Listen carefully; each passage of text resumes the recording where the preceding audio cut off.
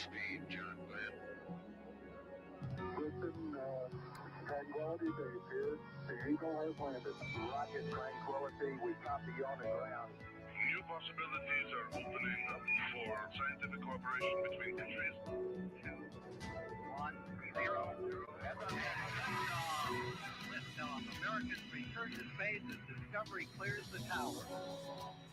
Discovery, go and throttle up. Discovery rocket, go for deploy. Thanks, Karen, and to everybody in the shuttle program. The crew is go for launch. Rocket, nice to be in orbit. We have followed in their footsteps to get us where we are today.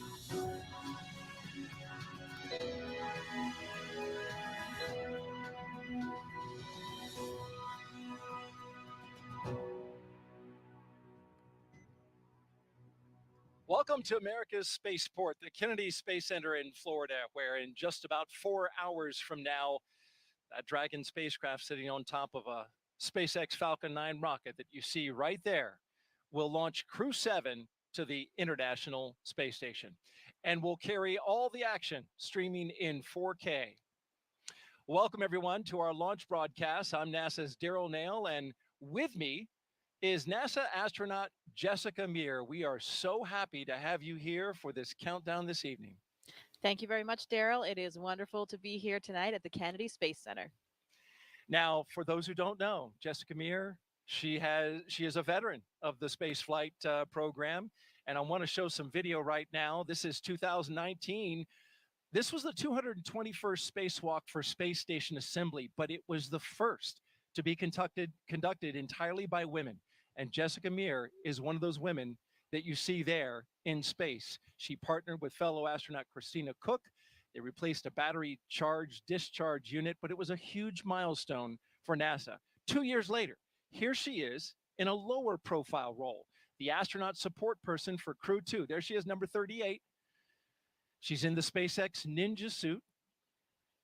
And she was not only in the suit-up room, but she also traveled out to the launch pad with the astronaut, made sure she took all her pictures, right? Making sure she's documenting everything right there. There you see her at the top of the launch tower as Crew-2 astronauts Shane Kimbrough and Megan MacArthur made their way into the capsule. And of course, you helped facilitate a lot of things right there. Nice view that you see there. She's with us today, and you bring a lot of experience to the table, Jessica, and we hope to learn from you, not only your experience as an astronaut in space, but also in what you did during the suit up for Crew-2. Yeah, thank you, Daryl. Those are some really nice memories. So it's nice to see a little bit of footage of that.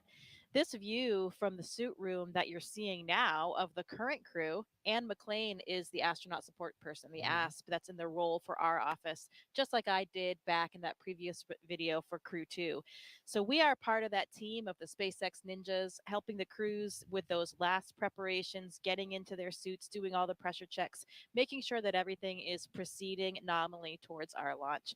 And it's nice because all of those other ninjas down there in those black suits, those are all SpaceX personnel. But the key is that we wanted to have some member from our NASA astronaut office there as well to still be supporting the crew for anything that they need. So that's why we have one NASA astronaut integrated with the team there. And as you mentioned, we actually go all the way to the launch pad as well. So at that time point, when we are up on the launch pad, getting ready for that final ingress, we're the only NASA person that is there at that moment. SpaceX, of course, we completely trust them to get everything ready for us for launch day, but it's nice to still have a representative body there for anything that is needed during that time period. So you'll see Anne McLean in a couple of these shots. I didn't see her number. Did you see her number there? She is number 21 in the space. I haven't seen her pop into camera yet. 21. There she is right there, actually just to the left behind the people in the front. Oh, there. Yeah, good eye. Yeah, and another one of my 8-ball classmates. Yes. So. Yeah, Anne McLean, of course, spaceflight veteran herself, most recently as flight engineer on the International Space Station for Expedition 58 and 59. Twice a lead spacewalker herself during her 204 days in space. And as you mentioned, a fellow 8-baller. So we've got Crew-7, and those 4 crew members are currently in the 4 seats, which are, as I'm told by SpaceX, these are just like the seats inside Dragon. They are molded exactly the same, and they are doing their suit checkouts. Yeah, that's right. So right now they are in that same position. It's the same seat as you just mentioned, and the key there is that they have an interface of the umbilical line that is attached to their suit. So that is what they need to do to perform the pressure checks. So all of the gas, the air for the suit will come in through that line. They have their communications port through that line as well. So they're seated comfortably, getting ready, making sure that the integrity of their suits is all in check. You can see Jasmin Moghbeli there with her visor down. And the suit inflated, right? Exactly, Yeah. yeah. So she is in the midst of her pressure check and looks to me like everything is going well. But of course, we want to make sure that those suits have good integrity in the event that we would ever have to use them on board the vehicle. There's Andy Mogensen sitting to her right. His visor's still up, so it looks like perhaps his test has not been initiated yet. And I believe they do perform these one at a time. So Andy has a few minutes there just to kind of relax. You can see the Danish flag on the left of Andy's suit because he is a European Space Agency astronaut and he is from Denmark. Yeah, one of the, I believe, the first astronaut from his country to go to space. Of course, he was on the ESA Iris mission. And we'd like to tell you more about these astronauts. But first, of course, we want to tell you that a lot of preparations have brought us to this point, including a dry dress rehearsal and a static fire of the rocket earlier this week, for those of you who are following along. You also know we stood down from yesterday's launch attempt for additional data reviews. But for now, all systems are looking good for launch. So we mentioned Andy, the Danish astronaut. He did have a flight previously. I think you just mentioned that, the Iris mission. It was a 10-day mission on board the ISS. So this is really exciting for him because this will be his first long duration mission. And let's roll through the astronauts right now and our one cosmonaut and introduce you to the crew.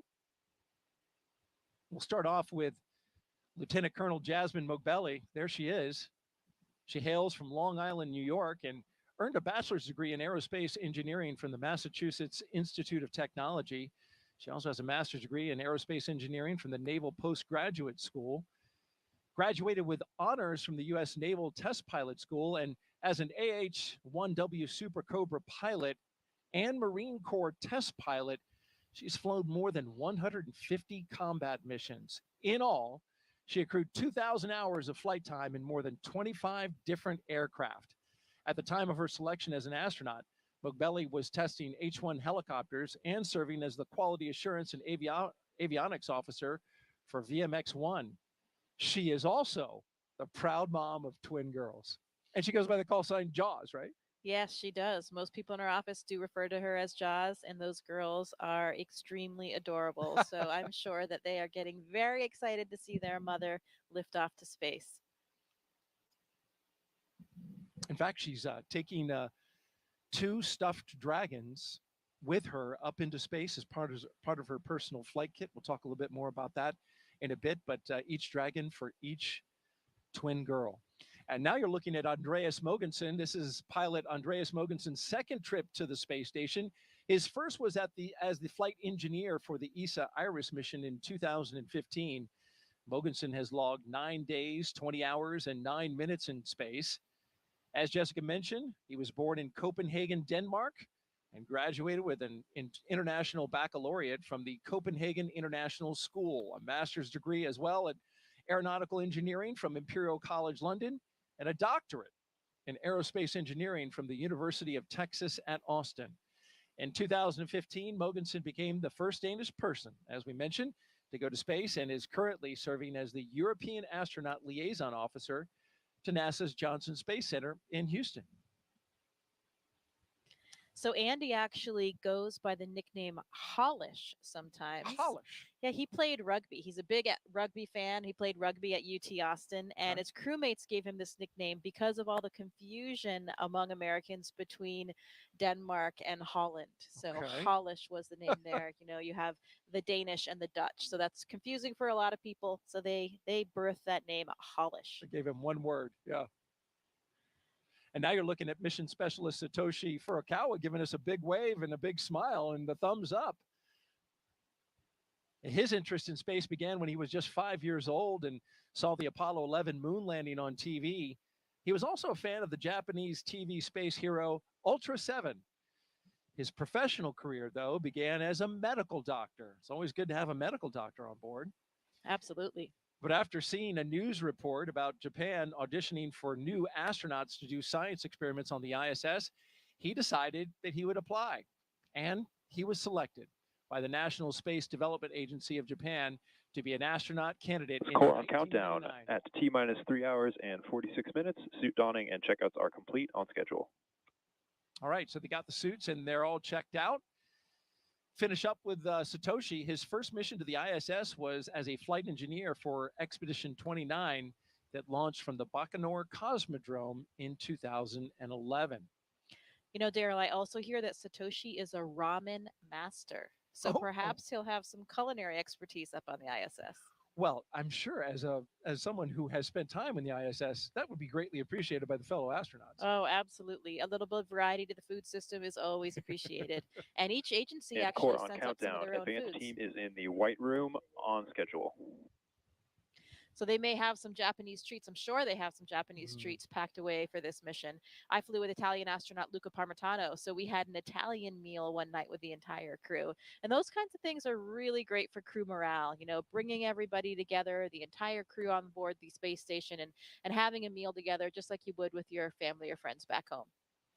I hear so much about the time spent around the meals where you're not working and you get to just debrief and share your experiences of the day with your fellow crew members. Last but not least, mission specialist Konstantin Borisov was selected to be a cosmonaut in 2018, and this will be his first trip to space along with Jasmin. He has a Bachelor of Economics from the Russian Academy of Economics, a Master of Science in Operations Research and Systems Analyst from Warwick University in Coventry, UK, and a Master in Aircraft Life Support Systems from the Moscow Aviation Institute. He has worked for companies such as Volvo and the Boston Consulting Group. He is also an experienced freediving instructor and an international freediving judge. You know, he even had a training session with Jaz and also her classmate Laurel Hera, who will be launching on the Soyuz in September and joining them all up there. He gave them a training session, and apparently they were pretty good breath hold students. So Really? who knows what they'll be up to up there? That's not easy to hold your breath for, 2 minutes. It is not, but you know, humans are trainable, and I would say astronauts are particularly trainable. So give us a mission like that and a few techniques, and I guess they're well on their way. As you're listening to all this great information and insight from Jessica, we want to invite you, the audience out there, to participate. If you'd like to ask Jessica a question over the next 3 hours, jump on X, Facebook, YouTube, or Twitch, and send your question with the hashtag AskNASA. We look forward to hearing your questions, and Jessica looks forward to answering them tonight. She is a wealth of information. You know, Daryl, we talked tonight about how this is probably the first time that we've had 4 crew members from 4 different countries, at least on a Dragon capsule. And another interesting core on fact countdown. is that Advanced team is proceeding to open the side hatch on schedule. none of the 4 crew members were even born in the U.S. So even Jasmin was born in West Germany before she came to the U.S. So pretty interesting, a truly international crew that we have here. And I know that that's something that they really take a lot of pride in. That's a great point about this multinational crew. Each of them, because they come from a different country. Great point about the multinational crew. And because each one of them comes from a country, each one of them has a large support crew, right? Including a flight surgeon from that country. So for the launch and recovery director, that's a large, this is the largest total number of crew, not just for the actual Crew Dragon, but we're talking about for the support systems, both on the boat that goes out to recover them, as well as the emergency operations that are standing by to support in case anything happened. Yeah, that's a great point. Of course, we rely heavily on all the people on the ground. You know, we're the faces that you see up there and the ones that get to wear the suits and go to space. But it truly takes a huge team of all the individuals that support every aspect of our space flight. And as astronauts, we never forget that. And this crew probably has an incredibly extensive network all over the world as well. We talked about how international they are. And Kostya, Konstantin, he's lived in 4 different countries. Andy's lived in at least 8 countries. Wow. So a lot of people that they've touched, I'm sure, along the way. I love the story. Andy actually worked in the oil industry in Congo and Angola after he studied aerospace engineering, and it was about the same time that the movie Armageddon was coming out. So at least for him, he was doing this kind of obscure job, but finally, he had this movie where he could help explain to people that there truly was a connection between his current job and his dream to be an astronaut one day. Well, a guy from an oil rig going up into space. Thank goodness he's not trying to steer a meteoroid away from hitting the Earth. Hey, well, he will be prepared for whatever comes their way. Bruce Willis style, right there. Absolutely. And hey, Jessica, we got a question already teed up. Let's go ahead and take that from our social channels. At Savannah Brainery asks, are there any pre-launch rituals for crews?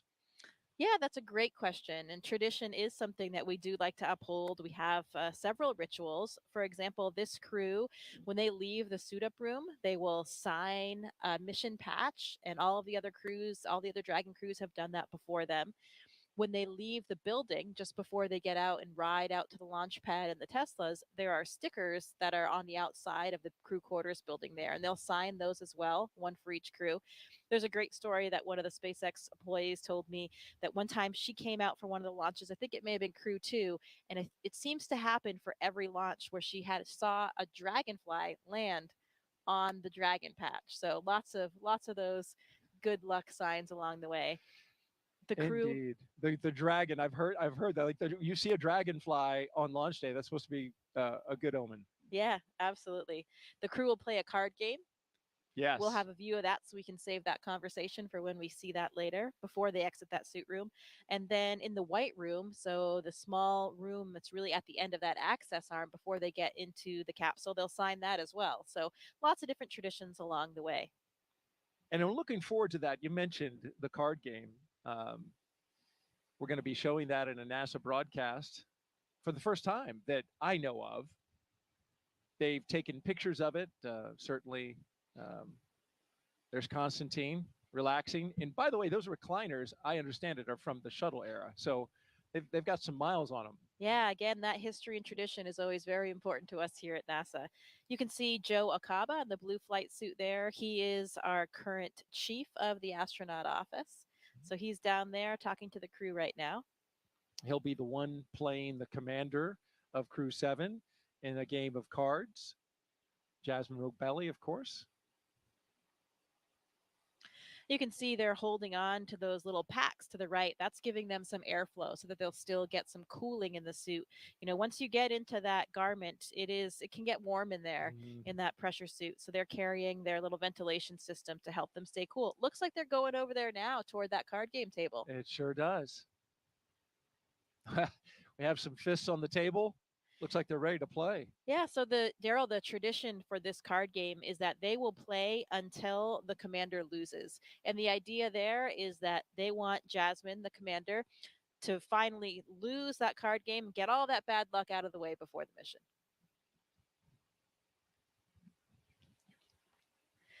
So here they are. I see Joe's shuffling the cards now. Shuffling the deck up. So Joe Akaba on the left, as she mentioned, chief of the astronaut office. On the right, Jasmin Moghbeli, the commander of the Crew-7 mission. So interestingly, some of the crews have actually changed what games they play over the last several crews. So I'm not even sure what game they're playing right now, but the key is to make sure that Jasmin loses. And by losing, they all win. Exactly. Get that bad luck out of the way now. And then, this is just really gives us a nice moment of levity, a little bit of a laid back atmosphere before they're really getting going and getting out to the launch pad. So like the social media question that came in, it's nice to have these traditions that are all part of the process that mean a little bit of something to us. Okay, well, Jasmin cut the deck and now Joe is dealing. Very dramatically, I might add. I think this might be a game that involves one card.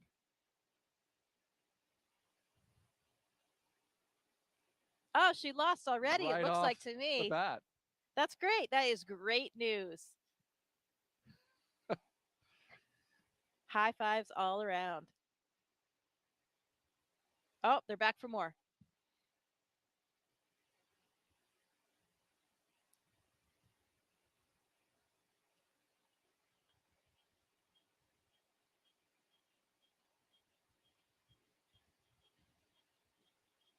Looks like these guys are ready to launch today. I love the smiles on their faces. A lot of enthusiasm, like you said. It gives that, moment of levity. Space flight is serious business. So it's good when you can join around the table with your crew and those who are supporting you and share a moment like this. Yeah, I can tell you the camaraderie in that room right now is really palpable. You know, that SpaceX team that they have been training with and working with for so long now, preparing them for the flight. All of the different managers like Joe, Norm Knight, we saw there in the previous frame. Lots of people that are there for them, supporting them and really enabling this space flight. All the people down to the ones that provide us with all of the things that we're going to fly up there to the space station. So really great feeling, and I can see those genuine smiles all around tonight. And it looks like a member of the team received the official playing deck for Crew-7, which is a nice notion on their part. Yeah, great memento to have. So from here, folks, the astronauts will get some final photos. That number 34, I think, is that Sarah Gillis? It might be from SpaceX. I think that was Haley Esparza. Okay. That just walked this way. Yeah, that came towards camera. Yeah. Okay. Also, my correction. Yep, she's really the liaison between all of astronaut operations and SpaceX. So a lot of us know Haley really well. She is always a central part of all of our training and prepping for flight. She's wonderful. Number 34? Yep, that's number 34. That's Haley. Okay, very good. Giving Andy some water. Oh, yeah. I hear it is warm, right? So that you want to hydrate, but you don't want to hydrate too much. Yeah, absolutely. There's a good balance. It's a full service operation down there, providing drinks along the way and everything. There's Satoshi's chatting with Anne McLean.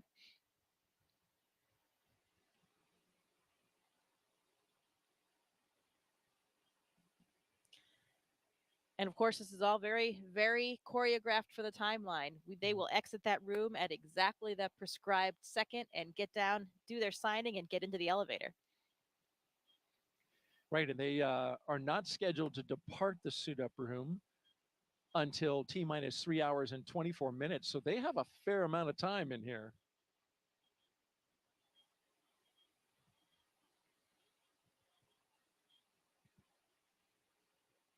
So you mentioned Jasmin's children. You know, all of these crew members have kids. And last year, Satoshi even became a grandfather. Oh, congratulations to him. Yeah, pretty exciting. So I'm sure they have lots of family members watching right now and getting ready for this flight. There you can see all of the stickers that I mentioned coming out of the building. Those are the ones you said that they sign? Yeah, and their cars will be waiting out there. They'll have a receiving line. Core on countdown. Lyo seals have been removed and installation is complete. We are on schedule. So you mentioned folks watching from Japan. It's actually 1 o'clock in the afternoon there. So this is a great time to take in some launch coverage. Although for us, it's, midnight. Yeah, I was thinking about that yesterday. You know, for the Europeans and the Japanese, this is much kinder hours than it is for us. But hey, any time of the day or night is a good time to go to space. Absolutely.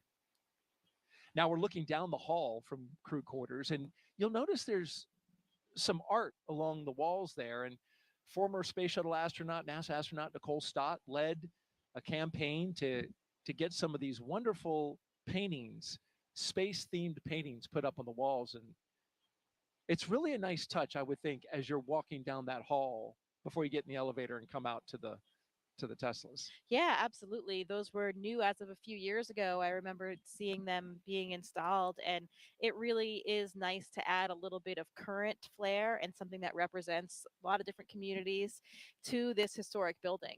Staying in crew quarters, I'll never forget the first time that I stayed there. As a Yeah. new astronaut, when you get to stay in that building for the first time, where so many astronauts before you have stayed on their final week of that night, those nights leading up to the space flight, it really is an incredible feeling. And you kind of feel like you've made it.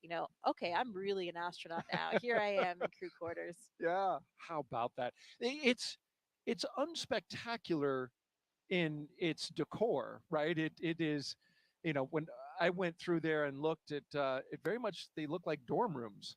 But the history, I take it, and I take your point, knowing that so many big names and historic names in the past have gone through there. That's pretty special. Yeah, absolutely. And you're right. They aren't really updated or fancy by any means. They kind of look like they're still back in probably the 80s kind of thing, but it's kind of nice. It gives you that nostalgia, and I think we all take a lot of comfort there. Well, we're looking at the back of the SpaceX, one of the SpaceX Teslas that will be going out to the pad, and apparently now we have the custom license plate. It's bye. And so there'll be different license plates, different messages on all three of the cars. So we'll have to see what the other ones Oh. are. But I believe there's always a nod to the crews as well. Yeah. That was something I just found out for this launch. So I would expect to see a 7 somewhere. And maybe How that's many on E's one were of the there? other cars. Yeah, maybe there's. Oh, I don't think there were 7, but maybe there's a combined. I don't know. You might be onto something there. We'll have to see. We'll have to take another look at that license plate. Yeah, remember for Crew 2, the 3 cars were reduce, reuse, and recycle. So I really like that message. Yeah, that's good. Positive Yeah. messaging. I think I saw Pam Melroy out there. She, of course, is the associate administrator for NASA. So the deputy administrator for NASA. So great to see her. And a former space shuttle astronaut. Yes, very accomplished space flyer.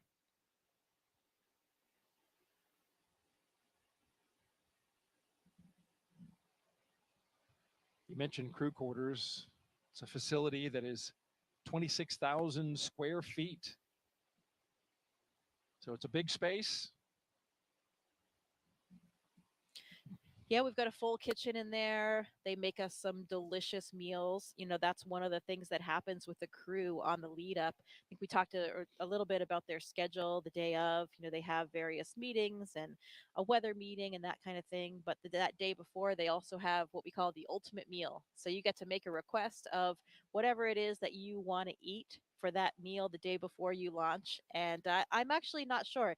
We should have found out what it was that they each requested. So each astronaut can actually request a different meal as well.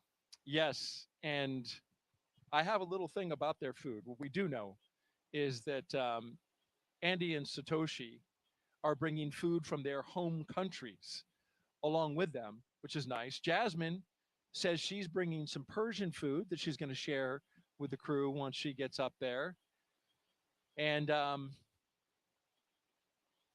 yeah, like we talked about, those meal times are incredibly meaningful for us. So it's a great opportunity for everybody to come together. Like you just said, each of those countries, I'm sure there'll be a little bit of ethnic flair to each of those meals.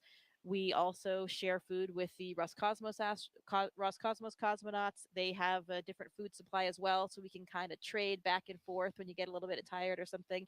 But we get that question all the time about the food in space, and I think people think that it's pretty terrible. But I can tell you, it's actually really delicious. Speaking of which, Jessica, we have a question about food. All right. So let's pop that up. That came in on social. Perfect timing. At Tina says, will the crew have dinner during their cruise to the space station? Yeah, so the number of meals or snacks that they eat kind of depends on the duration of their phasing to get to the space station. So they have various food items with them, and they have certain ones that are more accessible than others. So they can kind of reach in and grab whatever it is that they have. I'm not certain exactly what they did pack, but I think they can make some requests as well. They don't have a food warmer on the Dragon vehicle, so it's usually something that doesn't really need to be reheated that still tastes okay.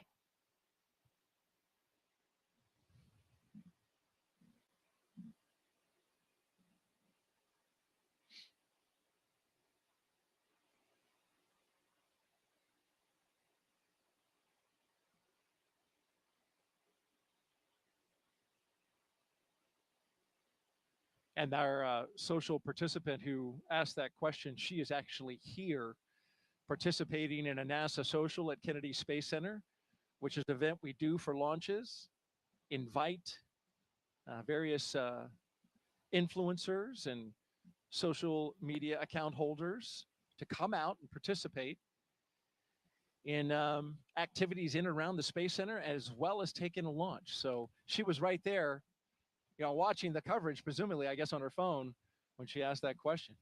Yeah, it's nice to be able to help share in the mission, help share the mission with everybody. And through social media, so many people are communicating that way today that it's great that we have all of these people that can help spread our NASA message and share in the excitement of this exploration. Absolutely. So we're T-minus 3 hours and 26 minutes. You're watching NASA's coverage of the Crew-7 launch to the International Space Station. I had their patch on the other day. I think that's what it was. Well, hey, Crew-6 is eagerly awaiting their arrival. Indeed they are. And in about 7 days, we'll be coming back down to Earth. But today we're focused on Crew-7 getting up to the International Space Station.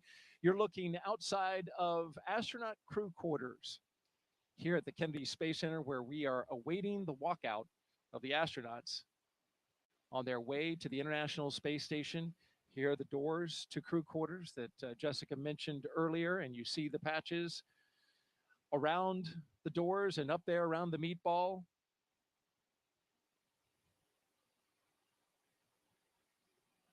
They're scheduled to walk out at exactly 3 hours and 20 minutes. So we've got about 5 minutes until they walk out of there. All right, 5 more minutes. You were talking about, of course, a lot has been made about the multi-international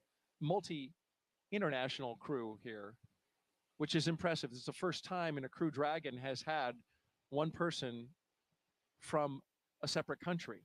But I did some research, got a hold of the historian at Johnson Space Center, and she was telling me that if you go back to the space shuttle program, there was actually a space shuttle launch that was more diverse for nationalities, and it was STS-84. The reason is that flight included C. Michael Foale, a British American, Elena Kondakova, a Russian, Jean-Francois Clairvoy, French, and the remainder of the crew were Americans. However, Carlos Noriega was born in Peru. So you've got 5 nationalities on STS-84.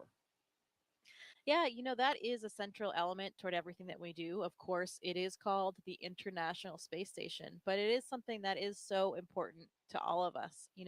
This great example of what can happen when people from different backgrounds, from different places, all work together.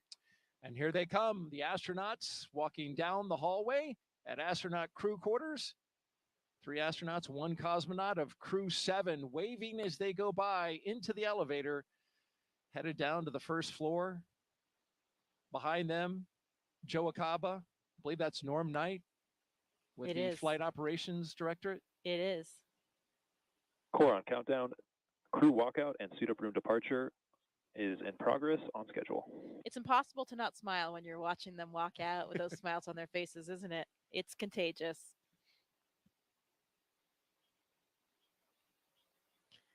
We talk about that international element, and another fun fact for you. Did you know that Jasmin was actually stateless until the 2nd grade? She Really? became a U.S. citizen in the 2nd grade, and until then, she was considered stateless. But she celebrated that big moment by bringing brownies into her classroom. Oh, she went back, right, to many of the schools that she had gone to when she was a kid and visited with those kids, and is taking up some mementos from that. I believe some class pictures from those kids. So I like that tie-in of how she is, both a nod to her childhood and her background. Yeah, absolutely. It's something that many of us try to do, to really make that connection to all the people that you've known all along the way and have helped you get there. You mentioned the traditions, Jessica. Let's take a look at one of them. Here's the crew signing that mission patch inside crew quarters at the Neil Armstrong Operations and Checkout Building there, putting it on the wall, and Jasmin putting her John Hancock on there. And Each crew member signing away.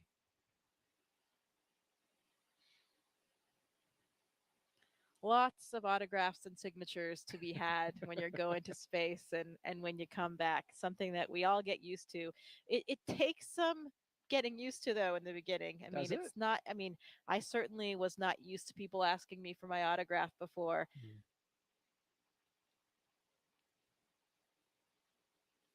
Getting closer to walkout. Now just about 90 seconds away from them walking out of astronaut crew quarters. The Teslas are queued up. The security escort is ready.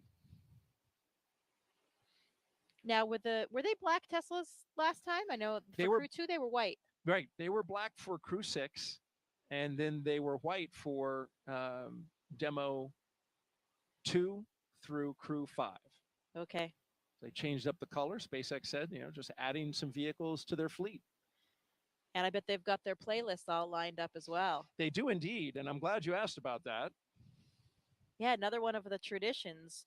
You got to be listening to some loud jamming beats when you're headed out, and it's such Why a cool. is that? It's such a cool feeling. It really helps get you psyched up. I know I love music and certainly thrive off it. Since I was the astronaut support person for Crew 2, I did actually ride out in the Teslas with the crew, and it is such a cool feeling. You have lights and sirens kind of blaring with your escorts. You've got the music going loud. It was night just like this, and you're going out to this impressively lit launch pad. It really gets the excitement flowing and gets you pumped up. I'm getting pumped up just listening to you because the picture you just painted, wow. I can only imagine. Yeah, again, it's hard to not feel the excitement.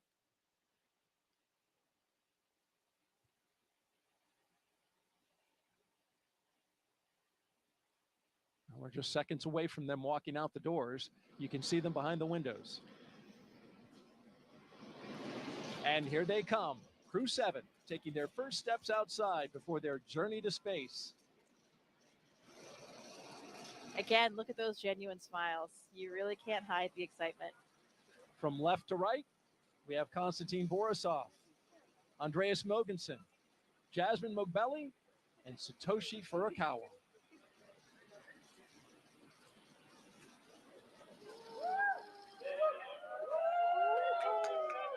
Here we go. You can see some of the NASA administrator there, Bill Nelson, Bob Cabana's there, the associate administrator. We mentioned Pam Melroy already. Everybody's there to cheer them on, send them on their way. Let's listen in a little bit. We've got a microphone down there.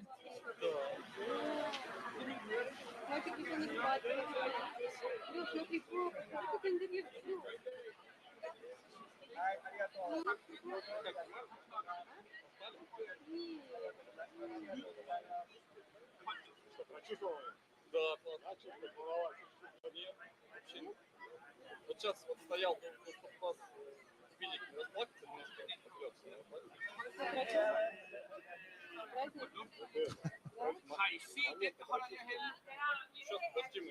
Of course, the astronauts have been in quarantine for the past 2 weeks, so that's why they're standing a set distance away from their family and loved ones. Yeah, that's right. We want to make sure that, of course, we don't carry any viruses or anything like that with us to the space station. So everybody has been in this strict kind of quarantine protocol leading up to the space flight, and they're continuing to keep their distance now.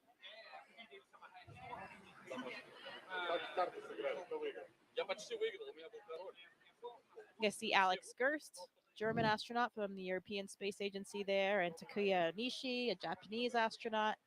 You can see those blue suits toward the front, helping out, escort the families and with the guests.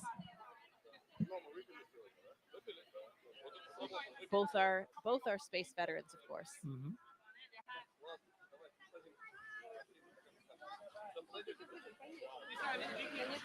Red right here. Red right here. You see here. A double kiss from Jasmin. Probably to her 2 girls. Yeah, and I heard Andy speaking Danish to his family.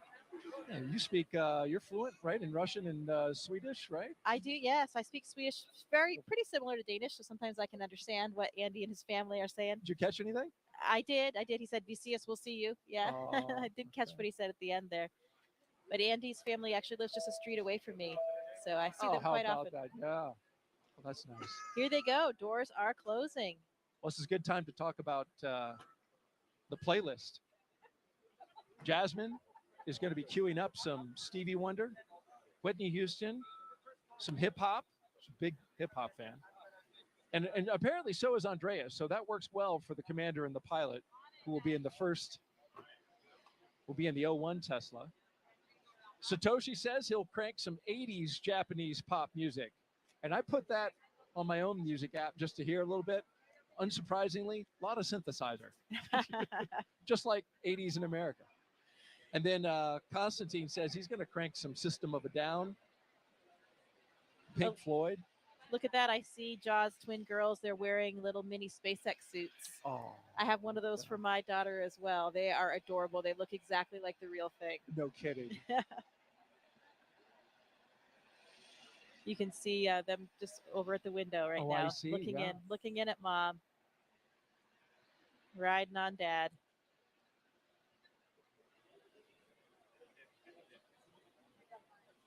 Yeah, those playlists they have for the Teslas and perhaps, we on the Soyuz, we create a playlist for inside the vehicle. We're in the vehicle for so long before things get busy in there that we have some music, and it's so nice to hear a couple of the favorite songs from each of your different crewmates, lots of different styles of music, and those songs that are really important to you.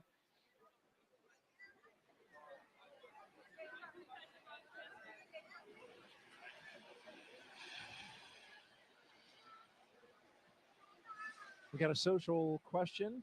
If you have one, send it to us. Hashtag Ask NASA on YouTube, Twitch. See those outfits with the hood and everything. Yeah, yep. That hood for the helmet. They're really great. Cute. Got to dress like mom. Be ready for game day. Oh, absolutely. And I imagine that helps a lot with this moment. Of course, they're quite young. But, with children of a certain age, understand that there's some risk involved, and astronauts have to have that conversation with older children. Yeah, I'm sure it gives them something to identify with. They're wearing the same outfit as mom today and ready to cheer her along for her launch. So in the first Tesla, we've got the closeout lead and 2 suit technicians. In the second, the commander and pilot. And the third, the mission specialist, 1 and 2. And bye, they go. Bye. I think you need a longer bye. You nailed it. Thank you. There they go. And so as the crew departs the Neil Armstrong Operations and Checkout Building, this begins the 20-minute drive with a full security escort across NASA's Kennedy Space Center to Launch Pad 39A. So let's learn more about the crew in their own words.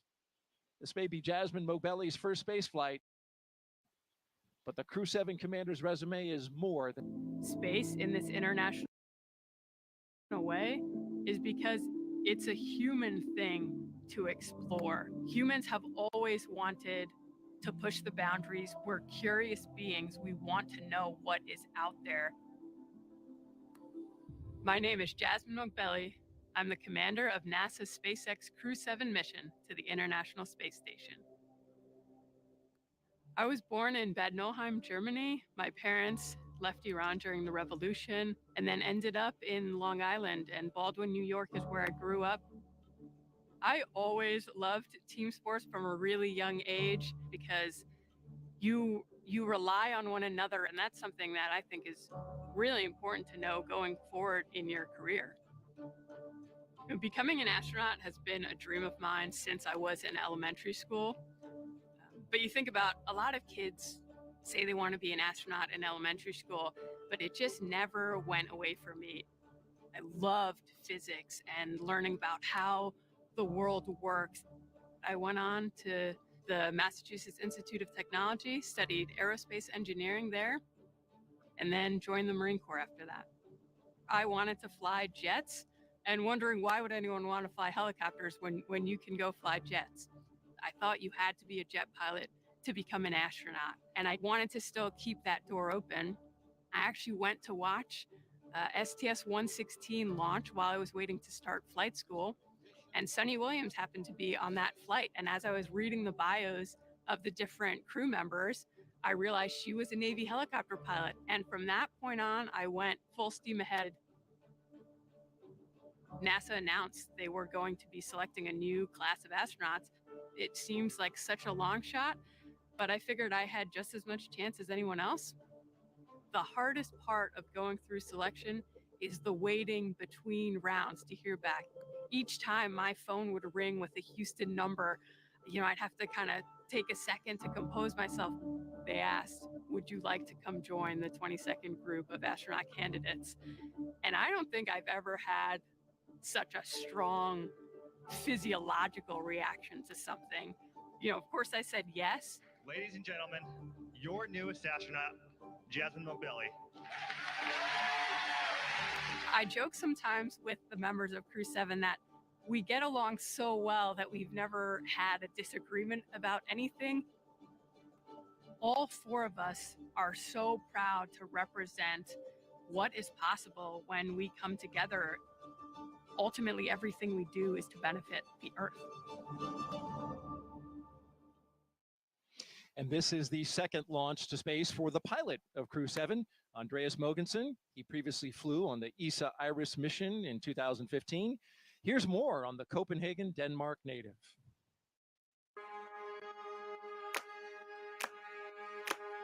We explore the world not just physically, but also mentally by doing experiments that increase our knowledge of the world and the universe. And that comes from a need to understand the world that we're part of and a basic curiosity that I think all humans are born with. My name is Andreas Mogensen, and I'm the pilot of NASA's SpaceX Crew-7 mission to the International Space Station. I was born in Copenhagen, Denmark, but I spent 3 years in Thailand, 2 years in Singapore, 5 years in California. When I moved to California as a kid, I started learning about NASA and the space shuttle program and of course the Apollo missions to the moon. And I was fascinated and hooked immediately. I knew that that was my dream, to become an astronaut. After too many years in one place, I can feel this itch and this need to travel again. And so I ended up working in the Congo and in Angola, where I worked on an offshore oil rig for a couple of years. Exploring space is not just about understanding the solar system and the universe and preparing the way for our return to the moon and our future missions to Mars, but it's also about understanding who we are and understanding our home world, the Earth. It's difficult to describe Crew-7 in a few words, I think, because we gel so well together. We seem to have very similar personalities, very easygoing, very laid back. It's almost as if we've known each other for years and years and years and have lots of experience flying in space together. I did have moments to myself during my 10-day mission in 2015 where I spent time in the cupola looking down at our beautiful Earth, but also out at the night sky. When you look out at the night sky from the space station, you see billions and billions of stars, and it's very, very impressive. And it also gives you a sense of how large the universe is, how infinitely large it is. And it very quickly puts things in perspective. You very quickly realize how small and almost insignificant the Earth is, and how small and insignificant we all are in relation to what's out there, simply because the universe is so large. And I think that is exciting, because when something is as large as the universe, it must also mean that there are so many exciting opportunities and exciting discoveries waiting for us in the future. Impressive candidates, the pilot and commander. Now you see Crew-7 on the move, passing in front of one of the most iconic buildings we have here at the Kennedy Space Center. That's the Vehicle Assembly Building. And coming over here on site, it always just, you know where you are. Here I am at the Kennedy Space Center. There's going to be something good going on tonight. Absolutely. And this is the view the astronauts have as they pass by the Launch Control Center. And as they pass the VAB, we are, of course, reminded, Jessica, as you know all too well, this is the same path that Artemis II astronauts, Reed Wiseman, Victor Glover, Christina Cook, and Jeremy Hansen, they will take on their way to Pad 39B for Artemis II's return to the moon. Yeah, it is incredibly exciting. And look right there. We have a beautiful view of the moon right now. That is gorgeous and such an inspiration. Absolutely. And this is the same site that the astronauts will see here. It is a clear Florida night. Winds are calm. We are 95% go in terms of weather. Nothing on the radar that looks like it will interfere. And as you mentioned, here on the screen can see that moon from their view. Yeah, absolutely. It's about, it looks to be about a little over a half moon, and it is fairly well illuminated. Yeah. It's pretty bright up there. In a couple of weeks, I believe we're heading towards a blue moon, which only comes around every once in a blue moon. Every once in a while.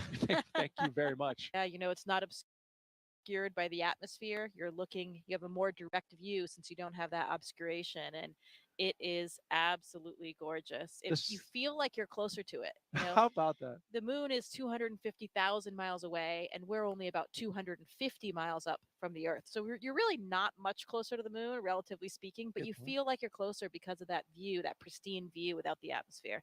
And there it is on the screen. That's the view we've been talking about, and thank you to our Kennedy production team for getting that shot. It is a beauty and a reminder of exactly the exciting mission in Artemis II that is right around the corner, end of next year. Certainly preparations are happening right here at the Kennedy Space Center for Artemis II. But we are focused tonight on Crew-7 and their launch, and they are only about 3 hours from lifting off from Pad 39A.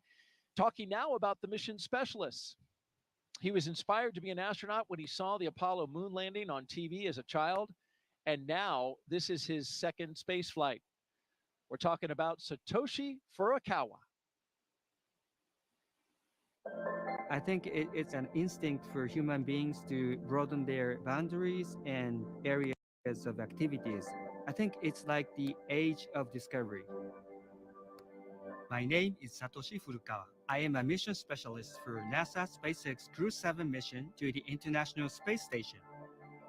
I was born in Yokohama, Kanagawa, which is right south of Tokyo. I was a very active kid. There were many mountain areas around the area I grew up, and so I love outdoor life. I played all day in the mountains from sunrise to sunset. The first human landing on the moon when I was 5 years old. I thought it was a great moment for humankind. I had a longing for space from my childhood. I wanted to be an engineer or an astronomer until my high school life. And when I was 17 years old, I had a chance to talk with my uncle, who is a medical doctor. And what impressed me was he told me that it is my happiest moment when a patient gets better and discharges. So I changed my future path and wanted to be a medical doctor because I would be able to positively affect people's life. February 1998, when I was working in a night shift in a hospital, TV newscaster mentioned that there would be new Japanese astronaut recruitment. Those selected would stay on board the International Space Station for 6 months and conduct many scientific research. I felt strongly, I'd like to do this job. My wife said, do your best. So I applied the audition. The moment I was selected as a Japanese astronaut candidate, you are hired, you are selected. It was the happiest moment in my life. Crew-7. We are international crew members living and conducting many scientific researches on the space station to benefit people over the world and also future space explorers. We are going to use the space station as a test bed for the future human exploration to the moon, Mars, and beyond. I am very proud of being a part of this excellent team of international partners and also researchers, engineers, flight controllers, flight directors, and so on. Because working as a team and working together, we can accomplish the big mission.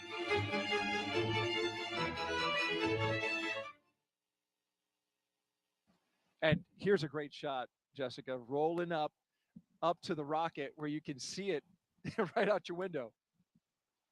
Yeah, that's a great moment. They're arriving there on the pad, and once they get out of the cars and come around, they'll get that first unobscured view outside of the vehicles of their rocket. What a sight to behold, just kind of realizing that you are about to get up in that elevator and get on board, and then you will be literally leaving the planet. There they are side by side, the rocket on the right and the launch tower on the left. And that's just, a sight that a special few get to see. The hope is, with the continued progress of the Commercial Crew program and NASA's efforts to commercialize low Earth orbit, and hopefully more and more people will get to share that view. And in fact, the Axiom missions and many of these other private space flights has made that possible for more than just NASA astronauts.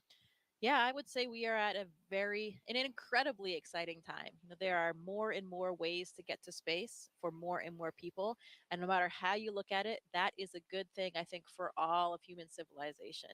It's really exciting. Core on countdown. The crew have arrived at the pad on schedule. At T-minus roughly 3 hours and counting, we got the confirmation that the crew is on the pad. And we want to talk now about our last mission specialist, cosmonaut Konstantin Borisov. He has a master's in aircraft life support systems and is a freediving instructor. It's a very natural thing for any human to explore. We want to see what's behind that hill. We want to see what's behind that sea. We want to see what's behind that planet. My name is Konstantin Borisov, and I'm a mission specialist for NASA's SpaceX Crew-7 mission to the International Space Station. I was born in Smolensk, Russia, but when I was 1 year old, the whole family moved to Zhukovsky. It's a small city not far from Moscow. I was always attracted to water. Water is my comfort place. I found out that there is such a sport called freediving, in which we are switching our mammalian dive responses and we can actually do breath hold diving and stay there for long. I did a course and something clicked. It was like the day which changed your life to before and after. I realized that there are so many things we don't know about ourselves. People think that they cannot hold their breath for longer than 30 seconds. But when I did my first freediving course, I showed myself I can do over 2 minutes. And that's crazy because you understand that your brain tells you have limits, but when those limits are off, your brain is like, wow, maybe there are more things. So it expands the way you see yourself and the way you see the world and the way you see how free you are. It was actually part of my preparation process to become a cosmonaut. But the preparation process, I enjoyed it. It's a lot of travel, it's a lot of new knowledge, and there is a big adventure waiting for you, and I'm very excited about that. For those who ask what a spaceflight is, I would say that we have 3 big jobs on the space station. First job is experiments. Second job is take care of the station, doing the maintenance, repair what's broken, storing things, restoring things, cleaning up. And the third big topic is actually taking care of your body, because in weightlessness, you cannot help but train. I think Many people don't understand that technology advancement which we have had during the last 50 years mainly comes from space exploration. People get very comfortable with using their phone and have very fast computers, and space motivates us to create those advancements. I want to take part in it, and I want to put my small stone into this pavement which leads us to the new asteroids, to the new planets, and to the new systems.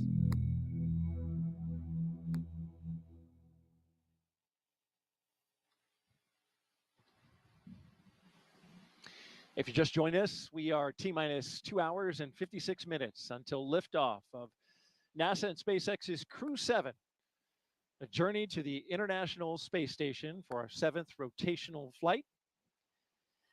4 new crew members coming aboard, and then about a week afterwards, Crew-6 and their 4 crew members will come back. You're looking at the top of the Falcon 9 rocket. You see the Dragon at the very top. And in just a little bit,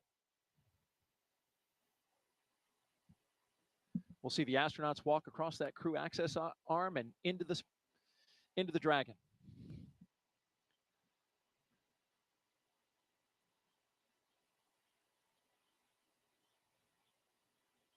You know, we complain about these night launches from our point of view and being up all night, but there is something special about them, isn't it? It's really spectacular with all the lights. It is. It is special, and especially when the rocket goes off and just lights up the sky, turns night into like dawn. I always enjoy that. Yeah, I think the night launches are more impressive. Just the contrast in the sky, you know. Absolutely. And you can see how still the winds were from that previous shot. The flags are not moving at all. Of course, we know it because the bugs are buzzing all around. Here we go with our commander and pilot, Jasmin and Andreas, making their way out for a view of the rocket. And there it is, that traditional lean back. You got to try to take it all in, and it's a tall rocket. And they've got as I understand it, a very rigid back to the spacesuit, which prevents them from actually turning their heads up. So you've got to turn your entire upper torso. Right, and that with the helmet being integrated onto the suit, it adds that stiffness as well. You know, I remember these moments getting ready for my launch, and it's interesting because people ask all the time, you know, how do you feel? Are you scared? But the thing is, we are so well trained. We've gone through all of these motions so many times that even for me, when I was well into sitting in the vehicle, looking at my displays, monitoring things, hitting buttons, you know, you're going through all of these training protocols, and it just feels like another simulation. I actually had to remind myself that this one was going to be real, that it was going to end a little bit differently. And then, of course, you hear a little bit of a fuel in the system, or you feel the rocket moving a little bit. Those things bring you back to reality and remind you that this one will have a different outcome. But you know, it's not the astronauts that have any apprehension or are scared thinking about what's going to happen because they're going through all of those motions that they've been so trained to do. It's really more for the families and friends that are on the ground. They're less familiar with everything. They don't have a full understanding of it. And of course, their loved one is sitting on the top of the rocket there. So, you know, it's interesting. People think that it's us that are worried about something on launch day, but it's really not. We're very well trained. We have trust in our hardware, in our systems, and then all of the people on the ground watching everything so closely. And, you know, I know for me, I was just nothing other than 100% excited that my childhood dream was finally going to come true. 100%. Here they come. And I believe Anne McLean was in this group. Yeah, there she is by the phone. There's a telephone there on the corner, and that's one of the roles of the astronaut support person, since it's a little bit difficult to dial things on a telephone when you're in a spacesuit. There she is. Yeah, she actually has phone numbers of whomever the astronaut or cosmonaut is going to call, their spouse, family members, whomever, and they will have an opportunity to speak with them before they board the rocket. You see the chevrons, of course, those lead to the slide wire baskets in the case of a launch pad emergency egress. If it were cloudy or smoke filled, those white chevrons would lead the way. So they go opposite of the chevrons to go up, but they point on the way out to the slide wire baskets. And also note that you see the graded floor. In the case of emergency egress, there would be a lot of water coming down. The sprinkler systems would activate and be just a deluge of water, and that water needs to drain off. So to keep the floor from being slippery, all that water drains off through the grate. Another aspect of our training, we are so well trained on all those procedures that we know we would be able to execute those procedures and get everyone to safety in the event that they had to. You can see, looks like Andy hooked up to a little bit more cooling there again. It is a warm night here tonight, especially if you're wearing one of those suits. 80 degrees out here in the east central coast of Florida, right here on the Cape. Now, you were in this role that Anne McLean is currently doing. Now, did you have to learn, like, dial 8 to get out, and then 9, and then the country code? Oh, yeah. I made sure that I had exactly the right series of numbers to press because I really didn't want to mess up that call for them. Yeah.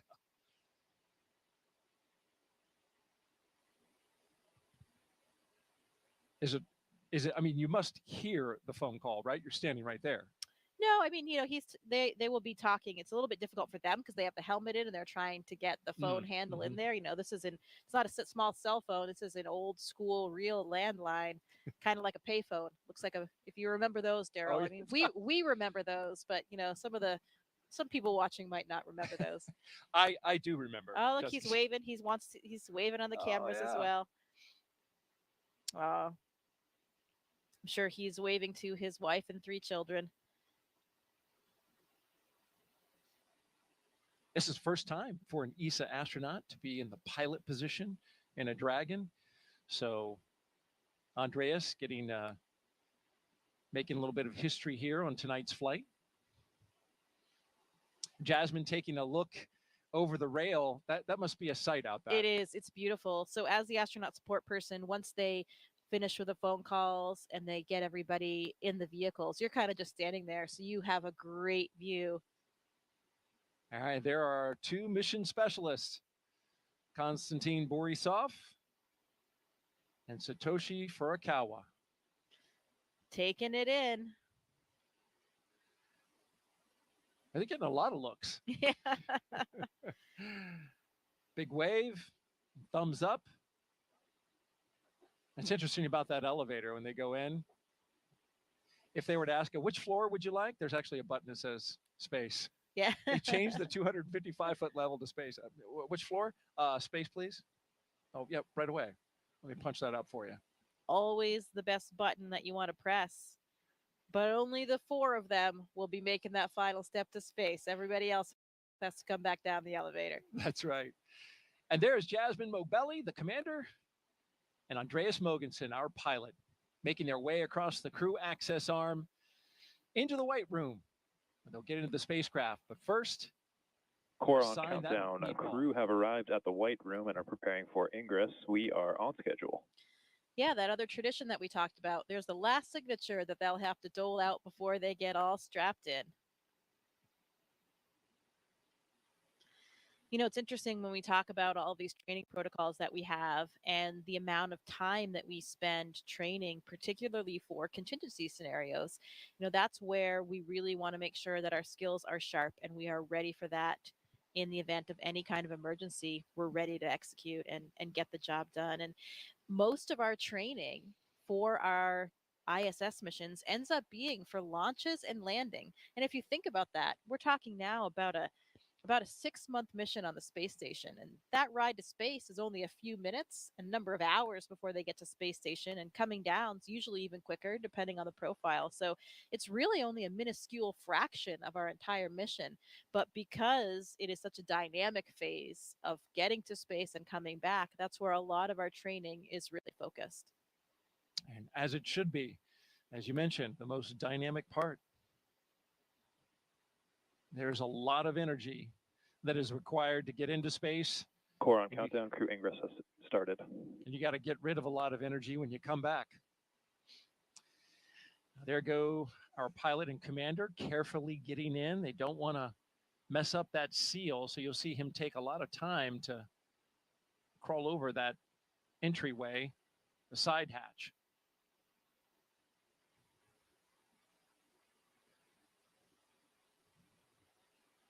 It's a cool view going down that access arm, isn't it? It sure is. Again, I think that night sky helps with the dramatic scene we're creating here tonight. For sure, as we wait our 2 mission specialists to wrap up their phone calls, and then they'll be coming right down that crew access arm. We've been doing this for 3.5 years now, but that crew access arm still looks futuristic.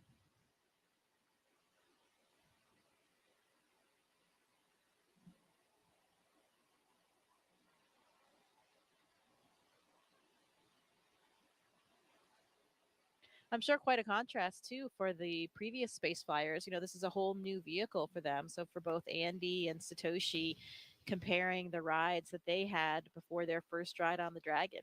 Every vehicle is a little bit different in terms of the launch profile, the G's that you experience, how it feels going up and coming down as well. Andy talked a little bit about that in a press conference, comparing Soyuz with Dragon.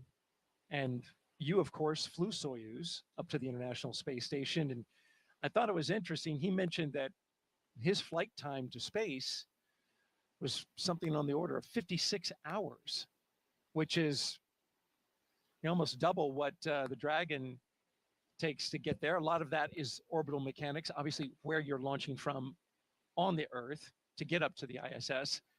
But you had a long ride up. Well, it depends on the profile that you fly. So a lot of times it is about a 48 hours, a 2-day profile. That was more common in the past. Now, actually, it's more common to do either a 4-orbit or a 2-orbit profile, which means it's only about 6 hours. That's what I had, 6 hours to get to space, so much faster. Oh, wow. And that is more common now. And now we even have the 2-orbit. So Laurel O'Hara, her Soyuz will be flying the 2-orbit rendezvous. So that is only about 3 hours. And that happens very quickly. That was being tested about when I was up there. It was still being tested only on Progress vehicles. Now we're doing it with crew vehicles too. So that's the way to travel. Two orbits, 3 hours to get to space. Not bad. Can't complain about that. Not bad at all. I did not know that. That's interesting. You know, one of the big differences for them, you can see the windows in the vehicle right there on the sides of the vehicle.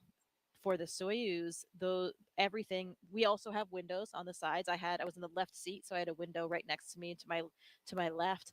But during launch, those are covered by a fairing. So you can't actually see anything when you're taking off here on the launch pad. From what I hear from other Dragon flyers, the view is spectacular of the launch pad area when they're lifting off. So those windows really, really come in handy.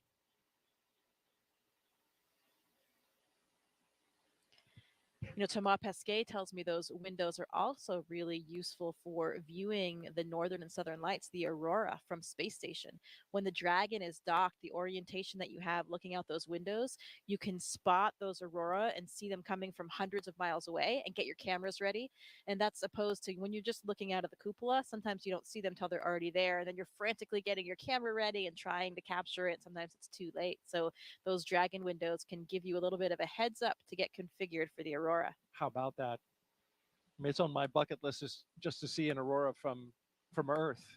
I just imagine what it'd be like in space. Well, you know, Daryl, people make fun of me for saying this, but it's still true. I've only seen them from space. How about that? You know, maybe that sounds a little bit annoying. I would love to see them from Earth as well, but it's nice to still say for now, I've only seen them from space. I was in northern Sweden last year hoping to get a view, but we didn't. Yeah, it's got to be just right in order for that to happen. You've got to have some, as I understand it, some solar particles coming your way, right? Yeah, you have to have the right things happening out there in the solar system, but also have to have good weather here on Earth so that your view isn't obscured by clouds or. And here come our mission specialists. On the left, Konstantin Borisov, and on the right, Satoshi Furukawa. They're even dancing their way down the hall. hallway. Oh, they're loving it.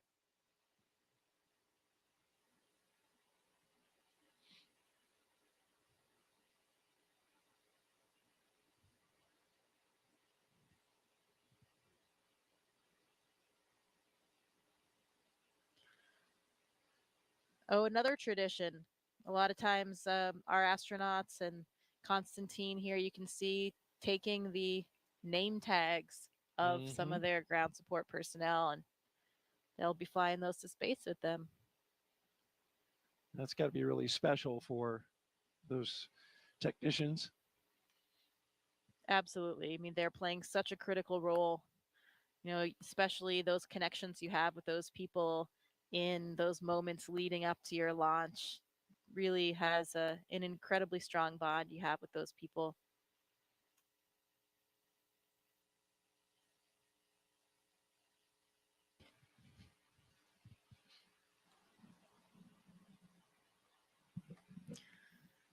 Any good astronaut or cosmonaut always has a Sharpie with them. I don't think there's a Sharpie pocket on this suit, but the technicians are handing them Sharpies to get this job done.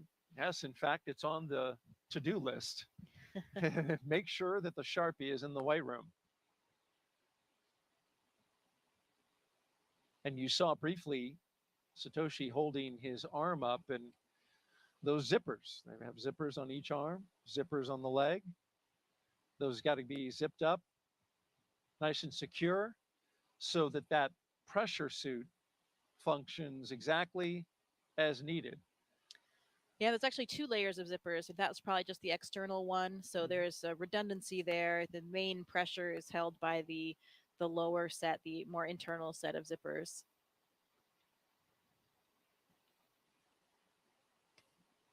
Another critical component of the way we do Core on things at countdown. NASA. Seat 1 and Seat 4 are beginning their ingress into Dragon. We are on schedule.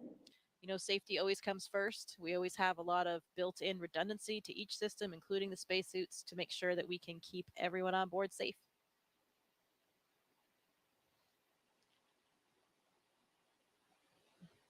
Another big difference that I'm sure Andy and Satoshi are feeling right now is the difference of the seats between Dragon and the Soyuz spacecraft. You know, you have a much more natural kind of sitting position in Dragon, a lot roomier for you to stretch your legs a little bit. You know, their heels will actually be kind of clipped in, not clipped, but there's a little runner there that you slide your heel into, a little notch in the boot. You slide that onto the boot plate to help secure your feet for the launch and landing process. But while they're sitting there on the launch pad, they can take a foot out if they want, stretch a little bit, and move around. Kind of like a ski boot and a ski or a cycling shoes that have Yeah, those. yeah, kind of like that cycling shoe, but a little bit of a different mechanism. It's just kind of a front to back slide. You can see Andy looking up at the displays there. Looks like he's configuring something or checking something on the monitors. And Satoshi and Konstantin getting strapped in. They have their little satchels, that's what they call them, on their knee there. They have a tablet, so they have procedures on the tablet. If they have a few small items that they might need during the ascent, they can have them in that little satchel as well.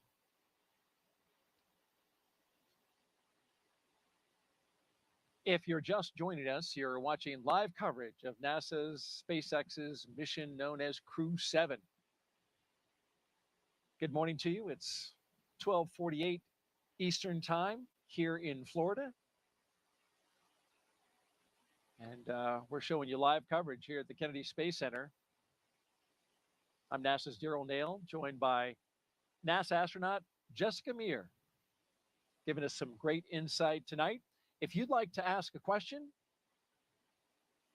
of Jessica, just jump on our social media channels, Facebook, X, and YouTube. Put in the hashtag AskNASA, you can see at the bottom of your screen, and we'll get that question on the air.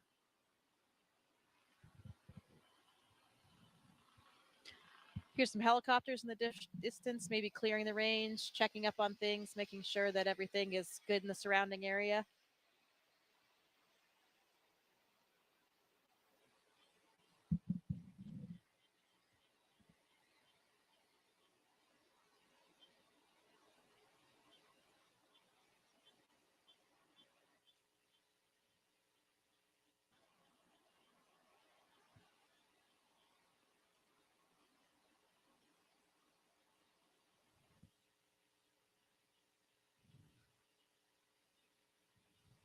The ninja in there making those final configuration checks, making sure the crew is strapped in correctly to be safe and comfortable.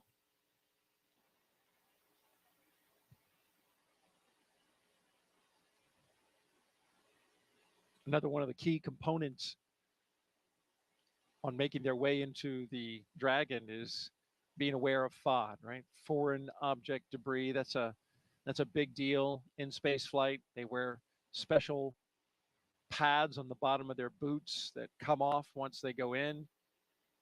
And then, of course, those technicians want to be aware of anything that falls off the astronauts and make sure that they collect it.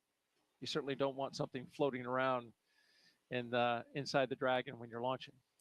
Yeah, and it's it's true. Everything floats. I remember that when we made it to space, and you never forget that moment when you first experience weightlessness. But everything experiences weightlessness. So any little particles that were down on the ground that you don't even see, you don't even notice because they're on the floor, everything kind of starts lifting up and coming up. So you really want to avoid having anything else in there that can float up and get lodged somewhere in the hardware or get in your eyes or something like that. But stuff you never really think about, here on Earth. Those are the little things that make living and working in space more difficult, but a lot more fun as well.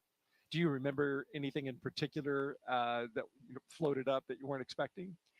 No, not really that I wasn't expecting, but that moment, I didn't know about the little particles or dirt pieces on the floor or stuff like that. Kind of I hadn't really thought about seeing those things lift up, but I had my tablet strapped to my leg, and I also had a little stylus that was on a lanyard strapped to that.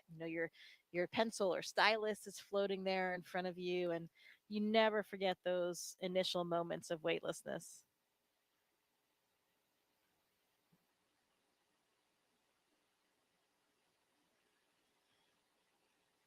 Pretty dramatic when you have that last engine cut off and suddenly you're in weightlessness and it's prolonged. Almost everybody has been on a parabolic flight at least before their mission. So you've had some periods of weightlessness, but those are usually only about 30-35 seconds. So you don't have that prolonged feeling. It's totally different. I felt like a bat hanging upside down, and because the blood is all rushing to your head. Yeah. Because of course gravity is not pulling it down to your feet like it's doing for us sitting down here on Earth. Like you're hanging off the monkey bars, that kind of feeling of all the blood rushing to your head, and then it just doesn't go away. You kind of get used to it, and your body adapts a bit and becomes accustomed to the feelings, and you have a little bit of a redistribution of your body fluid, so things change over time. But yeah, I just felt like I was hanging upside down, and here you are. You notice that I've noticed that when I'm watching interviews on the International Space Station, some astronauts will look fuller in the face, and that's got to be exactly what you're talking now. Their blood pressure and all the pressure of the fluids internally are now going to distribute differently in space, right? Yeah, you actually look different. Yeah, the pressure kind of remains the same, but you have a redistribution of where the fluids are. So Okay. yeah, exactly. You have this upward shift because we're not pulling things down with gravity. So yeah, some people have a much fuller face. Yeah. I thought it was great. It gets rid of those under eye bags and wrinkles.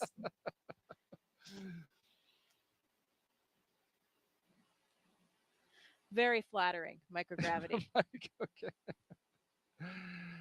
I remember what you did on International Women's Day. You wore a dress. I did. Pretty sure that was the first dress in space. I think it was. And that clip really stands out online. Well, I think it's important, to represent everybody. Yeah.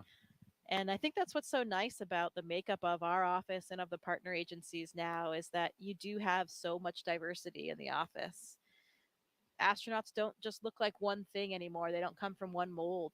We have people in our office that are, still the traditional military test pilots like the first astronauts, but we have scientists of all types. We have medical doctors, we have engineers, we have men, we have women, we have people from all different ethnicities and backgrounds. And, that makes it just a much more interesting place to work. There are so many studies on the ground, right, that show that we have more successful, more productive teams, and we have that kind of diversity and actually much more job satisfaction as well. I believe we have a social question as the astronauts are getting comfortable in their seats, got their harnesses on. Coming up in a little bit, we'll be articulating their seats up to launch position. And here's our question from Savannah again, who is here taking everything in with the NASA social group. How is it decided, Jessica, who gets to go up on each designated mission? Well, it's certainly not decided by us, I can tell you that. And we have a chief astronaut for each space agency, and for us that's Joe Acaba. We talked about him. We saw him in the suit room, and basically that chief gets to decide who is the right person to fly for each mission, and we get approval from people above him, his bosses as well, but he's really responsible for forming those crews and getting everybody assigned on their missions and making sure that he has a nice crew complement. And there's certain skill sets. All astronauts, as you mentioned, are not the same, but then there are skill sets that once combined with a crew Dragon, ready for comm check. are complementary. Copy, Dragon. Stand by for umbilical comm check. Yeah, absolutely. Now for the space station, we all have the same training. So everybody is trained on everything from science to spacewalks to flying the arm. CDR, PLT, MS1, MS2, comm check. Loud and clear, help me. Core, loud and clear. Has you loud and clear. How me? Core's got you loud and clear. This one has you loud and clear, homie. Core's got you loud and clear. So I have you loud and clear. How me? Core's got you loud and clear. Umbilical comm checks are complete. Report when ready for seat rotation. Tech Dragon, Walkout.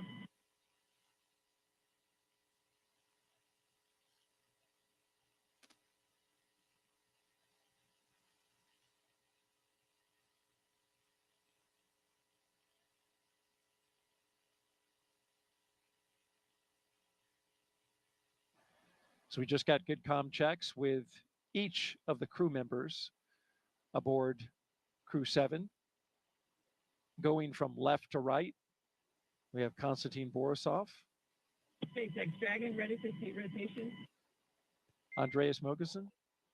Copy, Dragon. We will report when initiating. Okay. Jasmin Moghbeli and Satoshi Furukawa.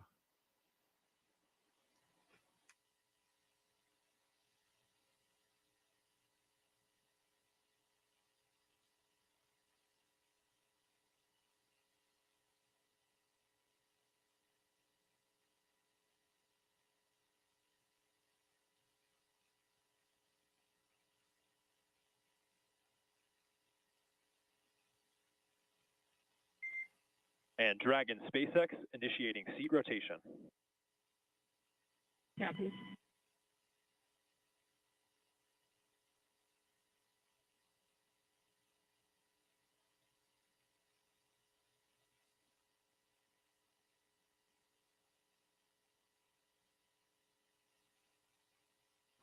So there they go.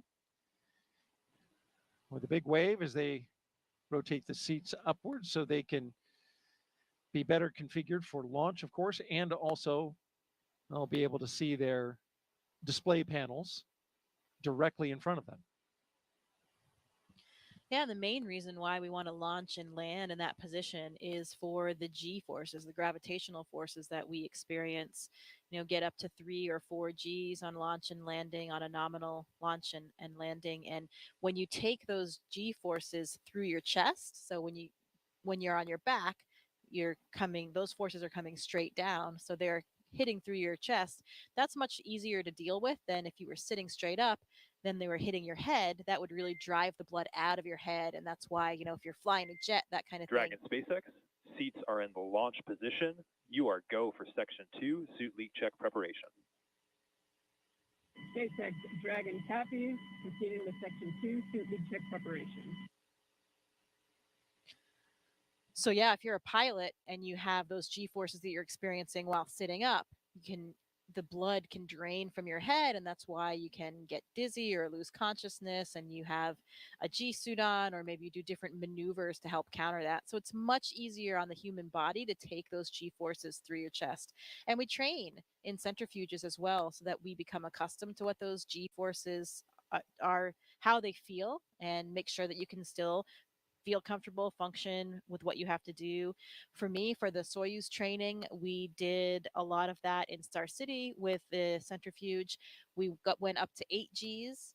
And we also did some landing profiles under the G. So you're in the centrifuge and you're controlling where your descent is to make sure, what to see what that would really feel like for the real day. And actually, I was pretty surprised. Those taking those Gs, as we said, through the chest is a lot easier to deal with. 8 Gs is a lot, though.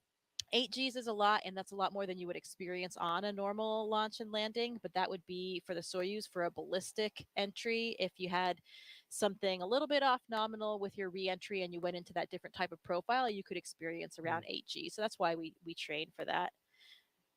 The SpaceX crews do centrifuge training as well here in the US. And I'm not sure what the maximum of that profile is. They probably fly similar. I think they actually fly the real Dragon profile for launch and landing, which would be up to around 4 Gs.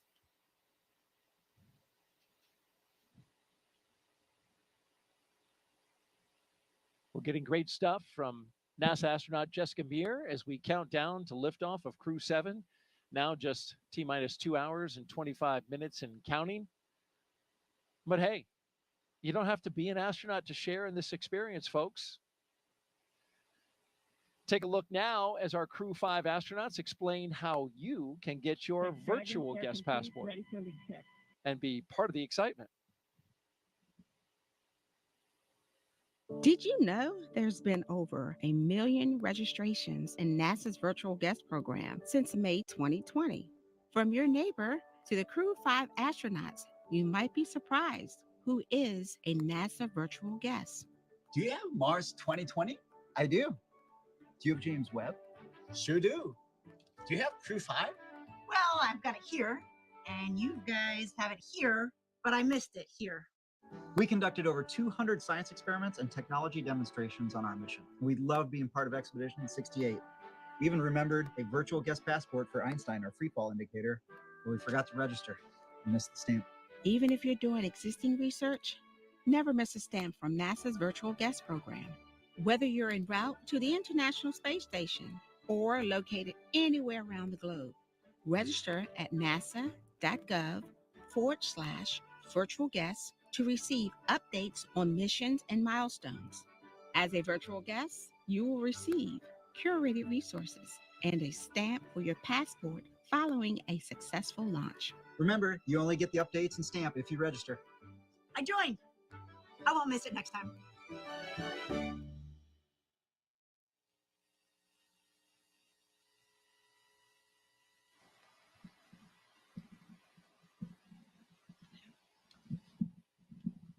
If you missed the QR code, you can jot this website down.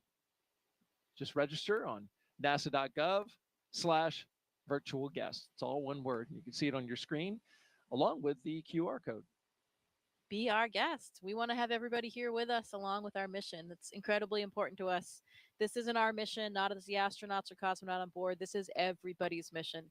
All of our agencies, all of our countries, really the entire planet and all of humankind. And we really do take that seriously. It's a lot of responsibility, but we want to be able to share it with everybody.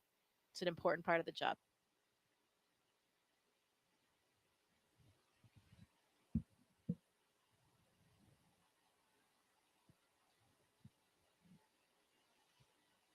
Good view of their boots there. It's the second iteration of the boots, I believe, or maybe even third. The early Demo 2 and earlier missions had a different style boot. Yes, Andreas Mogensen's knees and boots are prominent in this particular shot. And once they test again, the pressure suits, we'll see those inflate and the crew members will kind of get a little bit of a zombie look to them. Arms will come up a little bit because, yeah, when your suit's pressurized, it's going to make you look a little inflated. Yeah, and working against that pressure, it's kind of like squeezing an exercise ball. All of your motions are a little bit more difficult to accomplish in that pressurized state. But of course, that pressurized state is really only there to protect us if for some reason we had a depressurization in the capsule at any time during the space flight. Those suits would inflate and they would protect us, still provide us with the air that we need to breathe and protect all of the systems of our body. So that's why we wear them.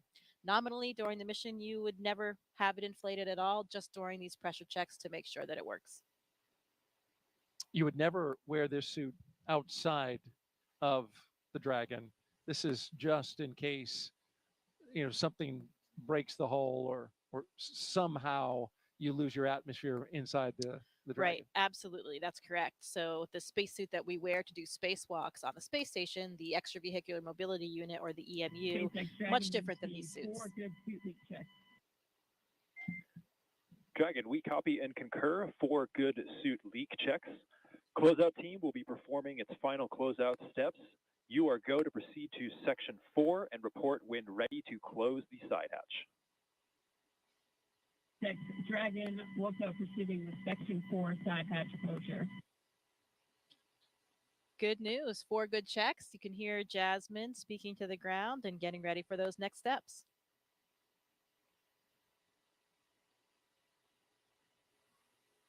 And the SpaceX team and Crew-7 is right on schedule.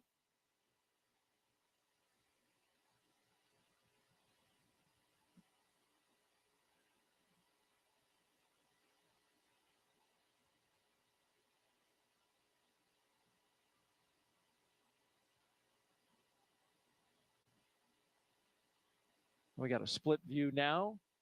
On the left, you're looking inside the Dragon spacecraft, Crew-7, and on the outside, technicians working to inspect the seal, both on the inside of Dragon and on the outside, before they close that side hatch.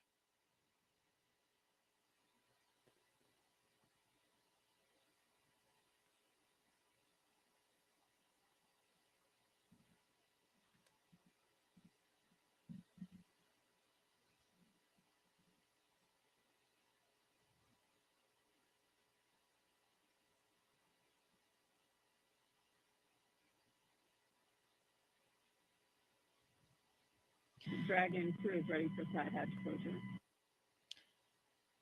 Yeah, like you mentioned before, really important. Copy, Dragon. Crew is ready for side hatch closure. At this time, we are also going to proceed into our pre-launch comm checks. Want to make sure nothing is along that hatch seal. Even a hair, something as small as a hair, can disrupt the seal. Another reason why those ninjas are all really covered up so that they don't, have anything fall in when they're going in and out of the hatch. In fact, we did have a hair breach the seal and had to reopen it up on a previous mission and get it cleaned out. Exactly. Another reason why we do these checks, to make sure everything is in the proper configuration before we go. Dragon, SpaceX, comm check. SpaceX, Dragon has you loud and clear. How me? Core has you loud and clear. TDRS comm check is complete. Stand by for comm checks with DC, MD, and LD in the launch configuration.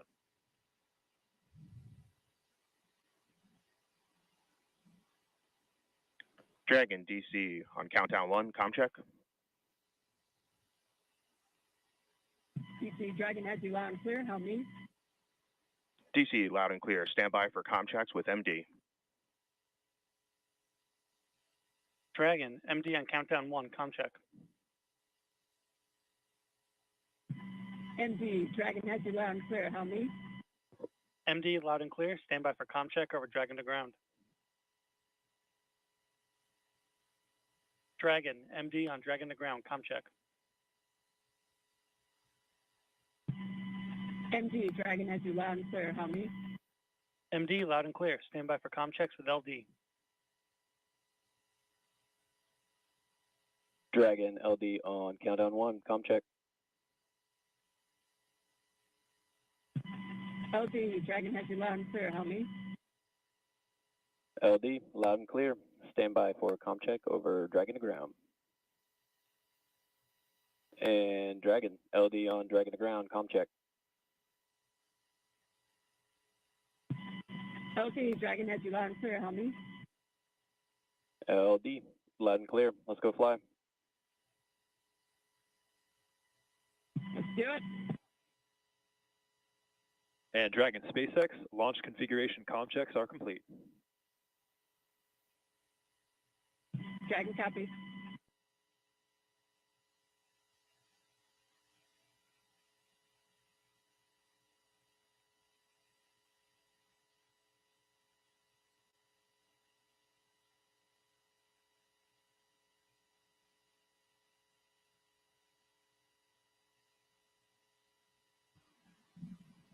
So we just had the communication checks across the ground stations and the TDRS satellite network.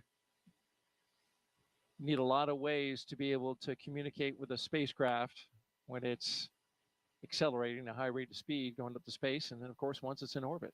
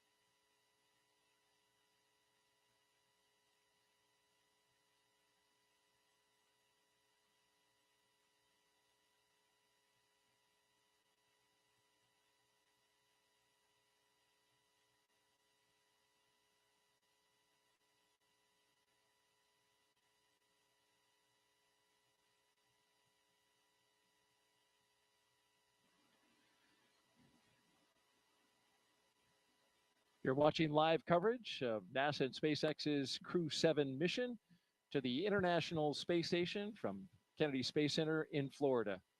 NASA's Daryl Nail, joined by NASA astronaut Jessica Meir, as we count down to liftoff. Crew-7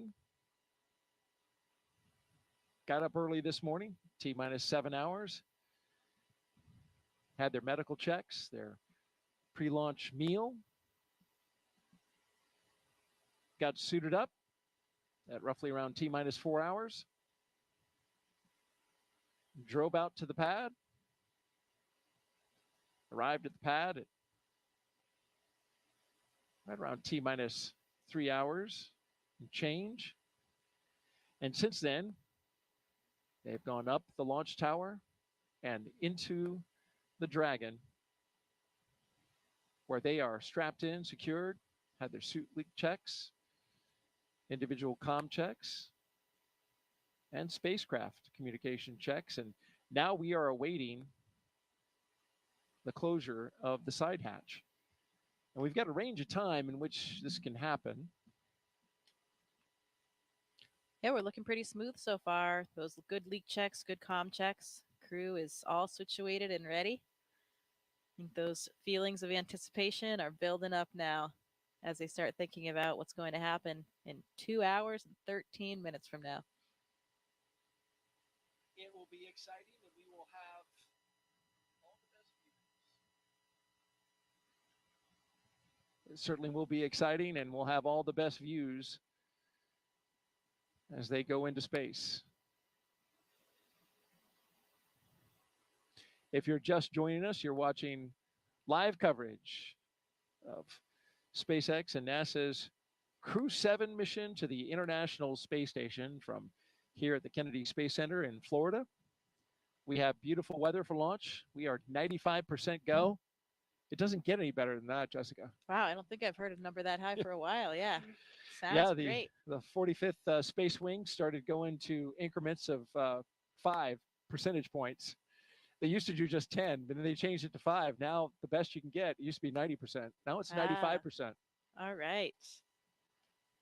Can't ever get 100 though. It just has to be, 95. Well, we've got a lot of overachievers on board. That's probably difficult for a lot of people in our office not to get that 100%.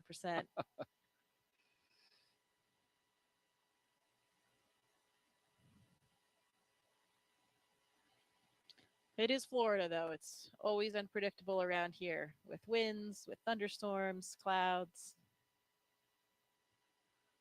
Luckily, we don't see any of that tonight. Or this morning, I guess I should say. This morning, indeed, 1:15 a.m. Eastern Time right now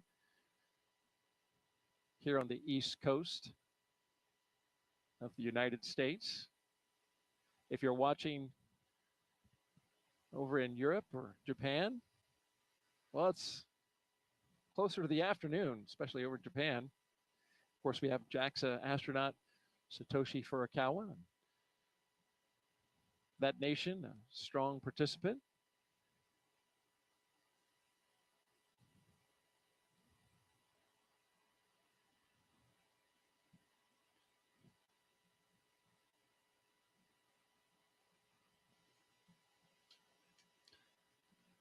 "7:16 a.m. in Copenhagen, so Andy's fans are probably waking up. What a great way to start their day over there in Denmark. Great start to a weekend on a Saturday morning. Absolutely. Wake up, have a cup of coffee, and watch your countrymen go to space. And once Andy, speaking of Andy, once he arrives at space station, he'll be able to take over as commander of the International Space Station. That's quite a responsibility. Yeah, it absolutely is. And it's a nice experience to be able to have some different representation in those roles. He's not the commander of this vehicle, but he'll be the commander on board the ISS. And each of those carries a lot of different responsibilities. And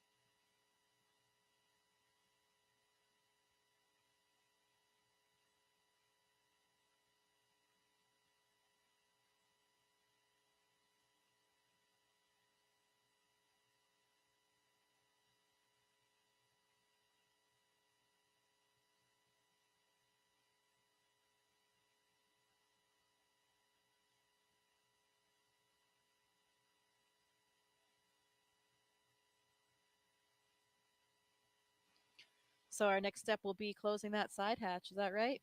Waiting for that move? Yeah, that's right. We expected that at T-minus 2 hours and 13 minutes, but they have a window of time in which they can close that side hatch. And then they'll pressure test it, do the leak check on the side hatch. There's a lot of margin built in to the timeline.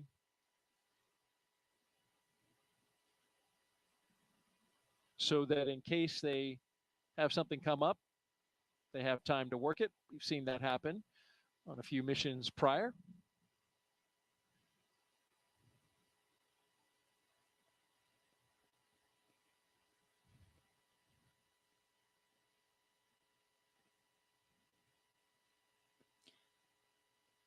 Getting some more thumbs up from the crew. More waves.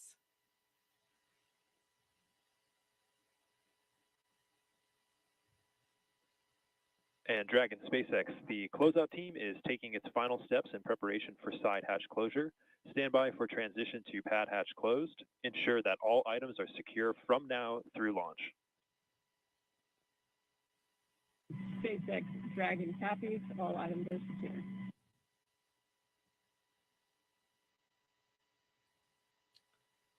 Just like we mentioned, want to make sure that things aren't going to be floating away from them in the launch environment. straps and Velcro are your best friend when you're in space. I've always likened that call to the stow your tray table and put your seat upright, you know.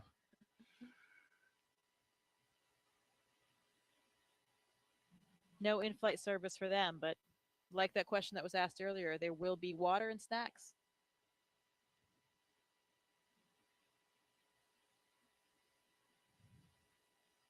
And as we await side hatch closure, if you've got a question for our own Jessica Meir, NASA astronaut, just punch up hashtag Ask NASA on the social sites, Facebook, X, and YouTube.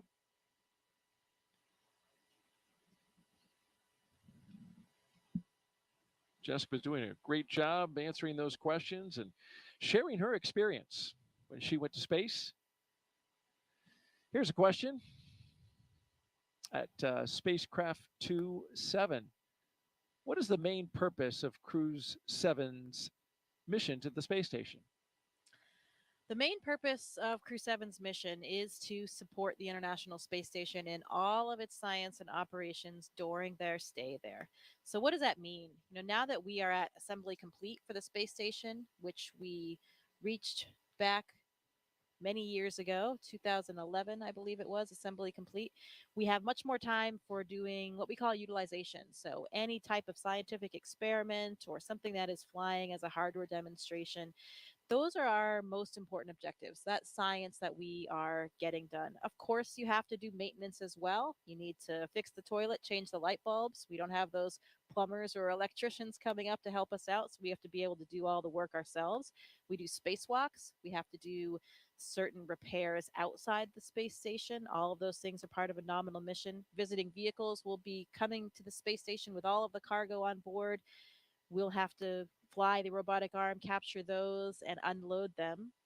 And we could talk a little bit about the science as well. There are some interesting experiments that are on board with this crew. One of them is the crew themselves. We have a big physiology study called CIPHER. I think we're going to hear more about that later in the broadcast from some of the scientists involved, but that's a comprehensive physiological suite. It's about 14 different studies that are really targeted at comparing and contrasting different mission durations. So, we have had short shuttle missions in the past. We have typically 6-month missions on the space station, and we have a few that were more around the year mark. We want to see if there are differences in different lengths so that we can try to forecast ahead toward our really long duration mission, which will be to Mars. That mission right now with current methods and of Dragon technology will be SpaceX, about 3 years. we are commencing a health check for the launch escape system. Expect a momentary flight computer state change followed by a transition back to pad hatch closed. SpaceX Dragon copy. So when you go to Mars, it takes about 6 to 9 months to get there, 6 to 9 months to get back. You want to spend a good amount of time there on the surface as well to make it worthwhile. So that's why we call it about a 3-year mission. And we want to understand the physiology involved in that kind of length of a mission. So that's really what this CIPHER study is designed to get at. Try to understand the differences between these short and longer. What happens between 6 months and a year? Is there just a plateau that is reached? Do things stop changing? Or do we have a linear increase in certain parameters or that kind of thing? We want to understand more about those experiments. There's a sleep in orbit experiment that sounds pretty interesting. I think Andy will be a subject for that one. I'm not sure, maybe someone else as well. That uses an earbud EEG, an electroencephalogram, to measure brain waves, look at brain activity during sleep. So pretty cool EEG on board. I speculated that it would be so cool to have an EEG on board crew members to see what's happening to the brain when you first go up in microgravity for the first time, because you are navigating in this 3-dimensional environment for the first time. Sitting here, of course, we're in 3D, but we're not really using things above our head, in the ceiling, on the ceiling, and that kind of thing. On the space station, we use all of the planes. We use the floor, the ceiling, all of the walls, all equally. And so you're navigating in this different way. And these different pathways are really forming in your brain in order to accommodate for that. It was a really interesting feeling I felt during the first few weeks I was in space, where I felt like my brain would actually do these flip flops. If I went from the floor up to the ceiling and I was working there, here on Earth, when we think about how we navigate and move around, it's all in relation to down because we have this gravitational vector pointing down toward the Earth. When you don't have that in space, suddenly there's no right or left. And if I'm up on the ceiling working, my brain would kind of reinterpret that as being the floor or the deck, as we call it on the space station. So then when I, lifted my head up, I didn't know which way to turn because, I was on the ceiling, but my body felt like it was on the floor. And that takes a couple of weeks for your body to get used to. And I think these new neural pathways are forming. And such an interesting thing for me as a physiologist because I felt like I could really feel that happening. And Dragon SpaceX for post-ingress briefing.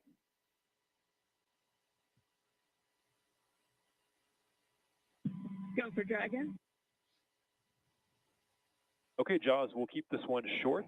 At this time, the Dragon team and F9 teams are not tracking any issues, and you couldn't ask for better weather.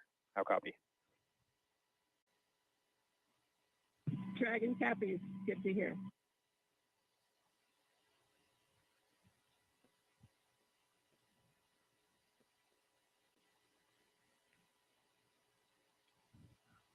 So you feel that up in space. You feel the difference of how your brain has this remarkable plasticity. Your brain can adapt in this new way. And after a couple of weeks, I didn't feel that anymore. You're saying you actually felt? Yeah, you could sort of feel this flip-flop. It's a strange thing to kind of describe, but you could sense it almost. And then a few weeks later, that feeling was gone and I was, more effortless in terms of navigating around the space station. You become really graceful in your movements. Just the tip of a finger can push you off toward one direction. So it's really interesting to see how the brain and the body are so moldable and adaptable and ready to just, take on whatever new environment it comes across. Wow. And that Cypher study that you mentioned, that in dual components there, right? Not only physical, but also psychological. Yes. That's exactly what you're talking about. Yeah, absolutely. And both of those factors are involved in that study. So should be pretty comprehensive and give us a lot of data that will be really critical toward those future missions. We'll learn more about that study coming up in our show inside of T-1 hour. So stay tuned for that. In the meantime, we are 2 hours out. You're watching coverage of NASA and SpaceX's Crew-7 mission to the International Space Station from the Kennedy Space Center in Florida. We're looking down at the Dragon and the Falcon 9 rocket out at pad 39A.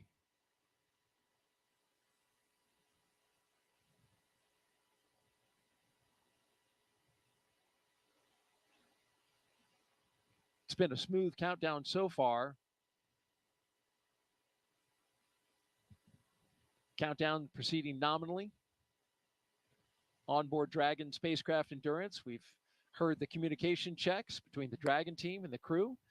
We saw the astronaut seats. They were also rotated into flight position. We got the suit leak checks successfully completed. The closeout lead verified the cabin environments were good. We got the side hatch closed.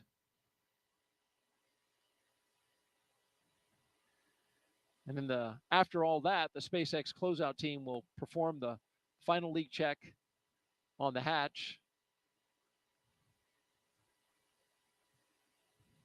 Closeout team will actually depart the pad at T-1 hour. And you are the ASP, the astronaut support person for Crew-2. You're still there, right? Yeah. Is the ASP still there, or have they departed? You leave with the closeout team. Okay. Yeah, nobody remains on the pad for the launch. That would be bad. Well, absolutely. I was wondering if they had already left, but No. it's right all now leave they're together. still there. Yeah, that's right. So Anne is still there, probably hanging out somewhere around that phone area, and then she will leave with the closeout team. Anne McLean, she's talking about, spaceflight veteran, NASA astronaut. And there she is. She is, yeah.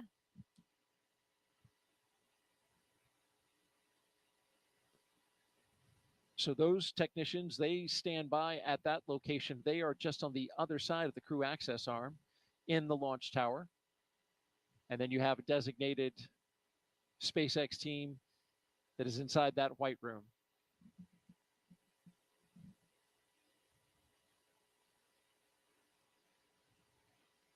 And as they continue to check that side hatch, been getting some great stuff from Jessica. Just fascinating to listen to you talk about all the aspects of space flight and the experiments that are going on and what it was like for you. We certainly know that space flight is not child's play, but did you know that every Dragon astronaut crew brings a stuffed toy with them? Its purpose? Well, when the toy starts floating, the crew then knows that they have reached 0G. That's the confirmation. And there's been a few of these over the years. Of course, as we've done our missions, that toy is called a 0G indicator, and there's been 8 on Dragon so far. Starting with this little guy, Plush Earth, floating around by himself in the first uncrewed flight test in 2019 called And Demo 1. That was Anne McLean again. And it was, once she was on the space station. This is a sequin bedazzled dinosaur named Tremor, picked out by Bob and Doug's sons. Then we go to Crew 1, Baby Yoda. The first stuffed animal, there's a penguin, Gwyn, the penguin, with Crew 2. And then Crew 3, the turtle, classmates Raja Chari and Kayla Barron, of course. And then you see the first humanoid. That was the Einstein doll floating around. There he is. We spot shadowed him. And then here, inside the International Space Station, there's Suhail, the mascot for the United Arab Emirates.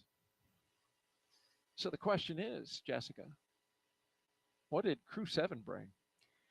You know, I do know what they have, but I'm not sure if we're supposed to reveal it quite yet. We're going to wait for the view. Let's wait for the view. Let's wait. When we get it Dragon, in the view. SpaceX, nominal side hatch leak check. I can tell you about mine. On Soyuz, we have this tradition as well. Dragon copies, nominal side hatch leak check. Good call there, though, on the side hatch leak check. That's good. My commander brought, it was a small stuffed unicorn. I think it was from his daughter. So that was what we had to demonstrate microgravity for us. And really for everybody watching, because that's, you're still strapped in during all those moments. So it's difficult to tell if there's any weightlessness yet or any relative motion. But that's why you have the microgravity, the zero gravity indicator. Not truly zero gravity, so it's a microgravity indicator, I'd say. Or even sometimes called a 1G indicator, because you can see when you're back in 1G when you're landing as well. So you use it on the way down? I think so. I'm not sure if the Dragon they still have in the capsule on the way down, if it's secured or not.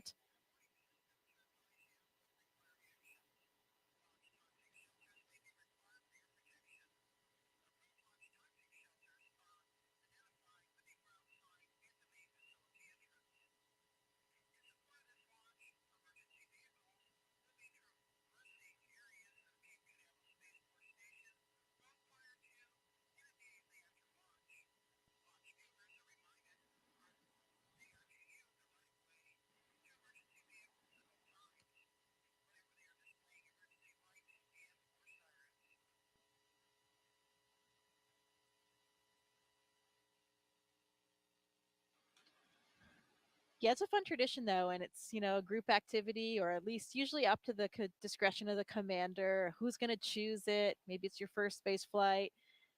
Children are often involved, so everybody gets to play along and have a role and see that microgravity indicator launching.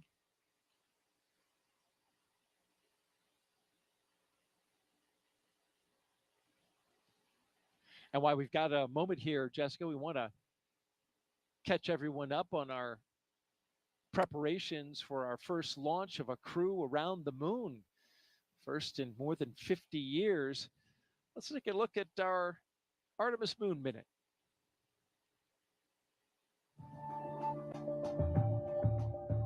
For the first time, Artemis II astronauts got an up-close look at the Orion spacecraft that will fly them around the moon. Astronauts Reed Wiseman, Victor Glover, Christina Cook, and Jeremy Hansen visited Orion at the Kennedy Space Center in Florida. And it looks amazing. Their handiwork is gorgeous. I'm ready to take it for a spin. Until launch day arrives, the crew is training at the Johnson Space Center in Texas. They use the Neutral Buoyancy Lab, a giant pool, to practice safely getting out of a floating mock-up of Orion. And it's not an easy task. Navy divers in rafts will harness and hoist the astronauts into the air by helicopter, where they will be taken to a nearby Navy vessel. Back at Kennedy, we got a look at the brand new Artemis Crew transportation vehicles. So the first 9 miles of the journey to the moon starts in these crew transport vehicles. On launch day, these fully electric, zero-emission vehicles by Canoe Technologies will reunite the Artemis II astronauts with Orion at Launch Complex 39B. NASA's powerful moon rocket, the Space Launch System, and Orion will carry them on the rest of the 250,000-mile journey to the moon. And that's your Artemis Moon Minute.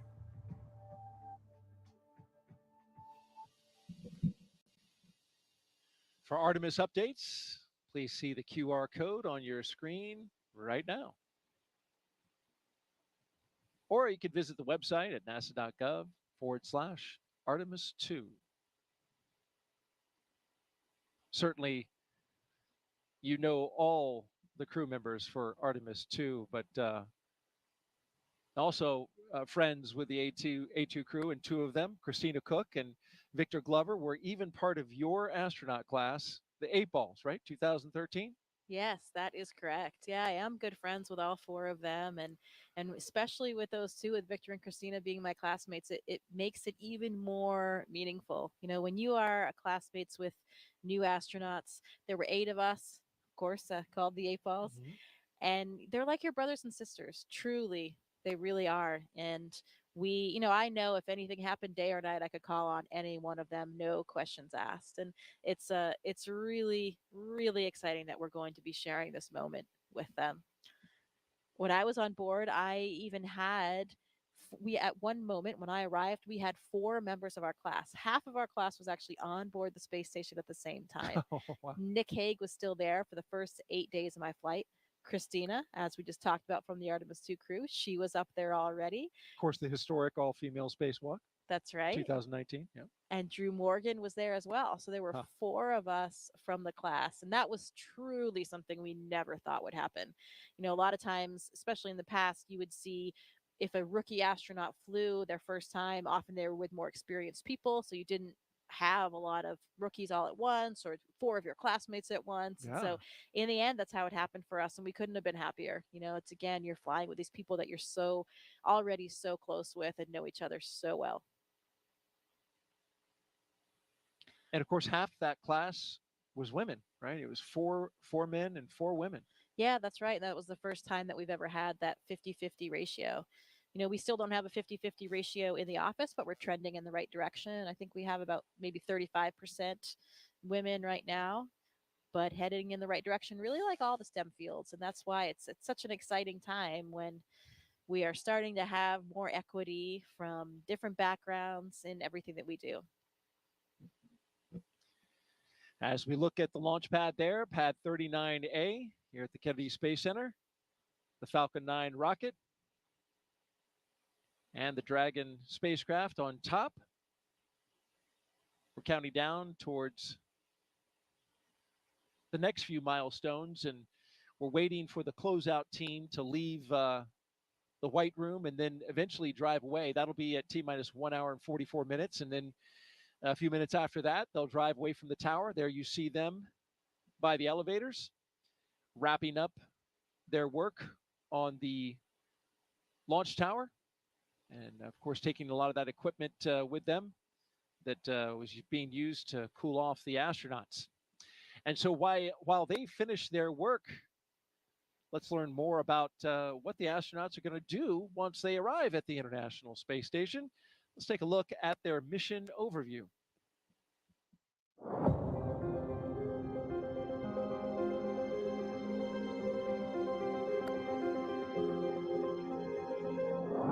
Our Crew-7 mission will take our 4 crew members to the International Space Station, which is, think of it as an orbiting laboratory around the Earth.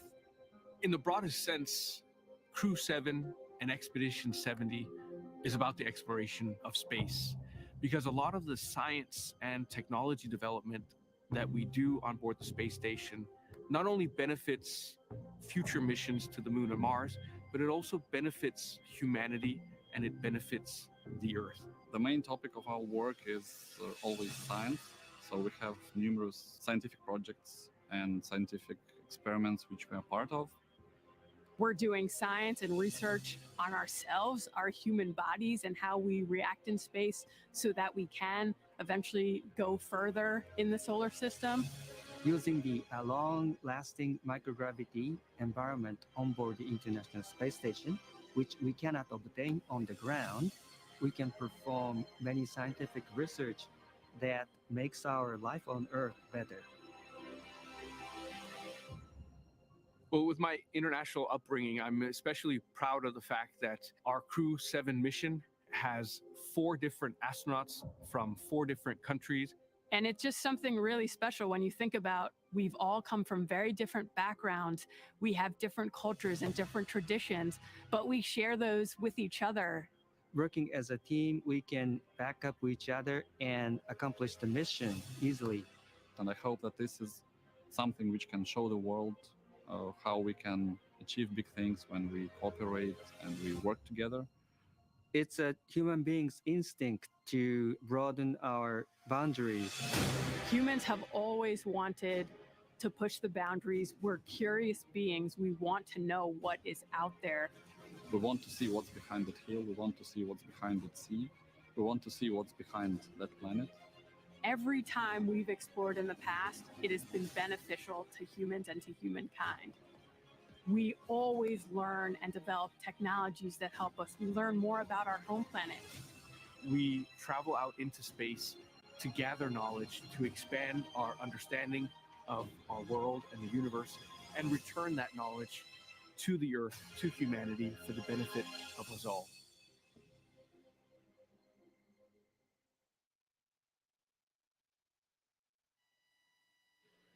Welcome to the International Space Station Flight Control Room at NASA's Johnson Space Center in Houston, Texas, where teams work around the clock to monitor work and life aboard the orbital laboratory. Mission Control Houston is essentially the nerve center for operating the International Space Station, working in tandem with our partner agencies and providers around the globe. Together, we've ensured the station is ready to welcome Crew-7. Leading the team inside the room right now is Flight Director Chris Dobbins. He will lead the joint NASA-SpaceX Go, No-Go polls once we're in integrated operations with mission controls here in Houston and SpaceX in Hawthorne, working together to bring Crew-7 to its new home in space. Like many launches to the International Space Station, today's launch has an instantaneous launch window, meaning the crew must launch at exactly 3:27 a.m. Eastern Time to line up with this space station. Launching at that time puts us in an orbit where Dragon's thrusters, which don't have the same power as Falcon 9, can carry Crew-7 the rest of the way to the space station. When Crew-7 arrives at the space station, they will no longer be referred to as Crew-7, but rather as Expedition 69 flight engineers. They'll be declared Expedition 70 once the Soyuz MS-23 departs in a few weeks with NASA's Frank Rubio on board. He will land September 27th with the longest single spaceflight by a U.S. astronaut with 371 days in space. Once on board, Crew-7 will conduct a direct handover with Crew-6, and Crew-6 will remain on board the station until their scheduled undocking day. A direct handover also helps ensure a continuous U.S. presence on the space station, a record approaching 23 years in duration. After docking and hatch opening on Saturday, Crew-6 will give Crew-7 a safety briefing and orientation, which might be particularly helpful for the first time space flyers on this flight, NASA's Jasmin Moghbeli and Roscosmos cosmonaut Konstantin Borisov. As the station is first and foremost a laboratory, the crew will jump right into conducting experiments with new research still to be delivered on upcoming cargo flights. For now, we'll send it back to you, Daryl. All right, thank you very much, Courtney. Back here at the Kennedy Space Center in Florida, looking at pad 39A. the rocket and the spacecraft that will go to that destination that Courtney just gave us an update on, the International Space Station, which of course is flown from Mission Control in Houston. Give you an update on what's happening out the pad. We've got the crew inside the Dragon spacecraft. They are buckled in, plugged in, ready to go, had their com checks completed. And right now, the closeout crew is making their way, finishing up their work and making their way out of the launch tower. Dragon SpaceX closeout team has departed the crew arm. So that means they're out of the crew arm. You can see them going down the steps to the elevators and then back down to their vehicles to clear out of the blast danger area. There you see their vehicles awaiting them, the 3 Teslas that took the astronauts to the launch pad. They will take the closeout crew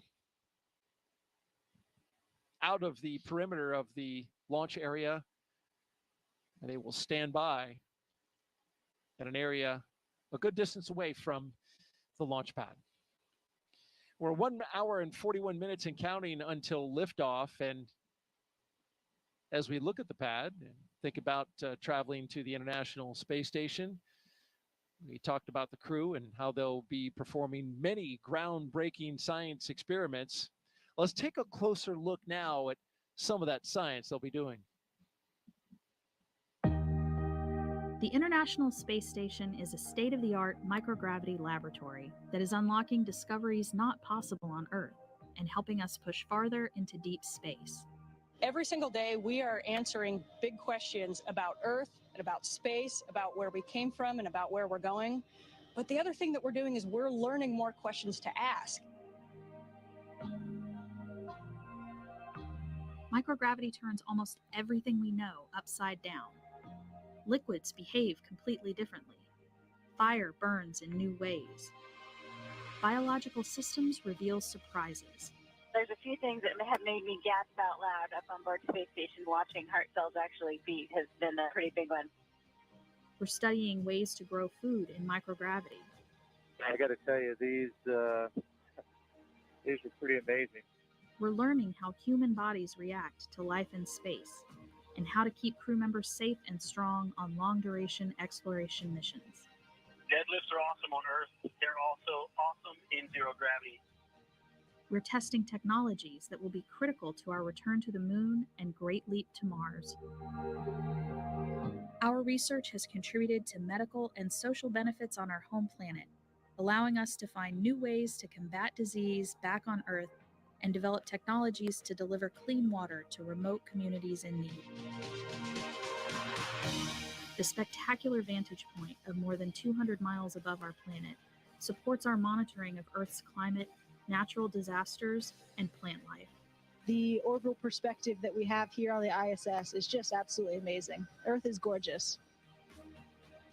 The growing new space economy, so vital to our continued progress in space, is flourishing in low Earth orbit. We're inspiring future generations from a platform that is one of the largest international collaborations of our time. We're doing science at 17,500 miles per hour. Come along for the ride.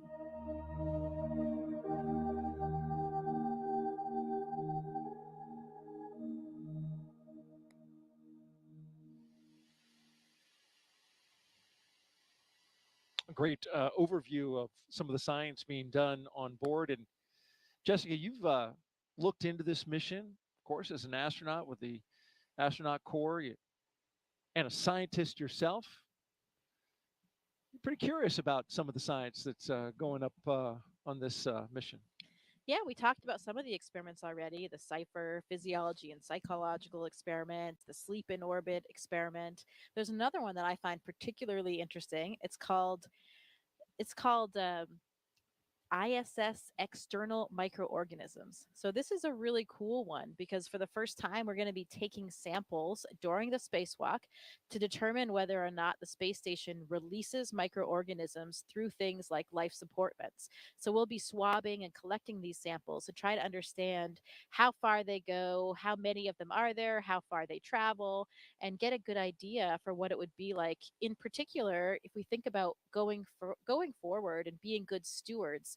Now, I like to think about when we travel, we need to be good stewards of our planet. So, if we're going to the surface of Mars one day, we need to understand what kind of contamination we might be having and what kind of effect we might have on that planet. So, this microorganisms experiment will help understand a little bit more of the impact that we have. And to me, that is the ultimate experiment because it is science and a spacewalk at the same time. Oh, yeah. My two favorite things. So if I could knock both out at once, I mean, that would be It's a double incredible. winner right there. And so they're going to actually swab like the outside of the space station. Yeah, they're going to collect those samples during that How spacewalk. about that? What are these vents that you're talking about? Like, what are they venting? So some of the vents are for the life support system. So, we are introducing an atmosphere into the space station to give us the air that we need to breathe. And so there are some vents associated with life support systems in general, stuff that is off gas or released to the external environment. Out into space. That's yeah. right. Yeah. And so you're wondering if by chance there could be some microorganisms out there growing, which would just blow my mind if Right. there were. Right. And perhaps rapidly evolving in the space environment. How about that? Fascinating. And as a scientist, Jessica, you did a lot of work early in your career. You talked a little bit about that. And it calls back to an experiment that is worth mentioning now that had some amazing results. And when you were working on this experiment, it even got a catchy name called Mighty Mouse. And I was wondering if you could share a little bit of that with our audiences. This is a mission to the International Space Station, and science is at the forefront. You were involved in an experiment that had some pretty incredible results. Yeah, the Mighty Mouse experiment is one of my favorite ones to talk about for a couple of reasons. One, I'm a physiologist, as we mentioned, and so there's a lot of similarities between the work that I've done and working with animals. This experiment looked at the myostatin and activin pathways. So these are very important molecular signaling pathways that influence muscle degradation or breakdown. So on the Earth, the researchers involved here have identified these as very important for providing possible targets to prevent muscle and bone loss. So you can see a picture here. These are two of the mice in question, the Mighty Mouse experiment. I think it's pretty obvious to the naked eye, even without a scientific background, that they are very different. So what you have here is what we call a wild type mouse on the left, the smaller mouse, just the normal mouse. And then on the right, you have a mighty mouse. And this was accomplished in two different ways in the experiment. One, by creating a myostatin knockout mice. So this means that this mouse actually does not have the gene for this pathway. So as you can see, this mouse, these myostatin knockouts have 2 times the muscle weight compared to the other mice. So because you're blocking that pathway, degradation is not inhibited and they have much more muscle on board. And you could feel that in the mice. When I was doing the experiment, holding the mice, you could feel how strong they were and how much bigger they were. Interestingly, when we treated another set of mice, again, just the normal mice with a therapeutic agent, they also did not lose muscle or bone mass in space. What I'm pointing to right there in this picture, this is a bone densitometer. So we were actually putting the mice into this bone densitometer and imaging their bone density while they were on board the International Space Station to get these images, because we're looking at not only muscle, but also bone. These pathways are important for both muscle and bone. And why is this important? This is important for a lot of different reasons. First of all, here on the ground, we have a lot of different disease states that have different types of bone loss or muscle wasting, muscular dystrophy, osteoporosis, heart disease, any kind of disuse wasting of the muscle for like elderly people or bedridden people. And if we can understand more about the mechanisms involved in these pathways, we can help those patients.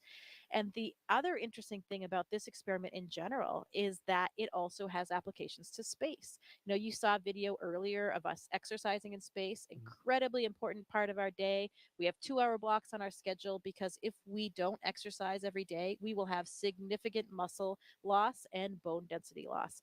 We have these really large systems on the space station, these exercise pieces of exercise equipment to keep our bones and muscles healthy.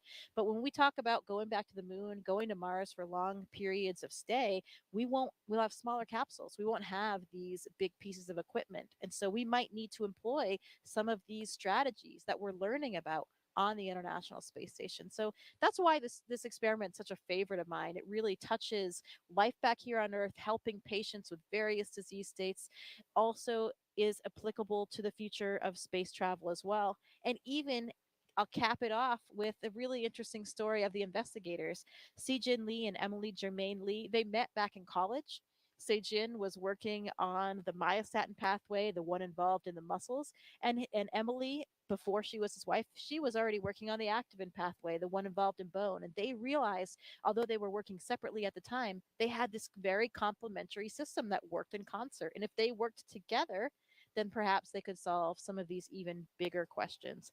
They were incredibly excited. They had always dreamed of having an experiment of theirs fly in space, and they had demonstrated these concepts on the ground. So it was really cool to be part of this team and watch that experiment come to fruition and to have such dramatic results. Again, those mice that were treated with this therapeutic agent did not lose muscle and bone density in space, while the ones that were not, just like us, had dramatic losses in both of these. So really interesting to see that these agents were successful in space and the applications it might have for the future. And amazing that it was, an experiment. The results, of course, incredible, and they obviously, you can see them in the photo of the mice and how it turned out. But I mean, this experiment was right in your wheelhouse, right? Uh, you know, uh, all of that came together. Both the scientists, you up on board the International Space Station as well. I remember reading.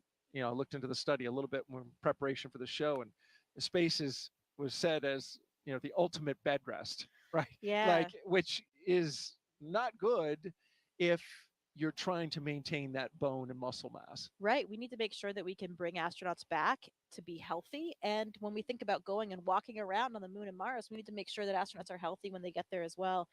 My colleague Drew Morgan and I were super excited to be performing this experiment in space. He's a medical doctor by background, and me as a physiologist. We were utilizing our own backgrounds, and that was another one of the big contributions that we felt we made. And we even ended up on their scientific publication as well. How about that? Well, thank you very much, Jessica, for sharing that outstanding science.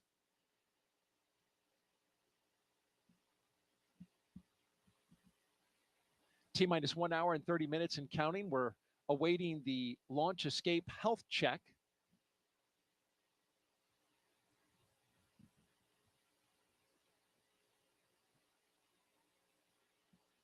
And then in a few more minutes, we'll get to our chief engineer technical poll. We won't hear that over the loops, but marching slowly to the T-minus 1 hour mark, and activity will really start picking up. Until then, let's take a social question. I've been getting them all night. Keep them coming in. Hashtag Ask NASA. Here we have at Indiana Jonas. Do you have a favorite item, Jessica, that you brought with you to space? Yeah, I think we'll actually have a chance coming up here to show some of the items of things that I brought to space. So I won't spoil the surprise quite yet of everything. But, a lot of times astronauts will bring pictures of loved ones, whether it's a physical picture or just something that we can bring up, sent up on a computer or an iPad. And we like to bring things that represent our different backgrounds, for representing universities we went to, clubs that we belonged in, because, we've talked about it a little bit already, but this is not just our mission. This is really for everybody, and we want to carry that enthusiasm and that excitement with everybody to show them that they are a part of it. So there are so many things. You wish you could bring more because our capacity is very limited, but we have to think long and hard about which items we'll bring up with us. Well, let's talk about that flight kit a little bit more. Each Crew-7 astronaut is allowed to bring a few personal items with them for their roughly 6-month stay in space. We're holding your item as a surprise. Let's take that crew shot and we'll talk about what they're bringing up. You see all the way to the left, Konstantin Borisov. He's bringing up his son's first toy, going left to right. Next is Andreas Mogensen. He picked the zero-G indicator along with his children, and he kept it a surprise. And so we're waiting to see that. We're going to see it float in space. We'll learn more about that in a bit. And then to his right is, of course, the commander, Jasmin Moghbeli. She brought 2 dragon stuffed animals, one for each of her twin girls, and she's going to show them floating around in space to her girls. So you can take a little video, send that to them. It's a touching thing to do for your young kids. And then all the way on the right, Satoshi. He's bringing photos of his family and friends and photos of current students at the school he graduated from.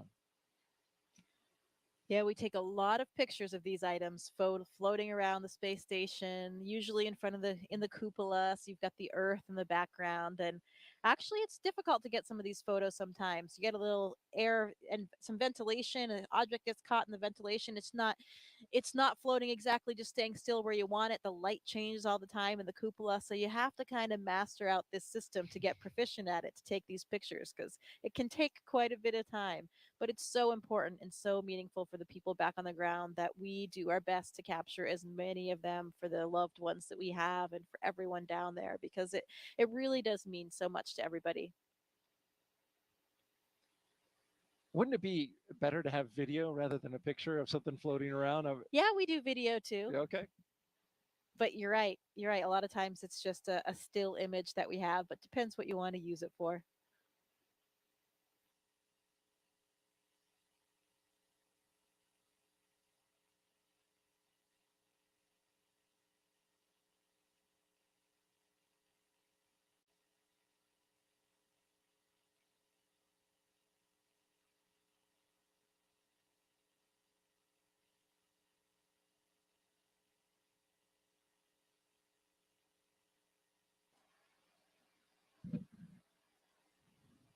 Great stuff there by Jessica Meir, NASA astronaut, with us on the broadcast. Thank you very much, Jessica. And continuing to count down 1 hour and 25 minutes and counting until liftoff of Crew-7. You're watching NASA's coverage.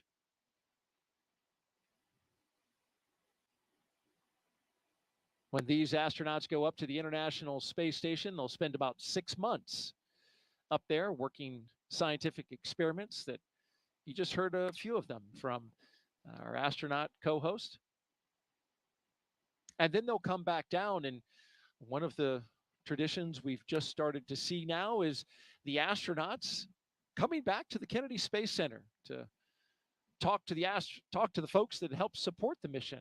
There's a lot of people here at the Kennedy Space Center working behind the scenes to make those launches a success. And recently it was the Crew-4 astronauts that took time out of their busy schedules to say thank you to the Kennedy team, and we've got to look at that. It is very surreal to drive around the grounds. The last time we were here, we were in quarantine, and so we were very isolated. We got to have our families around us, but we didn't really get to interact with a lot of people. But we could see all the hustle and bustle that goes on in order to make it possible for us to launch. It is hard to imagine looking over at the gantry from here, thinking back to when we were sitting on top of a rocket. It is a pretty amazing place to be able to come back to. Kennedy really has a special place in my heart. I think it was really important to all of our crew to have this opportunity to come back here and just thank the workforce here, our team members that made this flight possible. You know, I think as we think about spaceflight, it is not anywhere near an individual type of accomplishment. Yeah, just absolute gratitude for the teams of people that just ensure our safety, ensure that there's always an eye looking over every piece, every detail, and ensuring that launch goes off without a hitch. So many of you have been a part of that journey. Your investment, your expertise, making us successful in our work and getting us home safely. And we're grateful for the work that you're doing. So it is incredibly special to be back here and get to actually interact and thank all the people that contribute to the mission and were able to get us off the ground and bring us home. It's just an amazing place, just such a talented pool of people that enable such amazing expeditions to fly out of the Kennedy. So it's really cool to be back here and to get to meet the people that are making all of that happen.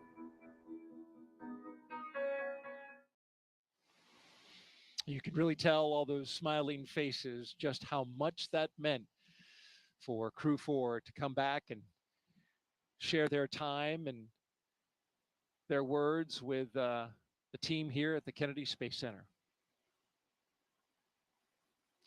Well, you're looking live at Launch Pad 39A, the Falcon 9 rocket, Dragon spacecraft. We'll start fueling up the Falcon 9 at T-minus 35 minutes and counting. But in between this time and that time, got a few more milestones to go, including arming the launch escape system, rotating that crew access arm away, and then, of course, having the pole for the readiness to tank the rocket. This view right here, you're looking at special guests that have gathered at the Banana Creek facility here on the Kennedy Space Center. Launch watchers. Got a big group here, which is impressive because it is 2 a.m. Eastern time, but it's always exciting to take in a crewed launch when you know that you've got astronauts going up on top of a rocket. And so they've all gathered pretty early in the morning here and pretty early in the countdown, an hour and 21 minutes to go. It's great to see the crowd out there at the Banana Creek viewing site. Got about 6,000 people who are at various viewing areas around the Kennedy Space Center. Banana Creek is one of them. Also got folks along a causeway that's just across the water, watching from those locations. Of course, we've got special guests up at a building we call the Operations and Support Building. We've got our own Jasmin Hopkins up there who will be interviewing some special guests here in the final hour. And they're joined by several hundred VIPs who are taking in the site from the 5th floor up there on the balcony. It's a great view up there as well.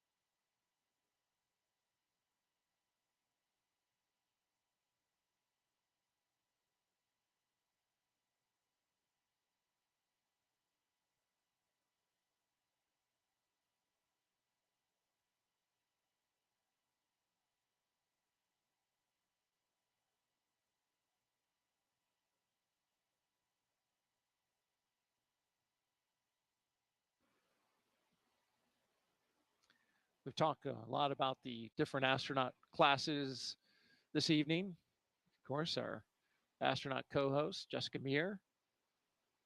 She's from the 8-ball class of 2013. Our crew tonight, the commander, Lieutenant Colonel Jasmin Moghbeli, is the only NASA astronaut going up on this flight. It's a multinational flight. But she is one in many and a highly accomplished group of astronauts selected in 2017 and nicknamed the Turtles. But I think for me, what's really special is that we all just come from such a diverse set of backgrounds and experiences. We have scientists, engineers, people from all different walks of life. We're just really, really fortunate. The team that selected our class, I think, just did an amazing job at really looking at how personalities meld together. That's what I appreciate the most, is just the way that we're able to enable each other's strengths and lean on each other in ways that bring us together and bring us closer as a group. We all care so deeply about each other. We have such an amazing relationship across the entire class, and you know, just what an amazing group of people. We've been able to really lean on each other and our expertise in different moments where it's most applicable. Jasmin is an amazing person. Our class is incredibly close, and she is just an amazing leader, an incredible pilot, and a great choice to be the commander of Crew-7. And that's one of the biggest blessings of being up here for so long for me, is I'll have flown with pretty much half of my class. We now have a continuous turtle presence in space, which started with Crew-3 when Kayla and Raja launched, which we look forward to Jasmin carrying forward. So the Turtles class, an amazing class. They were the class that was selected just after my class of the 8 balls, and pretty cool that they have this kind of run of the space station right now. I remember when we were saying that about the 8 balls, but Jasmin will be joining her classmates Frank Rubio and Woody Hoberg on board. They are already up there awaiting for her. And then Laurel O'Hara will be joining from her Soyuz launch in the middle of September. So pretty exciting to have all of those turtles up there at once. And I know that's how it felt for me. Daryl and I were talking earlier about when I arrived on the space station and we had 4 members of our class all up there at the same time. And in thinking about it, I think I've talked about all 7 of my classmates during this broadcast. You've seen photos of most of them in the previous coverage. And it just shows how we really do become like a family here at NASA in the astronaut office, especially with those classmates. We talked about my classmate Anne McLean. You saw her as the astronaut support person on the pad, helping the crew with all of those final preparations. We saw Christina from the spacewalk footage from the spacewalks. Actually, we did 3 spacewalks together, Christina and myself, during our mission. And you saw Victor and Christina in those Artemis images as well, as they are now in training for the incredibly exciting Artemis 2 mission. You saw some footage of Nicole Mann and Josh Cassada from their recent mission on board the space station. They were on Crew-5. So again, carrying that legacy with them. We talked a little bit about Nick Hague earlier as well. Nick was there on the space station when I arrived. And I talked about Drew Morgan just recently with the Mighty Mouse experiment. Drew was the astronaut that I was up there. Actually, I didn't spend a day in space without Drew. He was there for the entire 7 months of my mission. I was up there for 205 days, so almost 7 months. He was there already when I arrived, so he was up there even longer. He had about a 9-month mission. So there you have it, all members of the class. We've been represented in this broadcast, but it's not about us today. It's about those turtles. So more about them. We are so excited to see Jaws on her way, headed to join her classmates, Frank and Woody, up there. You know, we have right now on the space station the 4 crew members that flew up on Crew-6, of course. That's Woody Hoberg, Steve Bowen, Sultan Al Nayati, an astronaut from the United Arab Emirates, and also Andrei Fadayev. They arrived on the Crew-6 vehicle, so they'll be departing about 5, 6, 7 days after Crew-7 arrives. They'll have a handover period so they can really get accustomed to everything that's going on, hand over whatever information they need, and then they'll depart. And then we have Frank Rubio and cosmonauts Sergei Prokopiev and Dmitry Patelin. So this crew will be joining the 7 crew members that are already up there until that handover period ends, and then the 4 from Crew-6 will depart. The Soyuz crew is scheduled to land, I think, September 27th. So Frank will finally be returning home from space back here to the U.S. And his mission was extended, so he will have been up there for over a year when he lands. Finally, and he's going to break the record, right? Longest That's continuous stay in space. That's right. It has been an incredible mission for him, but of course, everyone is very excited to have him back on the ground as well. And I'm sure he will be just as excited to be back on Earth and be able to visit his friends and family and take a hot shower. Showers are always very welcome when you come back. You know, you do get surprisingly, you feel very clean on board. I was surprised by it, but it's kind of like a sponge bath that we get up there, but you really do feel clean. And part of the reason why is you just don't feel as dirty as in space. You know, not even your clothes are really resting against you when you're in microgravity. Everything's kind of floating. You don't go outside and get sweaty in the hot Florida humidity like us sitting here in these chairs getting a bit hot. You just don't experience that because you're never sitting down.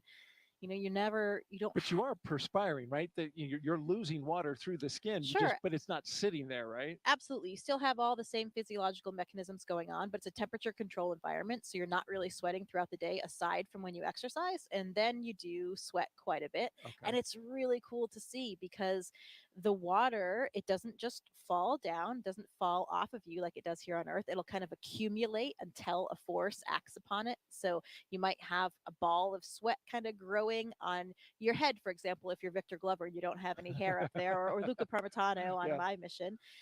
And yeah, it behaves differently until it'll come off in a with a just once dispersing. You have motion imparted onto it.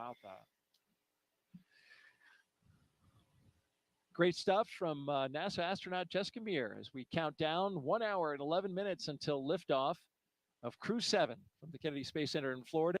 If you're here with us in the area and you want to hear the call-outs live as they happen, you can hook that up on amateur radio.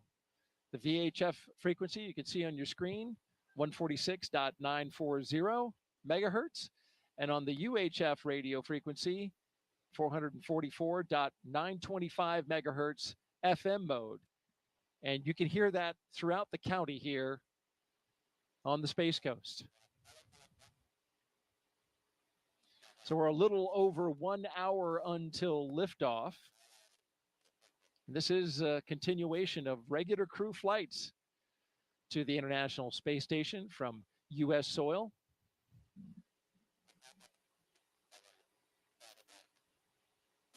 SpaceX's Crew-7 mission will be the company's 8th crewed spaceflight for NASA, following the crewed test flight Demo 2.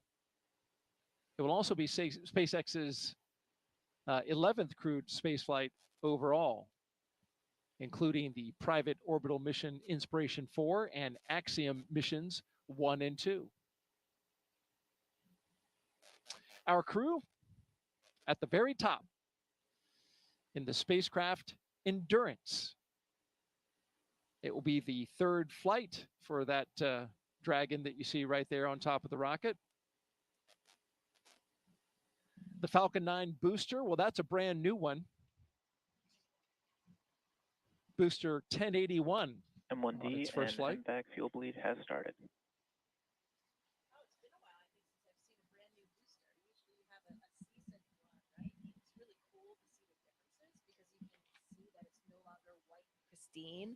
As they are reused more and more. Pretty cool to see. Yeah, you were talking about the booster, how, in the reuse booster, you've got that sooty exterior on it, and this is a brand new one. Of course, commercial crew program, they limit the number of boosters in terms of their reflight for use on crew to 5. The Endurance, its previous missions were Crew-3, Crew-5, and of course today, Crew-7. If you're just joining us now, we've had a great countdown so far. Weather is nearly perfect, 95% go. We've got a crowd of launch viewers on hand at our various locations around the Space Center. More than 6,000 people here in the local area. And of course, beyond that, outside the gate, even more.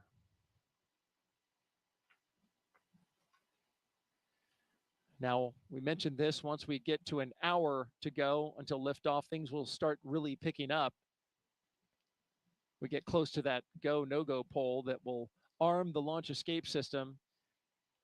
And then once that's armed and we rotate the crew access arm away, we'll get the propellant loaded into the rocket at T-minus 35 minutes. That crew pole for readiness happens at T-minus 1 hour. And of course, the pole to load the prop is at T-minus 55 minutes.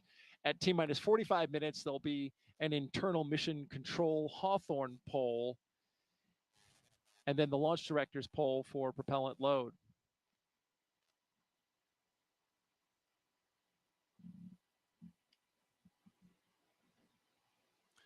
I mentioned the crew access arm. That'll retract when we get to T-minus 40 minutes.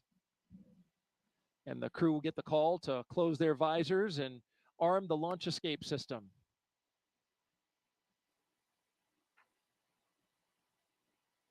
Of course, once you have the Falcon 9 being loaded with propellant, you want a safety system that will allow the astronauts to get off the top of the rocket in case anything happens. And that automated safety system is in place.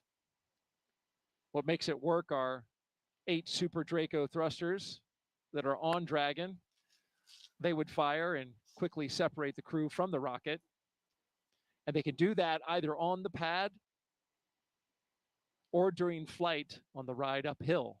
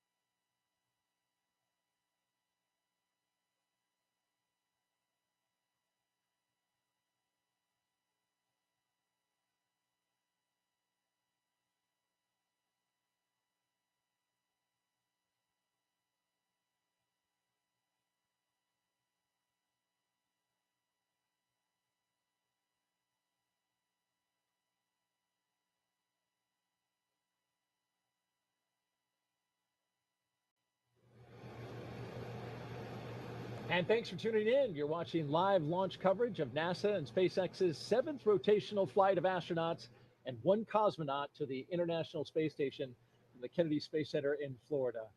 NASA astronaut Jessica Meir has been with us over the past 3 hours, talking about Crew-7 as they have prepared for launch. Also talked a lot about science and a phenomenal number of other fascinating topics. We really appreciate you being here.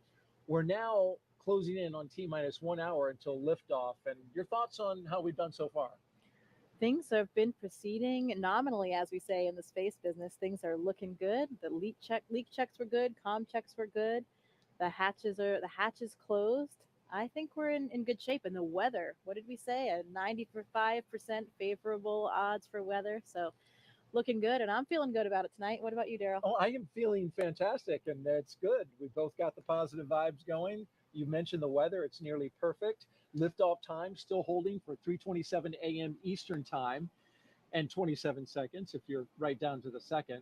We're tracking no issues with the Falcon 9 or Dragon, as Jessica mentioned. The range is green, weather good to go. Over the past 3 hours, we want to review now what our crew's been doing. And there you see them, Jasmin Moghbeli, Andreas Mogensen, Satoshi Furukawa, and Konstantin Borisov. They have been getting ready to launch into space. Let's take a moment now to recap the overnight launch preparations. After waking up and having a meal, SpaceX helped the astronauts into their suits, as you can see right here at the historic quarters suit-up room. Then the crew, well, once they got their suits pressure tested, they walked right out of the same path that every NASA astronaut has done since Apollo 7, waving to family and loved ones after getting inside their Teslas with the gull-wing doors coming down. Valve cycle to equalize They joined a caravan led by Center Security on a 20-minute ride to Launch Complex 39A. Big smiles all around. All the way around. And then following their arrival to the pad, they got a look at their rocket, and in they went, walking across the crew access arm and right into their spacecraft. And those big smiles you mentioned, Jessica, we just saw them right there. Looks like the crew, they're good to go. They truly are contagious, those smiles. It is difficult not to be smiling and excited when you know you are about to leave the planet for the first time for some of these, for Jasmin and for Konstantin as well. Absolutely. And a lot of preparations have been brought to us at this point, including a dry dress. A lot of things have been going into this so to get everybody ready. Of course, we had a launch delay yesterday. We stood down for that attempt, but now we're good to go. And we expect to be launching at 3:27 and 27 seconds, our new T0. All systems good to go for launch. Now we want to have our Dragon team. SpaceX, you are go for Section 5. When ready, report go for launch. Dragon copies, go for Section 5. Okay, and with that call out at this time, we're going to expand our coverage. I'd like to welcome in SpaceX and NASA commentators joining us live from Hawthorne, California, where the SpaceX mission team is located. Welcome to Jesse and Leah. Thanks, Daryl, and hello to everyone watching around the world. I'm Leah Cheshire with NASA Communications. And I'm Jesse Anderson, an Integration and Test Engineering Manager here at SpaceX. Leah and I are joining you today from SpaceX headquarters in Hawthorne, California, as we count down to liftoff of Crew-7 just under an hour from now. And of course, Crew-7 is our 7th operational mission with SpaceX, flying astronauts for long-duration missions to the International Space Station, but it also comes with an important first. Crew-7 is the first mission in which every seat in the spacecraft is filled with a crew member from a different international partner agency. Represented are NASA, ESA, the European Space Agency, JAXA, or the Japan Aerospace Exploration Agency, and Roscosmos. It's also the first time an ESA astronaut has served as pilot of Dragon, so Andreas Mogensen is adding that to his list of accomplishments. The Dragon flying today will be making its 3rd trip to station, having previously supported Crew-3 and Crew-5. And much like on those missions, our teams will be staffed around the clock in mission control, which is just behind us, to monitor Dragon and the mission, not just today, but throughout the entire mission, from liftoff to Crew-7's arrival at the space station, all the way through splashdown when the astronauts return back home to Earth. On console or headset and mission control are 6 key SpaceX Our copies. 6 Crew key 7 is positions. go for launch.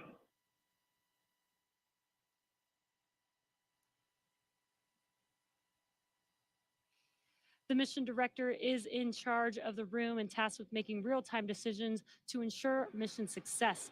The person that you may hear talking to the astronauts, which we just heard a few seconds ago, is the Crew Operations and Resources Engineer, who you'll hear us refer to as the core throughout the broadcast. And the 4 additional team members are focused on vehicle systems, including avionics, navigation and control, software, propulsion, life support, and communication with ground support teams. Apart from mission control, our Falcon 9 team is currently located in the Launch and Landing Control Center at Hangar X. With less than an hour until launch, they are settling in for final checkouts, propellant loading, and for launch. And of course, NASA has its own team members at NASA's Mission Control Center in Houston, Texas, who have been preparing the International Space Station for Dragon's arrival. They recently gave their go for launch and confirmed the station is ready to receive Dragon and the new crew. Now, upon liftoff, today's flight to the space station will take almost 30 hours, with Dragon flying autonomously the entire way. And just like autopilot on a commercial aircraft, the crew always has the ability to take manual control of the spacecraft if needed. It continues to be a smooth countdown, and we're looking good for an on-time liftoff. Coming up at T-minus 45 minutes, the team will report their readiness for propellant load with a final go-no-go poll. In the meantime, NASA's Courtney Beasley is going to help us take a closer look at propellant load and launch go-no poll. Go-no-go poll is open at 55.80, procedure 1.160. Thanks, Jesse. I'm here in the International Space Station Flight Control Room in Mission Control, Houston. What we have our sights set on today is low Earth orbit, which you'll sometimes hear us refer to as LEO. This is classified as orbits around Earth that are 1,200 miles or lower. There are a lot of satellites in this orbit, including the Hubble telescope, and of course, today's destination, the International Space Station. The space station's orbit averages at 260 miles above Earth, but varies based on its apogee or perigee, the highest and lowest points of its orbit. Being that the space station is 260 miles above Earth, crew members are too far away to make things out like cars, people, or buildings, but they can see other landmarks around the world, and the long camera lenses they use help them zoom in on familiar sights of our home planet. NASA astronaut Steve Bowen captured Cape Canaveral on Florida's Atlantic coast earlier this month, near Cape Canaveral Space Force Station and NASA's Kennedy Space Center, where Crew-7 is launching from today. The contrast of the colors between the Indian River and Atlantic Ocean become much more pronounced from space. And here's a beautiful nighttime shot of the city lights of Mecca in the desert valley of western Saudi Arabia, captured by NASA astronaut Woody Hoberg on July 26th. Human presence on Earth becomes much easier to see at night. And this final image was captured by NASA astronaut Frank Rubio of Vadima Lake, one of the largest in Argentina, on May 7th. Each of these images are taken from the vantage point of the International Space Station that orbits roughly 260 miles above Earth. Satellites collect imagery of Earth too, of course, but the International Space Station is unique in seeing these viewing opportunities because astronauts and cosmonauts can tell scientists on the ground what they're observing and what stands out in real time. We can't wait to see what Crew-7 captures, but for now, we'll send it back to Hawthorne. Jesse and Leah. SpaceX's ultimate mission is to make life multiplanetary. To get us there, we've been developing a fully and rapidly reusable transportation system called Starship, the most powerful launch vehicle system ever developed and designed to carry passengers and cargo to Earth orbit, the moon, and planetary destinations like Mars. In fact, earlier today, the team completed a successful static fire of our Super Heavy Booster 9, an exciting step towards our next Starship flight test. But you have to learn to walk before you can run, or should I say fly. And our learning started with Dragon, designed from the beginning to transport both people and cargo to space. The Dragon hanging from the ceiling behind us was initially flown to certify SpaceX for cargo missions to the space station. Dragon launched to space in December 2010 and became the first private spacecraft to return from orbit. 2 years later, Dragon became the first commercial spacecraft to deliver cargo to and from the space station, and in 2020, as we remember well, became the first private crewed spacecraft to reach the International Space Station. Altogether, the reusable Dragon spacecraft has completed 9 human spaceflight missions and visited the International Space Station 38 times.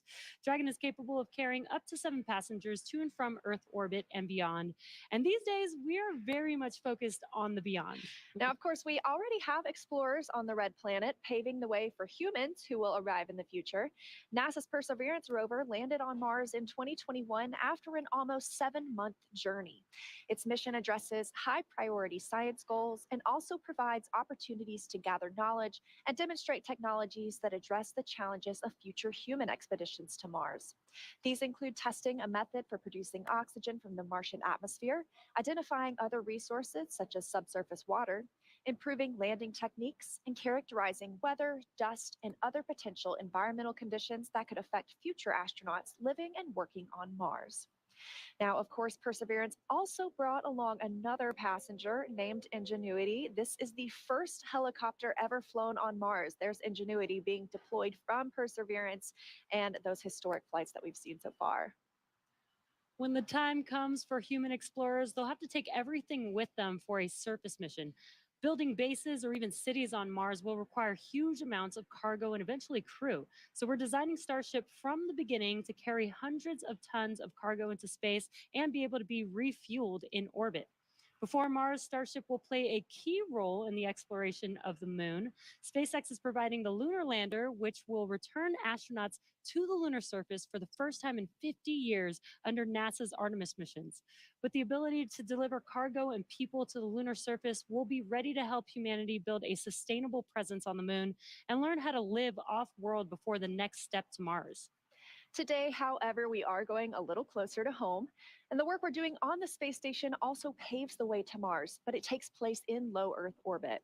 As Courtney mentioned, the area includes any spacecraft that orbits at or less than 1,200 miles from our home planet. That's pretty close in comparison to our moon, which is almost 240,000 miles away and is referred to as deep space. Deep space missions like future missions to Mars will challenge us like no spaceflight journey has before when we start looking to send humans millions of miles away from home. Long-duration missions on the space station, just like Crew-7, directly inform how we'll plan to support the first humans bound for the Red Planet on missions that could last months or even years. So we really look forward to those human missions to Mars. And right now we're paving the way with today's exciting mission, plus through Artemis launches to the moon. For now, I'll send it back to Daryl and Jessica at KSC. Thank you very much, Leah and Jesse. And to keep our astronauts safe while on missions to the moon and Mars, NASA is working to understand the long-term effects of living in space. Earlier, NASA's Jasmin Hopkins caught up with NASA's Chief Deputy Science Officer for our Human Research Program. One of the investigations launching on Crew-7 is nicknamed CYPHER, and it will study the physiological and psychological changes in up to 30 astronauts. Joining us now to talk more about it is Kristen Faub from Johnson Space Center. So Kristen, tell me about your title and the 14 different investigations that make up CYPHER. Yes, I am the Deputy Chief Scientist at the Human Research Program, and 14 research studies, all wrapped into one research complement called CYPHER. What we want to do is study the impact of microgravity on bone, exercise, vision, behavioral health, and not only as individual elements, but how they all interconnect together. And not only do we want to study that, but we also want to understand the impact duration has on the human body and microgravity. This is going to be really important information for us for the Artemis missions and for Mars. Right, Kristen. And on that note, we have been studying in low Earth orbit for over 20 years now. So how is CYPHER adding into that? Yes, 20 years. And we've learned a lot about the changes that happens in the human body in space. Plus, we also have learned a lot about the twin study that happened a few years back. So CYPHER is just a build on top of all of that knowledge that we've gained so far, plus all of the technology that we have today and data analysis. It's a great time to start CYPHER. It really is. And after the launch of Crew-7, how soon can we expect to get the data back from CYPHER? Well, once we start getting data, we'll start processing it. And then when we start to understand some of these observations and findings over hopefully these 30 crew, it's going to take time because 30 crew, it's going to be a lot of information. But once we start to find some interesting observations, we'll let you know. Absolutely. It will be well worth the wait. Thank you so much for being here tonight, Kristen. It's my pleasure. Back to you. All right, thank you, Jasmine and Kristen. We're going to turn it over now to Hawthorne, California, and check in with our team at SpaceX headquarters for an update on the launch progression. How are we doing? Thanks, Daryl. I'm Ronnie Foreman, a commercial sales manager here at SpaceX. We are coming up on just about 46 minutes until launch, and our teams are carefully moving through the process to lift off. A lot of preparations have brought us to this point today, including a dry dress rehearsal and static fire earlier this week. For those of you following along, you'll also know that we stood down from yesterday's launch attempt for additional data reviews. But for now, all systems are looking good for launch. So next up, our launch director will check in with the team for readiness, both for prop load and for launch. The 7 SpaceX responsible engineers, often called REs, indicate that they are go by voting electronically. The launch director will also check in with the Dragon mission director, or MD, on the nets, and NASA launch manager to make sure that they are ready to move forward as well. And as Jesse mentioned earlier, the Falcon and Dragon launch teams, as well as key NASA launch members, are in the Launch and Landing Control Center at Hangar X in Florida. On screen, you have that incredible view of the Dragon spacecraft with the crew access arm still in the service position. The crew right now is on board Dragon, waiting to get the green light to stow the crew arm for launch and arm the launch escape system. Great shot of our astronauts there. Once the launch director gives the go-ahead, we should get a good view of the access arm as it swings away from the capsule. The range continues to be go for launch, monitoring the clearance area surrounding our launch pad, as well as the air and sea space along the flight corridor. And at Kennedy Space Center, weather is looking good for launch. If you're joining us on the ground in Florida, you know it's just about 82 degrees outside with light ground winds. Overall, we are looking good for launch in just about 45 minutes with a 5% chance of weather violation.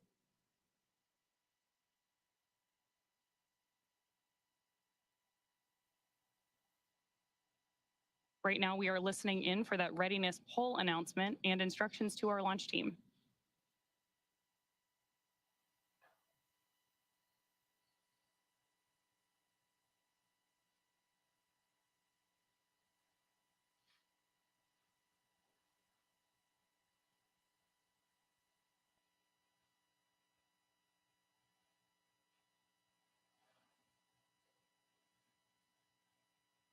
Again, this poll is going to be the go or no go to move forward with propellant loading for today.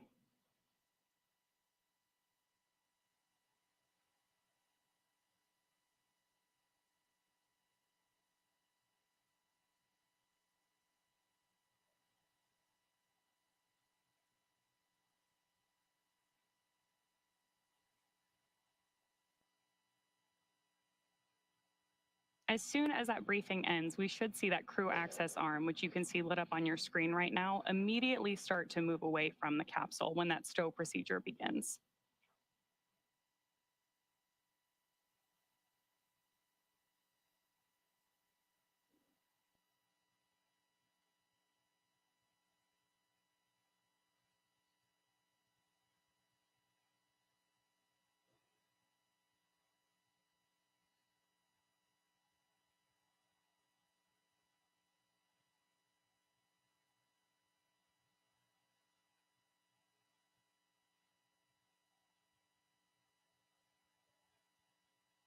Coming up on just 43 minutes to launch.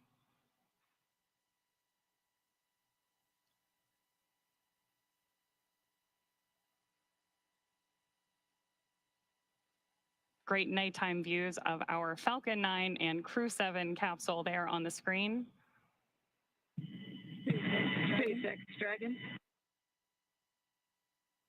Go ahead, Dragon. We didn't hear the poll for prop load and launch readiness, so just giving a call.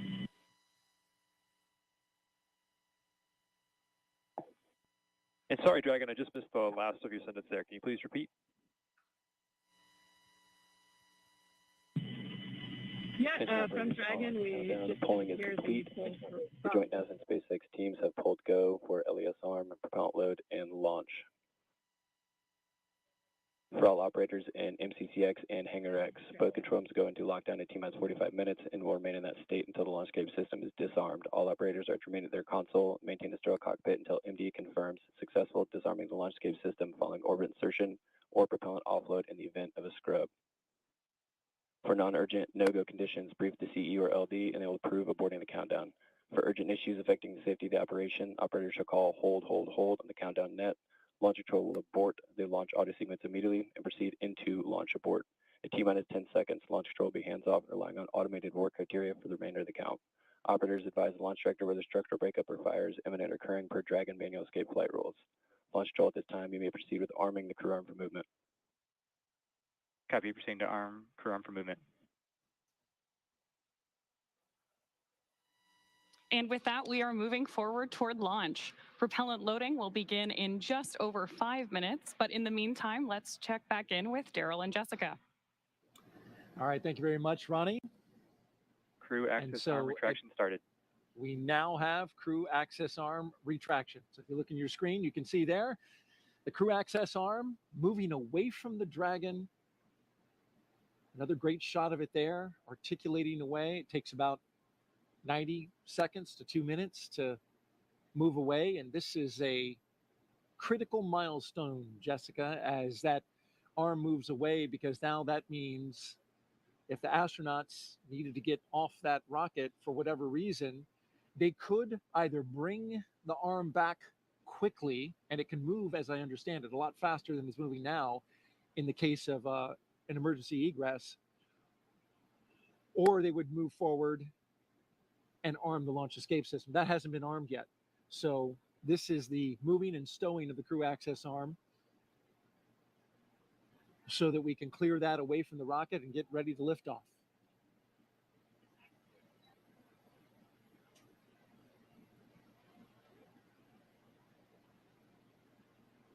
After that, Crew access arm retraction complete. We're now waiting to hear that Dragon is go for section 7, closing the visors and arming Dragon, the launch SpaceX, escape system. You are go for section 6, close visors and arm launch escape system. Well, they changed the number, but it's the same. Dragon copies, go for section 6, launch escape system arming. Same milestone. I hear from previous crews that this system arms the very loud thump, so they can actually hear that on board. Which makes sense. You've got those engines, those Super Dracos, which are Dragon visors closed, arming launch escape system. right there next to their heads, right? You know, because Copy, your go.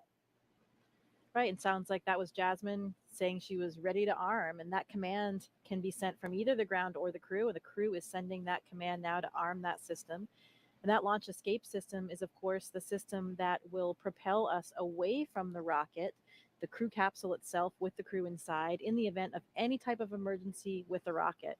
And that is, of course, a system that we hope to never use, but it consists of 8 Super Draco thrusters on this Dragon vehicle that are used only for this abort. And we say we hope to never use it. We hope to not be in the situation, but we have had situations where we've had incredible in-flight tests, unintentional. For example, there was the launch abort for the Soyuz for Nick Hague's first launch in 2018. Pretty exciting event, dynamic time, but something that showed us how robust these systems are. It performed nominally and carried Nick Hague and Alexei Ovchinin back to safety. Verified armed.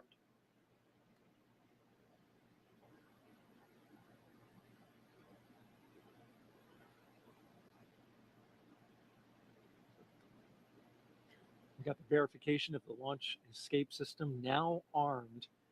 You mentioned Nick Hague. As I understand it, he counts himself having gone to space twice. That's right, or at least 1.5.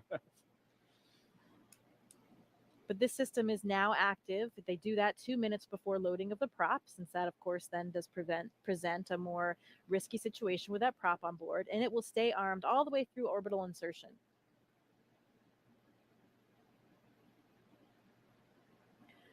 I've also been told by previous Dragon crews that you can hear the system of valves opening and actually even the flow of the fuel itself as it comes on board.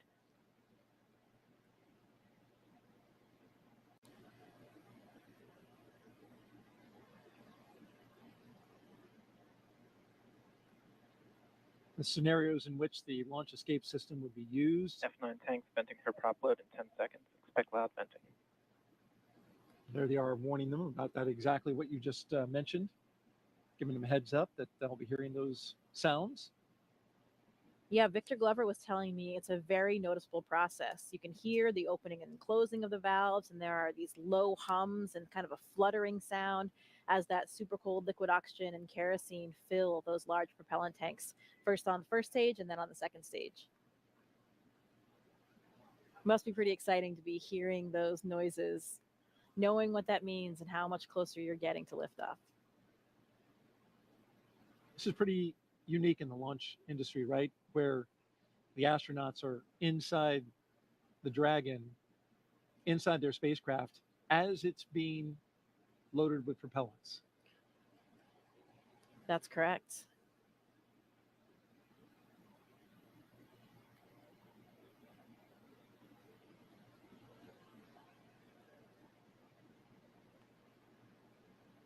That launch escape system you're talking about, if it were needed, it can get the crew several miles offshore out into the Atlantic Ocean. It's those Super Draco engines capable of moving Dragon half a mile in just 7.5 seconds. That's equivalent to a peak velocity of 436 miles per hour. So it really moves. It can also get it off the top of a moving rocket as well. So Right. it's got to have that kind of power. Right, at all those different phases, all the way until they're in orbit. And that's one of the things that we protect for here as well when we look at the weather forecast. It's not just for the actual launch itself, but to protect for any of those contingency landing scenarios in the various areas where they would splash down in that event.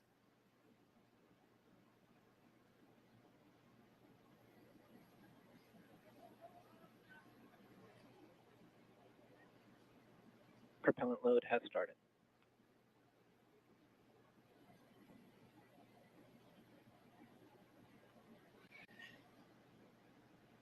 And so now the propellants are flowing into the Falcon 9 rocket, RP1, refined kerosene, and liquid oxygen, the oxidizer. That part we can see externally because as the liquid oxygen levels rise inside the Falcon 9, it is, of course, super chilled liquid oxygen, highly densified, and it will super chill the skin as well of the rocket and will condense the air around it. And there's been well over 200 Falcon 9 launches, so if you've seen one before, you're familiar with the sight. The rocket condensing that air, that warm, humid Florida air, which we have been enjoying this evening, at least with a light breeze. That's right. I think it's cooler than Houston anyway, so I'm enjoying my time here. Good, good. All right, for another update, let's send it out to Hawthorne, California, an update from SpaceX. Thanks, Daryl and Jessica. Now, before we send them to space, let's get to know our Crew-7 astronauts a little better. We'll start off with none other than the commander herself, NASA astronaut Jasmin Moghbeli, making her debut spaceflight. My name is Jasmin Moghbeli. I'm the commander of NASA's SpaceX Crew-7 mission to the International Space Station. Baldwin, New York is where I grew up. I always loved team sports from a really young age because you rely on one another, and that's something that I think is really important to know going forward in your career. I joined the Marine Corps. Sure, I wanted to fly jets. I thought you had to be a jet pilot to become an astronaut. I actually went to watch STS-116 launch while I was waiting to start flight school, and Sunny Williams happened to be on that flight. I realized she was a Navy helicopter pilot, and from that point on, I went full steam ahead. All four of us are so proud to represent what is possible when we come together. Ultimately, everything we do is to benefit the Earth.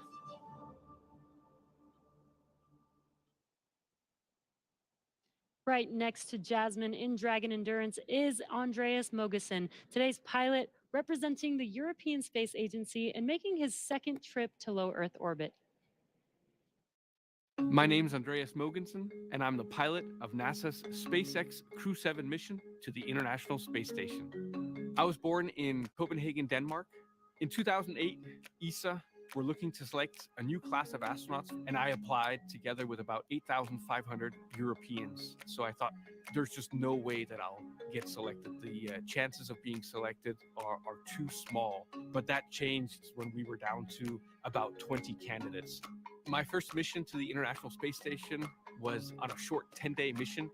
I had to hit the ground running as soon as I arrived on board, and as soon as I landed back on the Earth, I knew that I wanted to go back to the space station. I'm especially proud of the fact that our Crew-7 mission has 4 different astronauts from 4 different countries and 4 different agencies.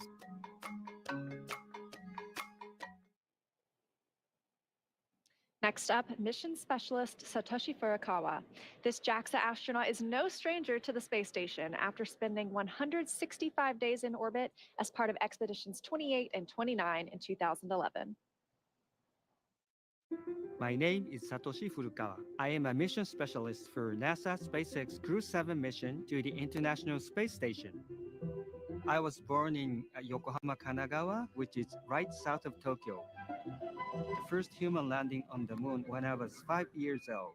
I thought it was a great moment for humankind. I had a longing for space from my childhood. The moment I was selected as a Japanese astronaut candidate, you are hired, you are selected. It was the happiest moment in my life. Crew-7, we are conducting many scientific researches on the space station to benefit future space explorers. I am very proud of being a part of this excellent team of international partners and also researchers, engineers, flight controllers, flight directors, and so on. Because working as a team and working together, we can accomplish the big mission.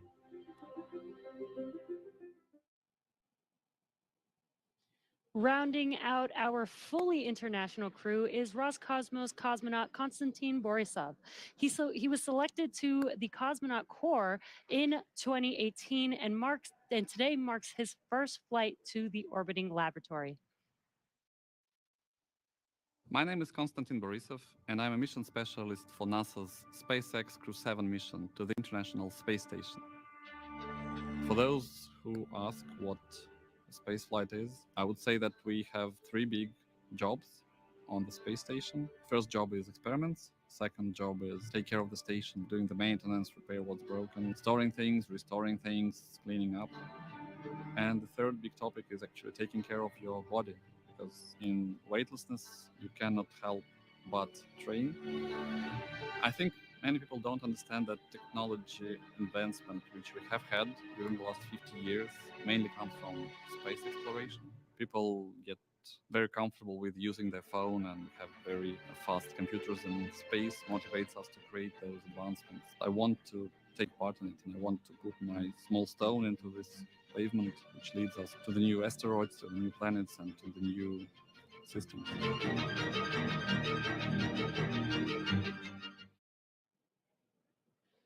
Now, as we see with all of our crews, these 4 crew members who make up Crew-7 have a mission patch they worked together to design. The first thing that you notice is the white dragon on top of the Earth, its neck craned into the number 7 for Crew-7.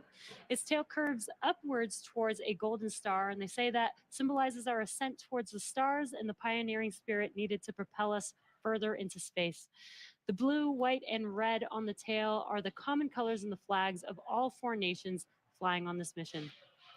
Now we are less than 30 minutes to launch, so let's check back in with Daryl and Jessica at KSC, where the countdown continues. All right, thank you very much. Everything going well with the countdown so far. A little over a mile and a half from the launch pad we're going from today, this morning, 39A, is 39B, where the mobile launcher is back out on the pad right now, going through testing for the Artemis II crewed mission to the moon late next year. Here's more about Artemis in our Moon Minute.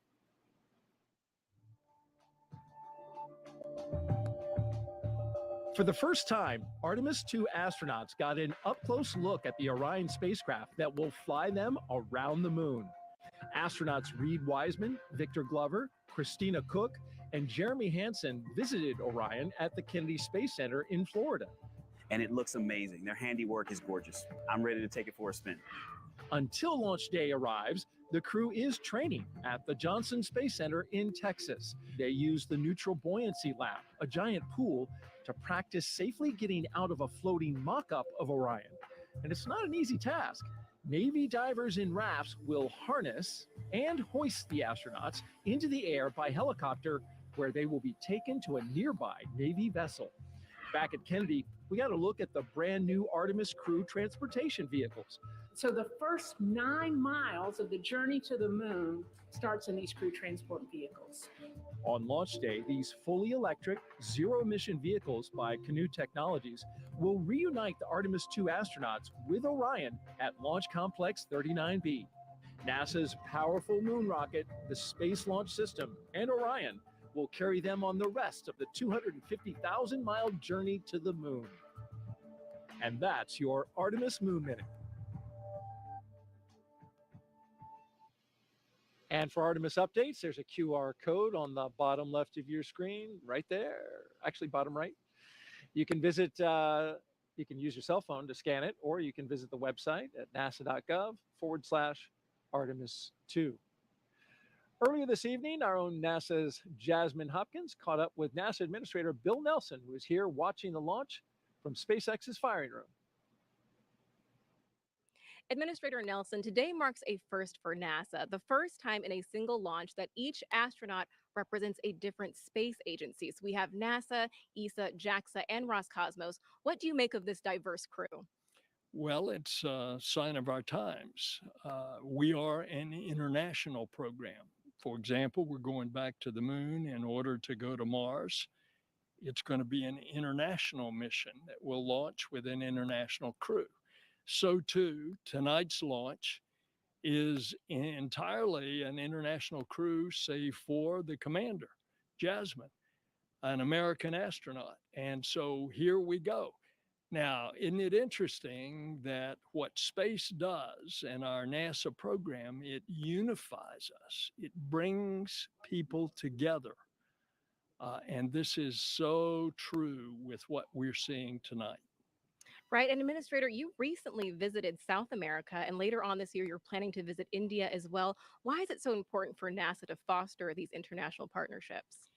They are delighted, indeed, eager to learn more about NASA and to partner with NASA. And so that's what we find when we go to another country. It's usually the president that wants to see us. And for example, in this South American trip, we talked to the president of Brazil and Colombia about what NASA can provide in the way of information from our satellites to help them protect the Amazon rainforest from being destroyed, which is a high agenda item for those countries. Indeed, it's a high agenda item for the entire world. I'm going to India. India is one that we want to have a close relationship with. We've already been doing things such as science experiments with India. We've got a major science program going that will be Earth observing with India next January. But now we're going to train and fly an Indian astronaut. So it is happening as we speak, and the United States has been the beneficiary of it. Absolutely. Administrator Nelson, thank you so much. Back to you. As we continue to count down, let's take a closer look at the vehicles that will be taking Crew-7 to the International Space Station today. Starting from the very top of the vehicle is the Dragon spacecraft. In total, there are 16 Draco thrusters Dragon can use in space to help navigate the spacecraft to its destination, each providing 90 pounds of force. That doesn't include the 8 Super Draco thrusters used for an abort, which are no longer active once the crew is in orbit.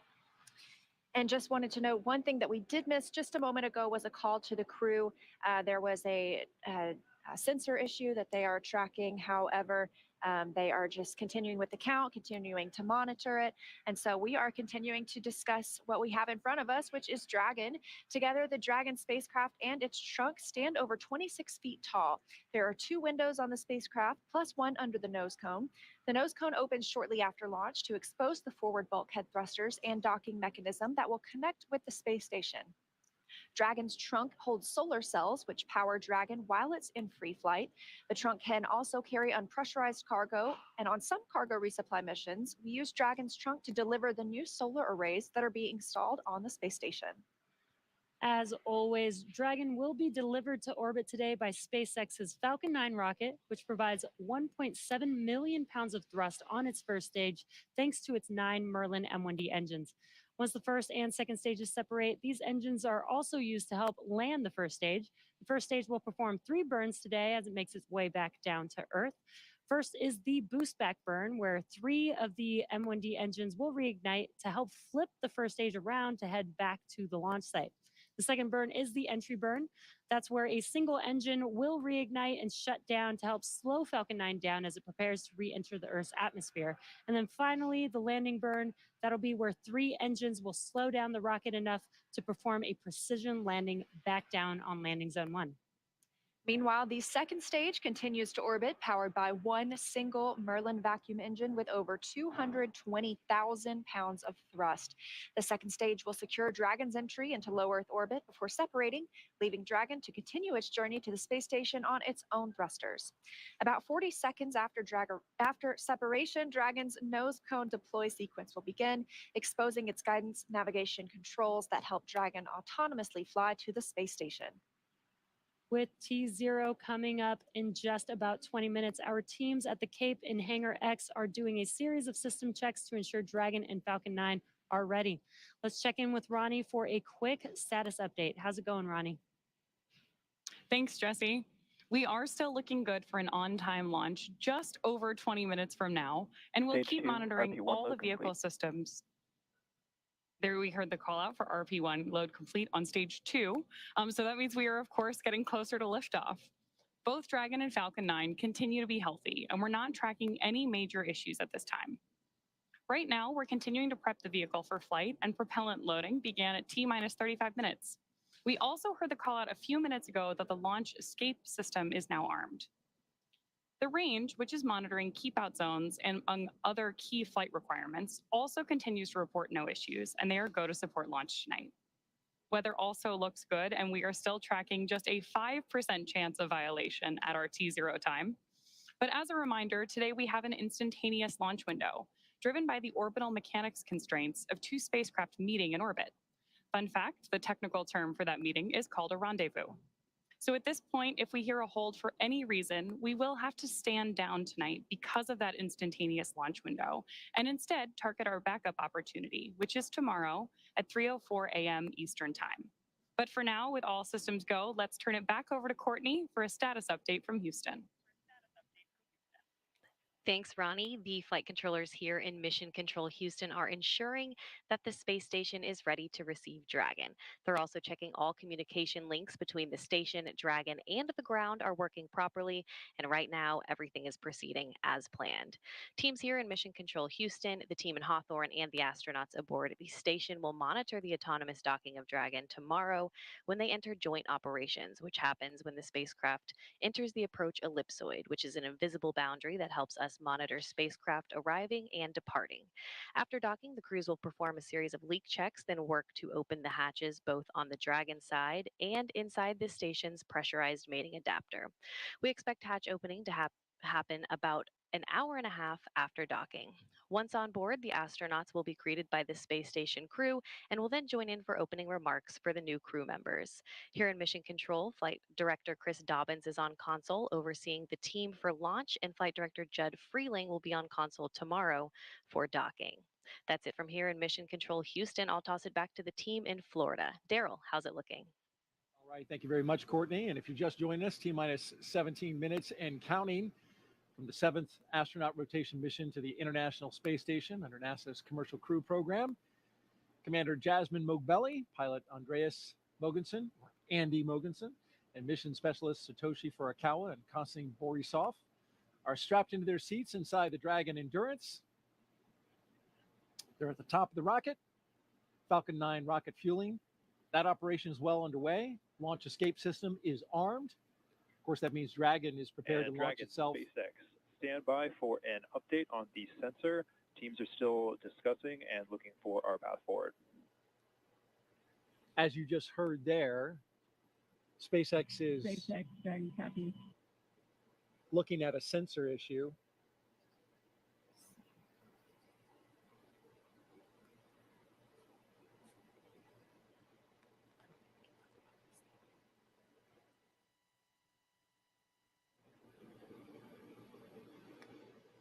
And so trying to determine if the sensor is giving good data, good reading, or if... Startup stage 2, locks loading.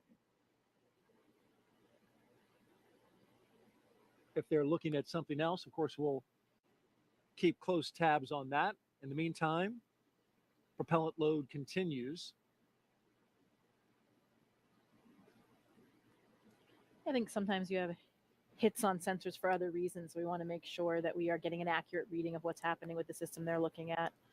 Probably trying to decide if it's a real signal or if it's a hit from some other reason. There's a lot of redundancy in the systems, as you mentioned, and those sensors have to make sure that the engineers understand exactly what they're looking at. So we'll, again, keep tabs. In the meantime, here's a little bit about Crew-7. Lieutenant Colonel Jasmin Moghbeli, a military helicopter test pilot. There she is. She hails from Long Island, New York. She's a mother to 2 twin girls, and she is the mission commander. This is pilot Andy Mogensen's second trip to space station. His first was as the flight engineer for the ESA IRIS mission in 2015. Mission specialist Satoshi Furukawa's interest in space began when he was 5 years old and he saw the Apollo 11 moon landing on TV. And mission specialist Konstantin Borisov was selected to be a cosmonaut in 2018, and this will be his first trip to space.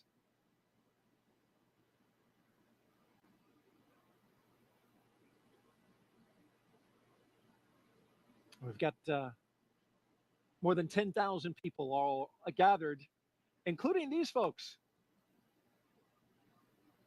Some special students. Those kids are, I shouldn't call them kids, they're students, right? College students. They're part of the First Nations launch, and they're giving us a big wave from the Banana Creek viewing location. They're from the University of Washington, University of Colorado, and Queen's University. They're visiting as part of NASA's First Nations launch, an Artemis Student Challenge, where they design, build, and launch their own high-powered rockets. And those students that you saw there in the stands, they were the grand prize winners. So welcome and enjoy the launch. T-minus 14 minutes and counting. Awaiting Crew-7 are 7 crew members at their destination at the International Space Station. I caught up with 3 of them as they were zipping around the Earth. Hey, Daryl, good morning. Well, good morning to you, Frank, Stephen, and Woody. Okay, minutes away from liftoff. You're inside the spacecraft. What's it like? The rocket is a living, breathing machine. We fuel the Falcon 9 rocket on the pad while the crew is on board. I expected that my heart would be racing, but actually it was just so much like training that I felt quite calm. Well, I'm sure calm will give way to excitement, right? When Crew-7 comes aboard. What do you think that'll be like? More than anything, it's your friends coming up to station, right? And so you get to hug and greet your friends that you haven't seen for several months. And it's always just a really fun reunion. You know, they're coming on board. They're going to live on board. It's really exciting to greet them as new friends and crewmates. Well, those new friends and crewmates, will you have any advice for them when they come on board? Like things to do, things not to do? The awesome thing is that we have an amazing ground team that catches all of it and keeps us honest and keeps us out of trouble. And so you can just kind of relax and enjoy it and just allow yourself to take it in, because it really is a pretty special experience. Really enjoy your time up here with the people, with the environment, and with the opportunity to work up here and look at the Earth. It's really amazing. Just really enjoy it. All right, speaking of enjoyment, Do you have a fun way to confirm that you're in space? Something you can do?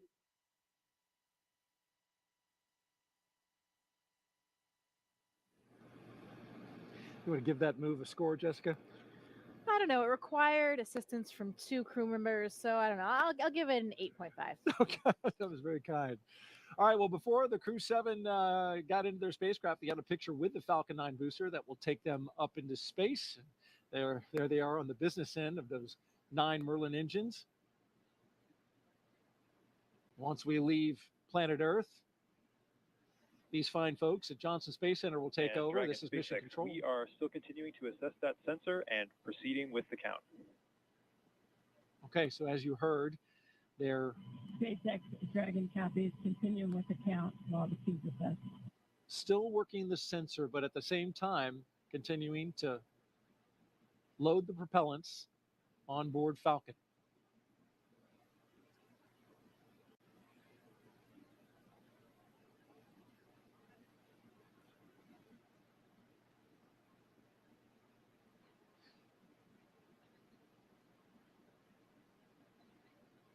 So Jessica, as we count down these last few minutes, you've got the launch team. They're taking a look at a sensor and some of the readings there. At the same time, we're proceeding forward, and they're communicating with the astronauts inside. And so as we get down to these final minutes, any thoughts? This is an exciting time for the crew. You know, they're probably running through some checklists of their own right now. They may be pretty busy in there, going through those same things that they've done in their simulations so many times before. But I bet it's getting pretty real right now. And hearing those calls about the sensor probably raises a few questions as well. But I know the ground will keep them informed as we go. 10 minutes. It's getting very close. Indeed it is. And tracking everything are Leah and Ronnie at SpaceX headquarters in Hawthorne, California. Will take us through the rest of the count. Thanks, Daryl. Our next major countdown event will be at the T-minus 10-minute mark, so coming up here, And when the Dragon Falcon 9 SpaceX, launch stand commit. by for display configuration. There we go ahead and have the Dragon astronauts are standing by for display configuration, which will let them know that we are even closer to liftoff. The launch commit criteria that we're waiting to hear that call out for are specific thresholds and pieces of information about the entire Falcon 9 system needed to make sure that the rocket is healthy. Of course, we do have many systems in place to ensure that the rocket and crew are both safe leading up to liftoff and during flight.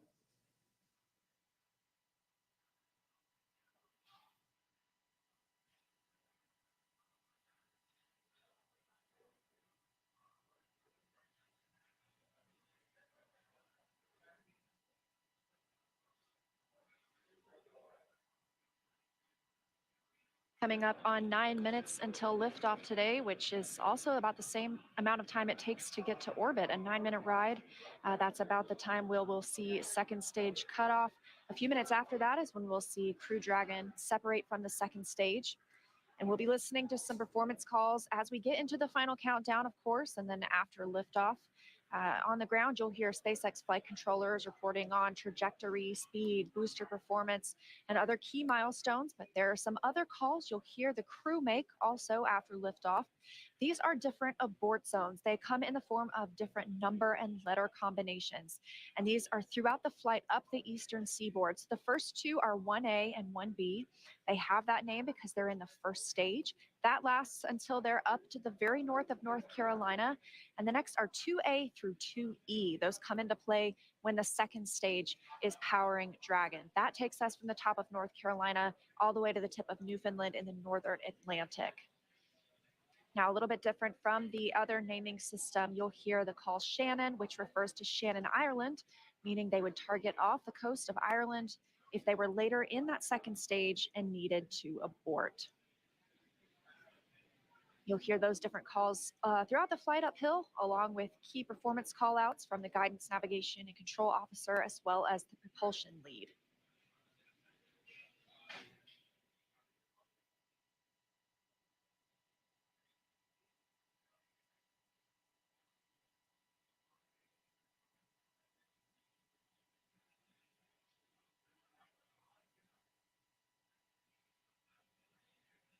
One of the next callouts that we're listening for is the announcement that Stage 1 engine chill has started.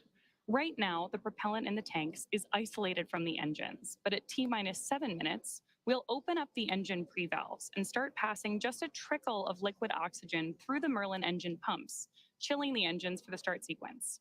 We do this because the super chilled and densified liquid oxygen is really cold, and we use that small amount of LOX to basically prepare the engine hardware. There's a call out for engine chill. So now we're basically preparing that engine hardware to flow all of the LOX and propellant into it during flight.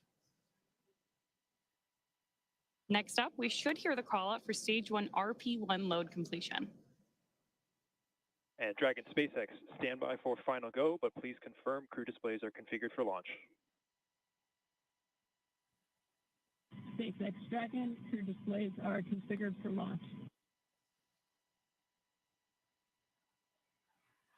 All right, we heard their crew displays. Those 3 screens from which they can monitor the mission are configured for launch. Stage 1, RP1 load is complete.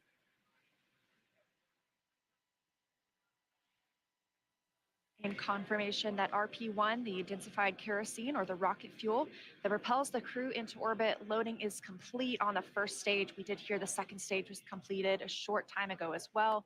Now, T-minus 6 minutes until launch. We are still loading liquid oxygen on the first and second stages. This is the oxidizer we need to combine with the densified kerosene that just finished loading. Coming up, we will hear the call for Dragon to configure for terminal count and then transition to internal power at about 5 minutes until launch. Then we'll hear the propellant tanks on Falcon 9 are getting ready to pressurize, adding some additional rigidity and structural support as we get ready for the strong back to retract. It'll move just a couple of degrees at first, and then we'll see it swing open completely at the moment of liftoff. That strong back provides access to Falcon 9's fueling lines and umbilicals for the prop load and the different gases being loaded on board. So we're continuing to check through a couple of more fueling milestones, including one around the 2-minute mark, where we will hear that the liquid oxygen is finished on board the second stage.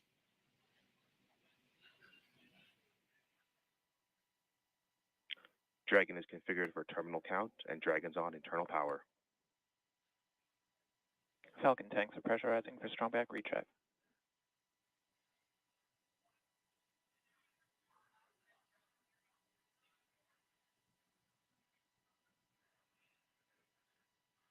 So there we heard the call out that we are preparing for strong back retract. And as Leah just mentioned, the strong back is that white truss structure that you see on the left side of Falcon 9. Got a better shot of it right there. Strong back is retracting. Just before lift. There we heard the call out from mission control that we are retracting the strong back now. The strong back is part of the transporter erector, which was used not only to roll Falcon 9 out to the launch pad, but also to raise it into its vertical position. It will retract just about 2 degrees first after those clamp arms open up around the base of Dragon's trunk. And then just before liftoff, we'll actually go all the way back to 45 degrees retracted to give Falcon 9 and Crew-7 room for liftoff.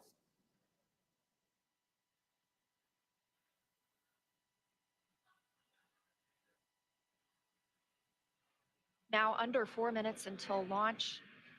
Next up, we're looking for the first stage liquid oxygen loading to finish at T-minus 3 minutes.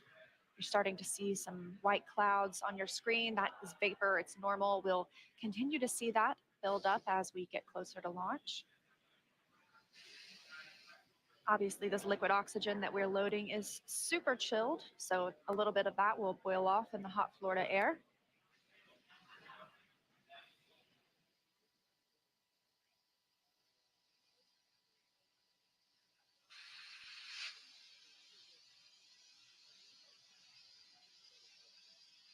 Stage 1 lock loading is complete.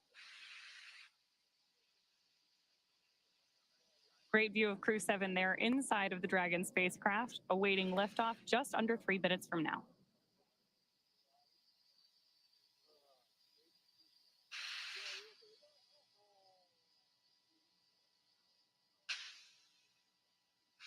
Dragon is in terminal count.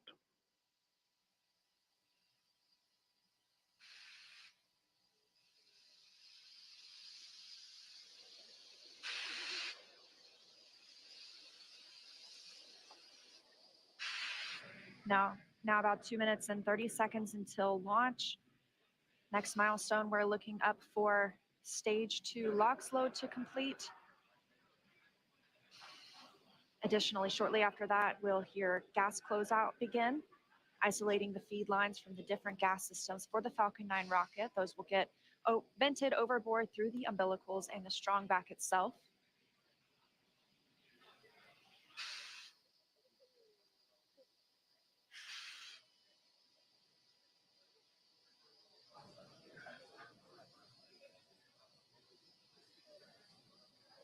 Stage 2 LOX loading is complete. Dragon is in auto idle.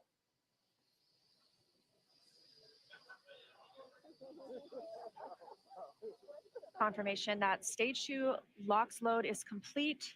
Dragon and Falcon 9 fully fueled. Gas closeout has started. Expect loud venting.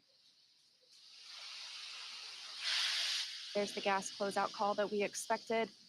Additionally, we will be in auto idle. This puts the rocket in a state the flight computers understand before it takes over, making sure the transition to final countdown is smooth. Coming up at T-minus 1 minute, we'll hear that Dragon is in countdown. Its computer will switch to countdown mode. We'll also hear that the flight termination system on Falcon 9 is armed. Falcon 9 is in startup. Dragon's in terminal count.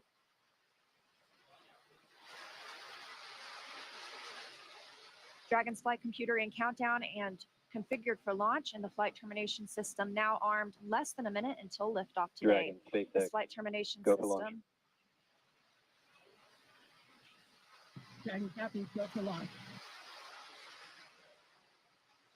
You heard it, Crew-7 getting the go for launch, just 30 seconds away for an on-time launch.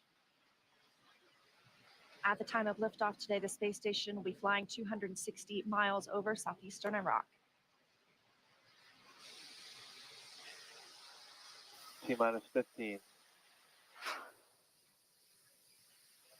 T-minus 10, 9, 8, 7, 6, 5, 4, 3, 2, 1.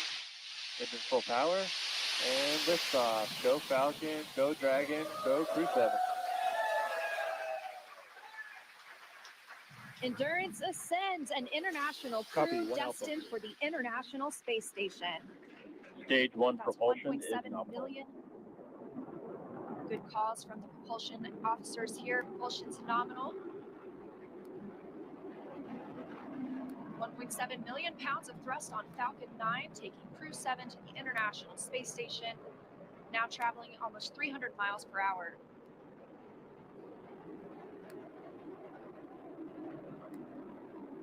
Nominal power and telemetry. We are just about T plus 45 seconds into the 7th rotational crew mission on board Dragon and Falcon 9, and right now the vehicle is throttling down to help us pass through the period of maximum dynamic pressure.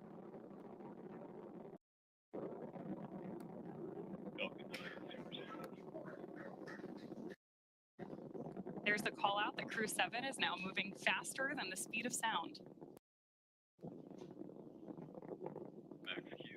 Stage 1 throttle up. Confirmation we have moved through max Q and are throttling back up.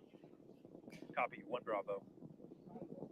Heard that call from Jasmin on Crew-7, as well as confirmation from the ground. The call out for 1 Bravo means we are in the second and final abort mode for the first stage, continuing to get good performance.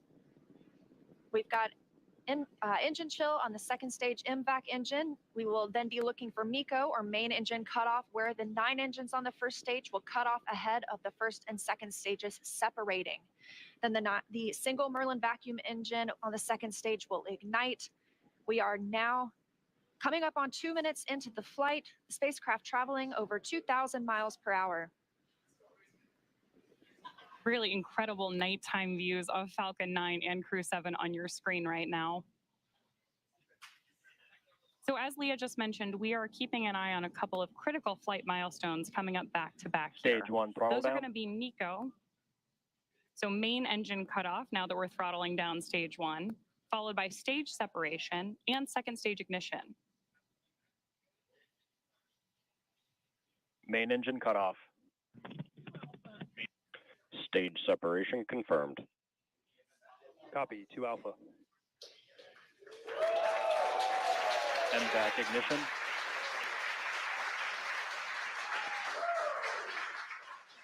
So there you heard and saw Miko stage SEP, and hopefully you heard Jasmin call out for the 2 Alpha abort mode just before second stage ignition.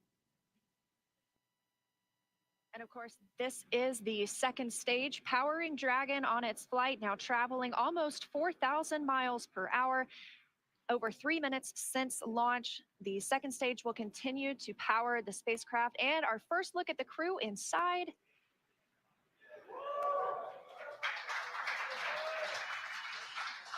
We'll be standing by for SECO. That's the next major milestone for this second stage engine that comes shortly before 9 minutes into the flight. So we've still got some time on this engine. So right now, while Crew-7 makes its way to orbit, our first stage booster is making its way back to land. So you may hear the call outs here on the net shortly that we are in the middle of our boost back burn.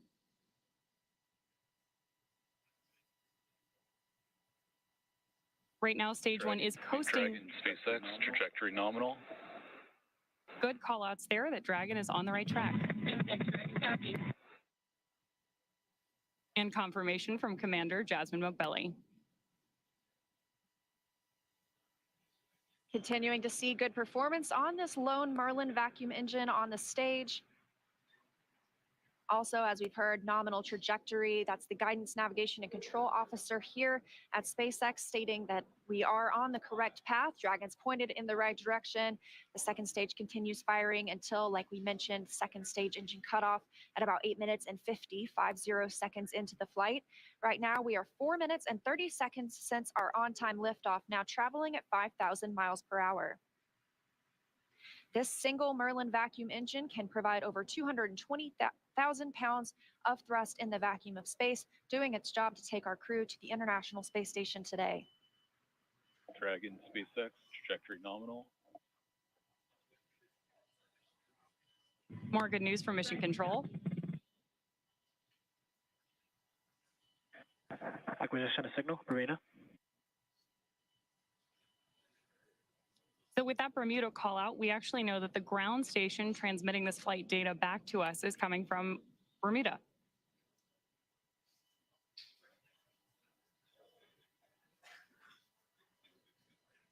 The crew is currently pulling a little more than 1 G as the second stage engine continues to propel their flight. Continuing to hear good calls to the crew, now 5 minutes and 30 seconds into the flight, traveling at 6,400 miles per hour. Again, we will continue to see the second stage fire for about 3 more minutes. Shortly after second stage engine cutoff, we will see it separate from Dragon, which will continue its journey.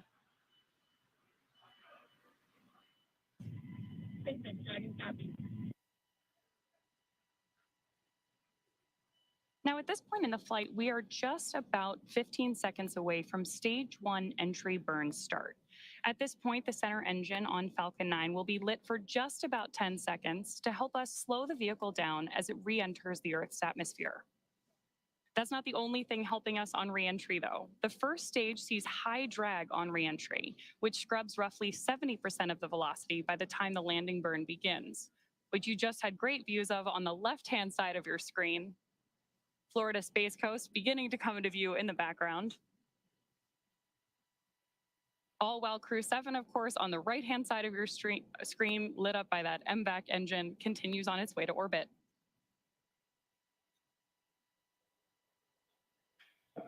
And we are now coming up on continuing to get good calls as we reach almost 7 minutes into the flight. Crew traveling at 9,400 miles per hour. Again, we still have about 1 minute, 45 seconds left with the second stage propelling the crew. And of course, we are also expecting that landing burn start from Falcon 9 any second now. Great views.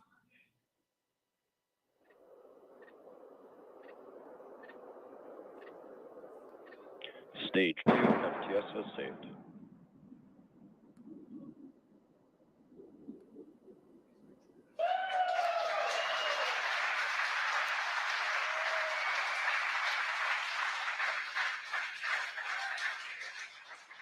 Great news there that stage 1 has successfully landed back at landing zone 1 in Florida. And stage 2 continues to propel Dragon and our Crew-7 crew members. We now are coming up on SECO, second stage engine cutoff. Again, looking at that about 8 minutes and 50 seconds into the flight. Everything continues as planned today, now traveling over 13,000 miles per hour. Again, we're looking for eventually a good orbital insertion at which we'll be traveling.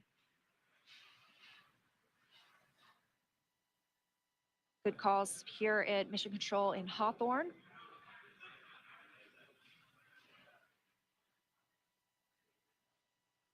And we are standing by for second stage engine cutoff.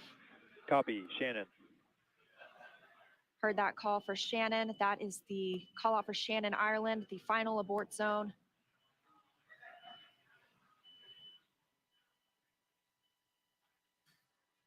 MVAC shutdown. There's audio confirmation, and you can see on your screen that we have had successful second engine cutoff 1 of our MVAC engine. Dragon, SpaceX, nominal orbit insertion. Dragon. And good news there that Crew-7. Nominal orbital insertion. Dragon, SpaceX. Awesome to hear. Disarmed.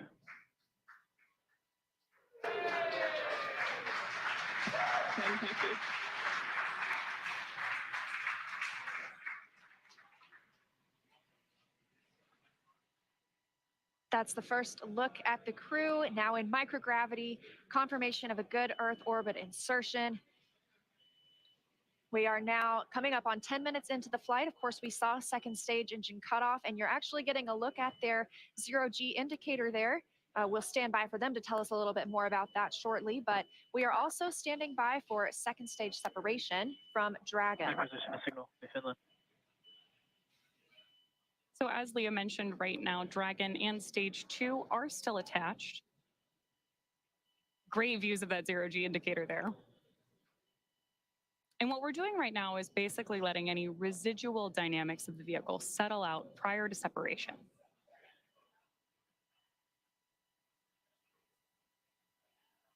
We are expecting that separation event in probably about 90 seconds. Crew looks like they're having a great time up in space too. And as we stand by for that separation, shortly thereafter, we'll be looking for the nose cone to begin deploying. That command will be sent, and we'll see it open shortly after. We'll need the nose cone to open to expose those forward bulkhead thrusters, as well as the docking mechanism with which they will use to link up with the International Space Station. After their ride, it's almost 30 hours long.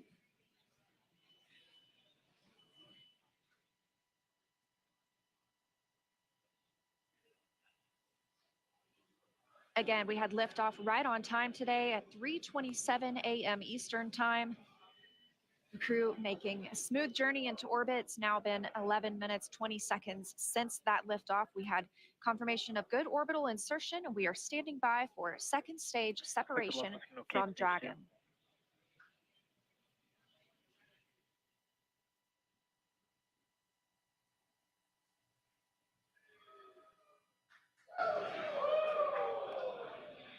Great views of mission control here in Hawthorne, California. And the SpaceX team standing in the background, standing by for Dragon separation.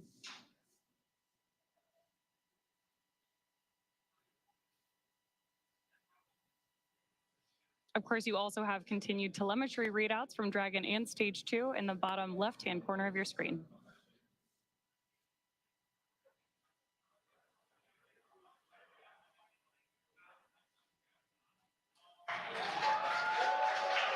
Dragon separation confirmed.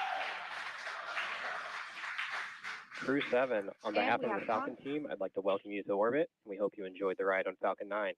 Space travel is difficult, even though you make it look easy, so thank you for trusting us to get you up there. not a bad way to spend a day in the office. Stand by for words from the launch director. Hello, Crew-7. This is Launch Director here on Countdown. On behalf of the entire SpaceX Launch and Recovery team, I'm honored to welcome Dragon's first ever all-international crew to orbit. Счастливого пути, Gotor, Iterashai. Godspeed, Crew-7. Cheers. SpaceX, thanks for the ride. It was awesome. On behalf of Andy, Satoshi, Toshi, and I, we'd like to thank the multitude of people who've led us to this unique moment. We may have 4 crew members on board from 4 different nations, Denmark, Japan, Russia, and the USA, but we're a united team with a common mission. We hope the work we do serves to benefit our beautiful home planet and those on it. As you said, human spaceflight requires an unparalleled level of vigilance and rigor, and we thank all those who prepared not only us, but also this truly impressive spacecraft for flight. Finally, to our families, bear the greater burden of our choice to explore. Thank you. Go Crew-7. Awesome ride. Really incredibly moving words from Commander Jasmin Moghbeli now that she and her international team are up in space. That is going to end our coverage from Hawthorne until we pick back up with our docking coverage, like Leah mentioned, just about 30 hours from now. But for now, I'm going to hand it back over to Daryl and Jessica at Kennedy Space Center to wrap up our launch coverage tonight. All right, thank you very much, and great job. And Jessica, what a launch. It was spectacular. Like we said, those night launches are something to see. You see all those bright lights. You see those little nitrogen pulses when that first stage is coming back down. Spectacular. Phenomenal roar, the thunder, you could feel it in your chest. And then, of course, the booster came back and landed, and that was some extra pop. Pretty impressive all around. Sights, sounds, and even those feelings. That's new, of course, to Crew, to NASA Crew, is bringing the booster back. NASA decided they have a lot of prop margin, propellant that is, and so they burn the first stage a little less and the second stage a little more. It allows them to bring the first stage back and back to land, which is good to see.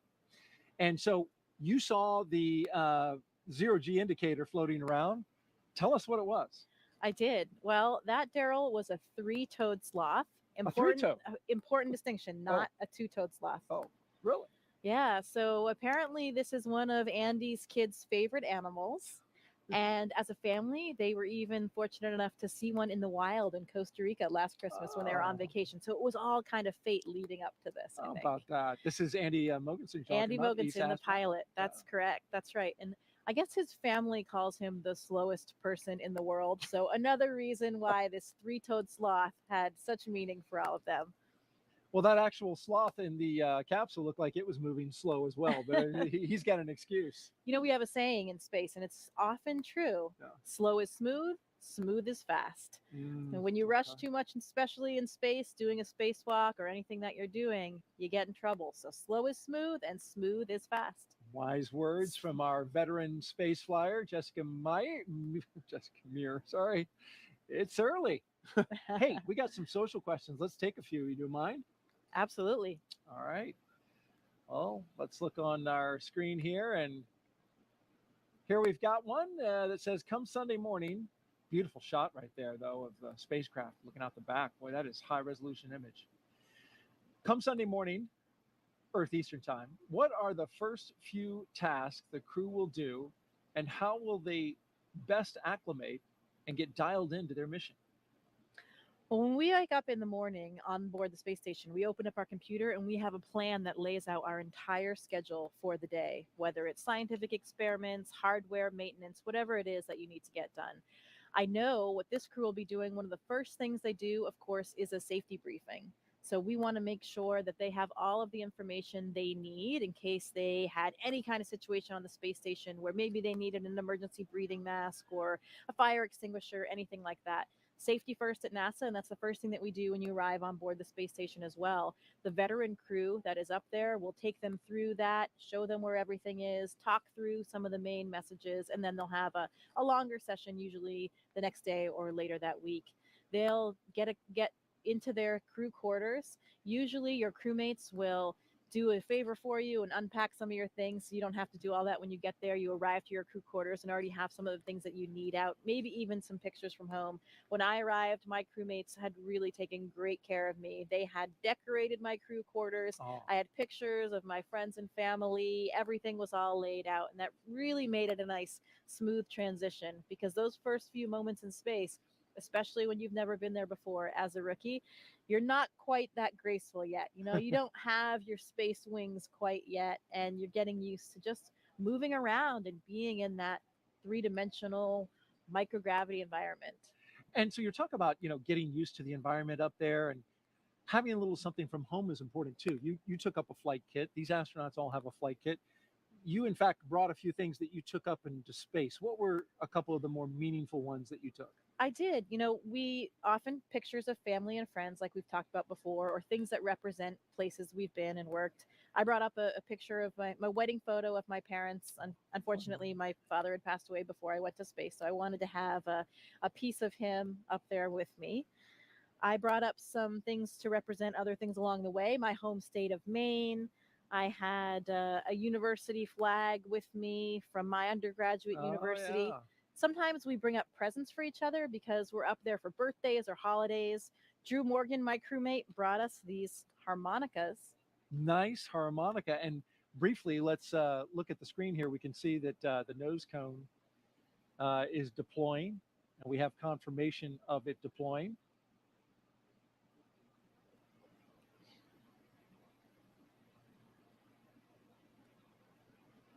Beautiful shot there.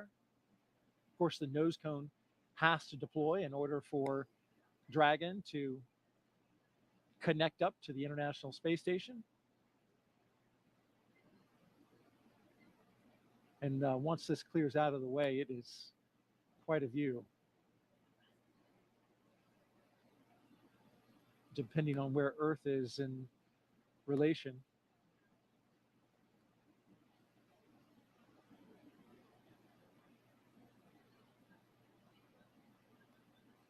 Okay, looks like we're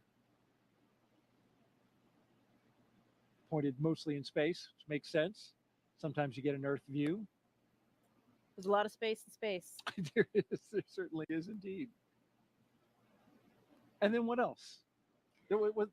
Oh, you got something special. My one item that I brought that was my personal kind of selfish item that wasn't for anybody else was my panda. This is Pandemonium. Oh, I've had him since I was 5 years old. Pandemonium. So he made his way to space with me as well. And we saw a lot of stuffed animals floating with these zero-G indicators. We saw that three-toed sloth, but Pandemonium was up there floating in all of his glory as well. And, these are all just things that remind us of home and really help us share the mission with everybody back home. All of these places and things that have meant something to us along the way, because we did not get there alone.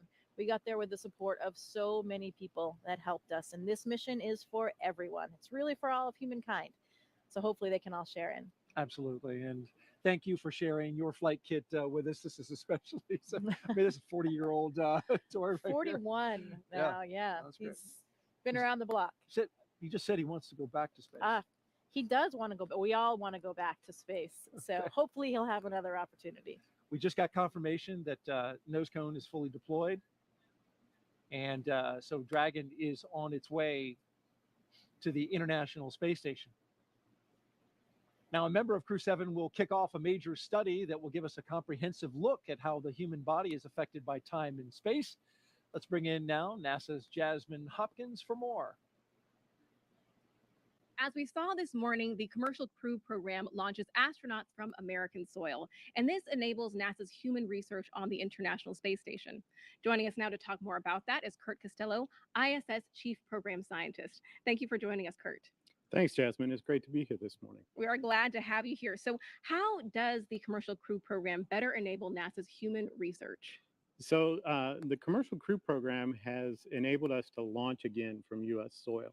And what that means is a lot of our sensitive science that needs to be loaded within the last few hours before we launch can now be quickly transported from our labs here at KSC to the vehicle on the launch pad. So this enables us a late load capability that allows us to get our samples, critical samples, onto the vehicles.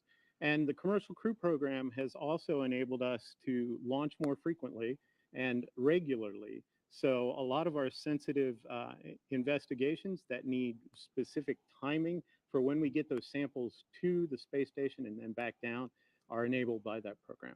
That is great, Curtin. Can you tell us a little bit more about the new human research investigation going to be part of Crew-7? Sure. I think you're referring to Cypher, and Cypher is not just one investigation, but 14 in one.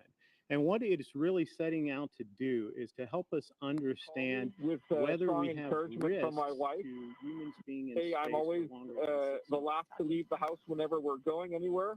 Personally, I think it's with good reason. But they say I'm the slowest person alive, which is also why it's a 3-toed sloth, not a 2-toed sloth, because apparently that would be too fast for me. So welcome to space, Sasha the sloth.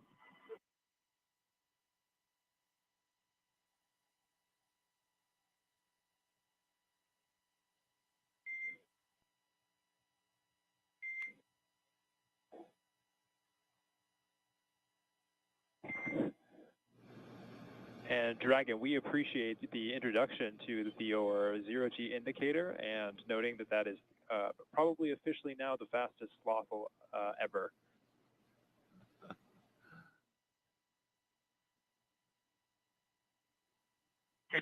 This is Satoshi. It's nice to be in space, and I'm very glad to see happy faces. 日本の皆さん、国際宇宙ステーションへ、再びとして着実に仕事をしていきます。 Yes, I'm very excited. First of all, a few words in Russian, then in English. Всем большое спасибо, огромное восхищение тем, как мы прокатились ракетами в космосе. Невероятно. Полет в космос — это результат действий скоординированных тысяч людей, которые работают в разных странах. Всем большое спасибо. Роскосмос, НАСА, ESA, JAXA, SpaceX. Моим друзьям и семье большое спасибо. Thank you very much for all your hard work. SpaceX, Roscosmos, NASA, ESA, JAXA, and all the partners involved in manned space flight. That's a profound example of how much we can achieve working together in harmony. Let's continue. Cool. Thanks a lot to everyone, to my family as well. Thanks.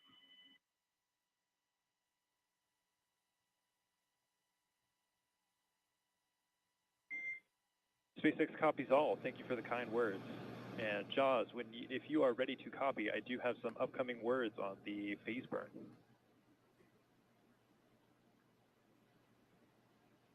Expect a loss of signal. Good, Hilly.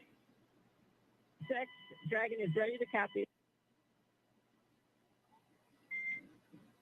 Okay, wanted to give you an update that we are going to be losing TDRS for voice comms for about 15, that's approximately 15 minutes, which is going to include that upcoming phase burn per your displays.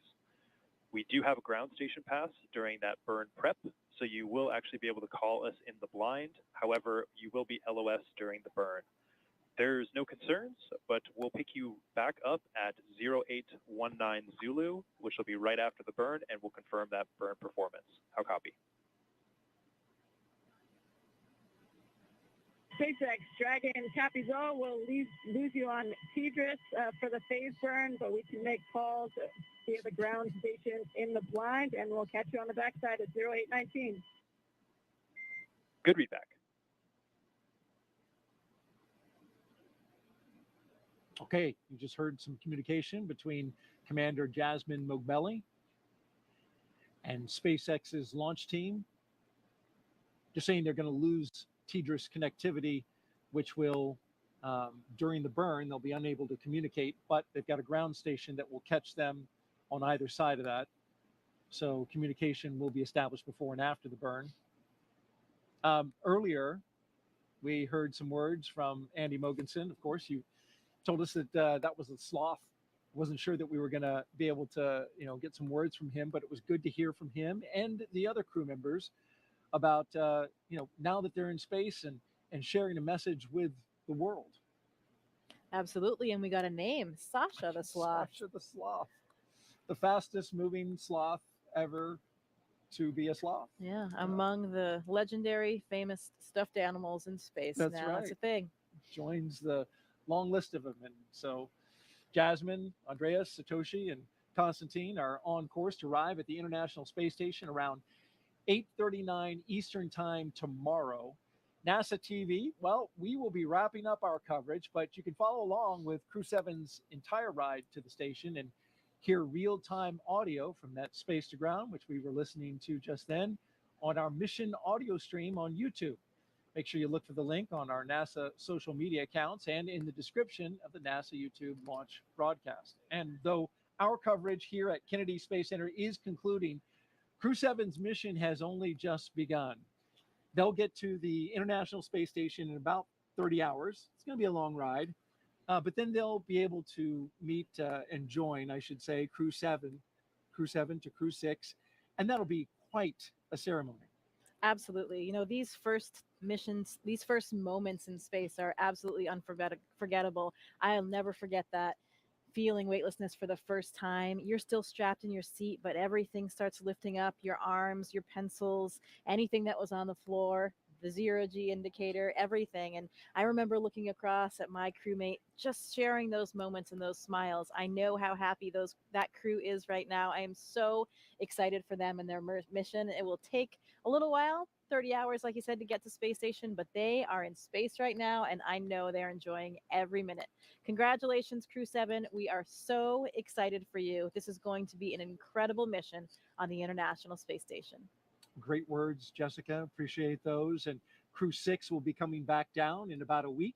They'll have a roughly 5-day handover, and then they'll return. Next up for us is our post-launch news conference scheduled at 5 a.m. Eastern Time on NASA TV. And of course, we'll have live joint coverage of docking and the Crew-7 welcome ceremony starting tomorrow at 6:45 a.m. Eastern Time on NASA TV, as well as SpaceX's YouTube channel. You can find mission updates on X, at NASA, at SpaceX, and on the web at nasa.gov, including, again, the link to that mission audio stream if you want to stick around with Crew-7 and be with them on their entire journey.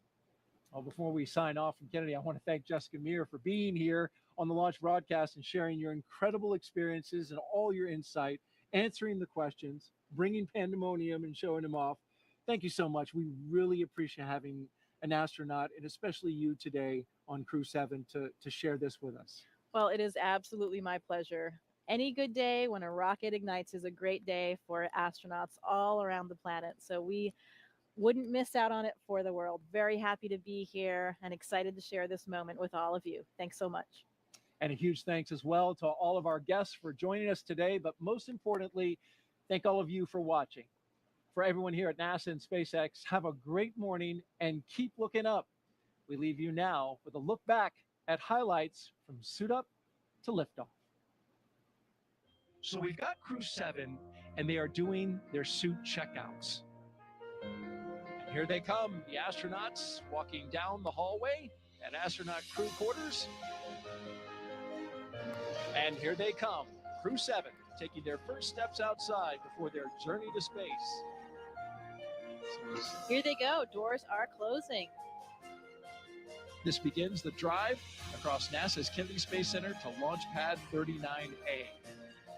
And there's Jasmin Moghbeli, the commander, and Andreas Mogensen, our pilot.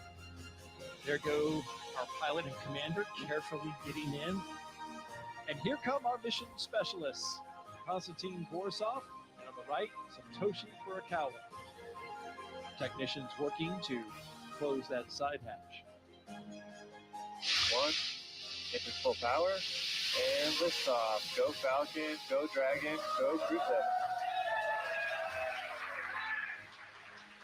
Endurance ascends, an international crew destined for the International Space Station. Stage 1 propulsion is 1.7 nominal. million. Good calls from the propulsion officers here. Propulsion's nominal.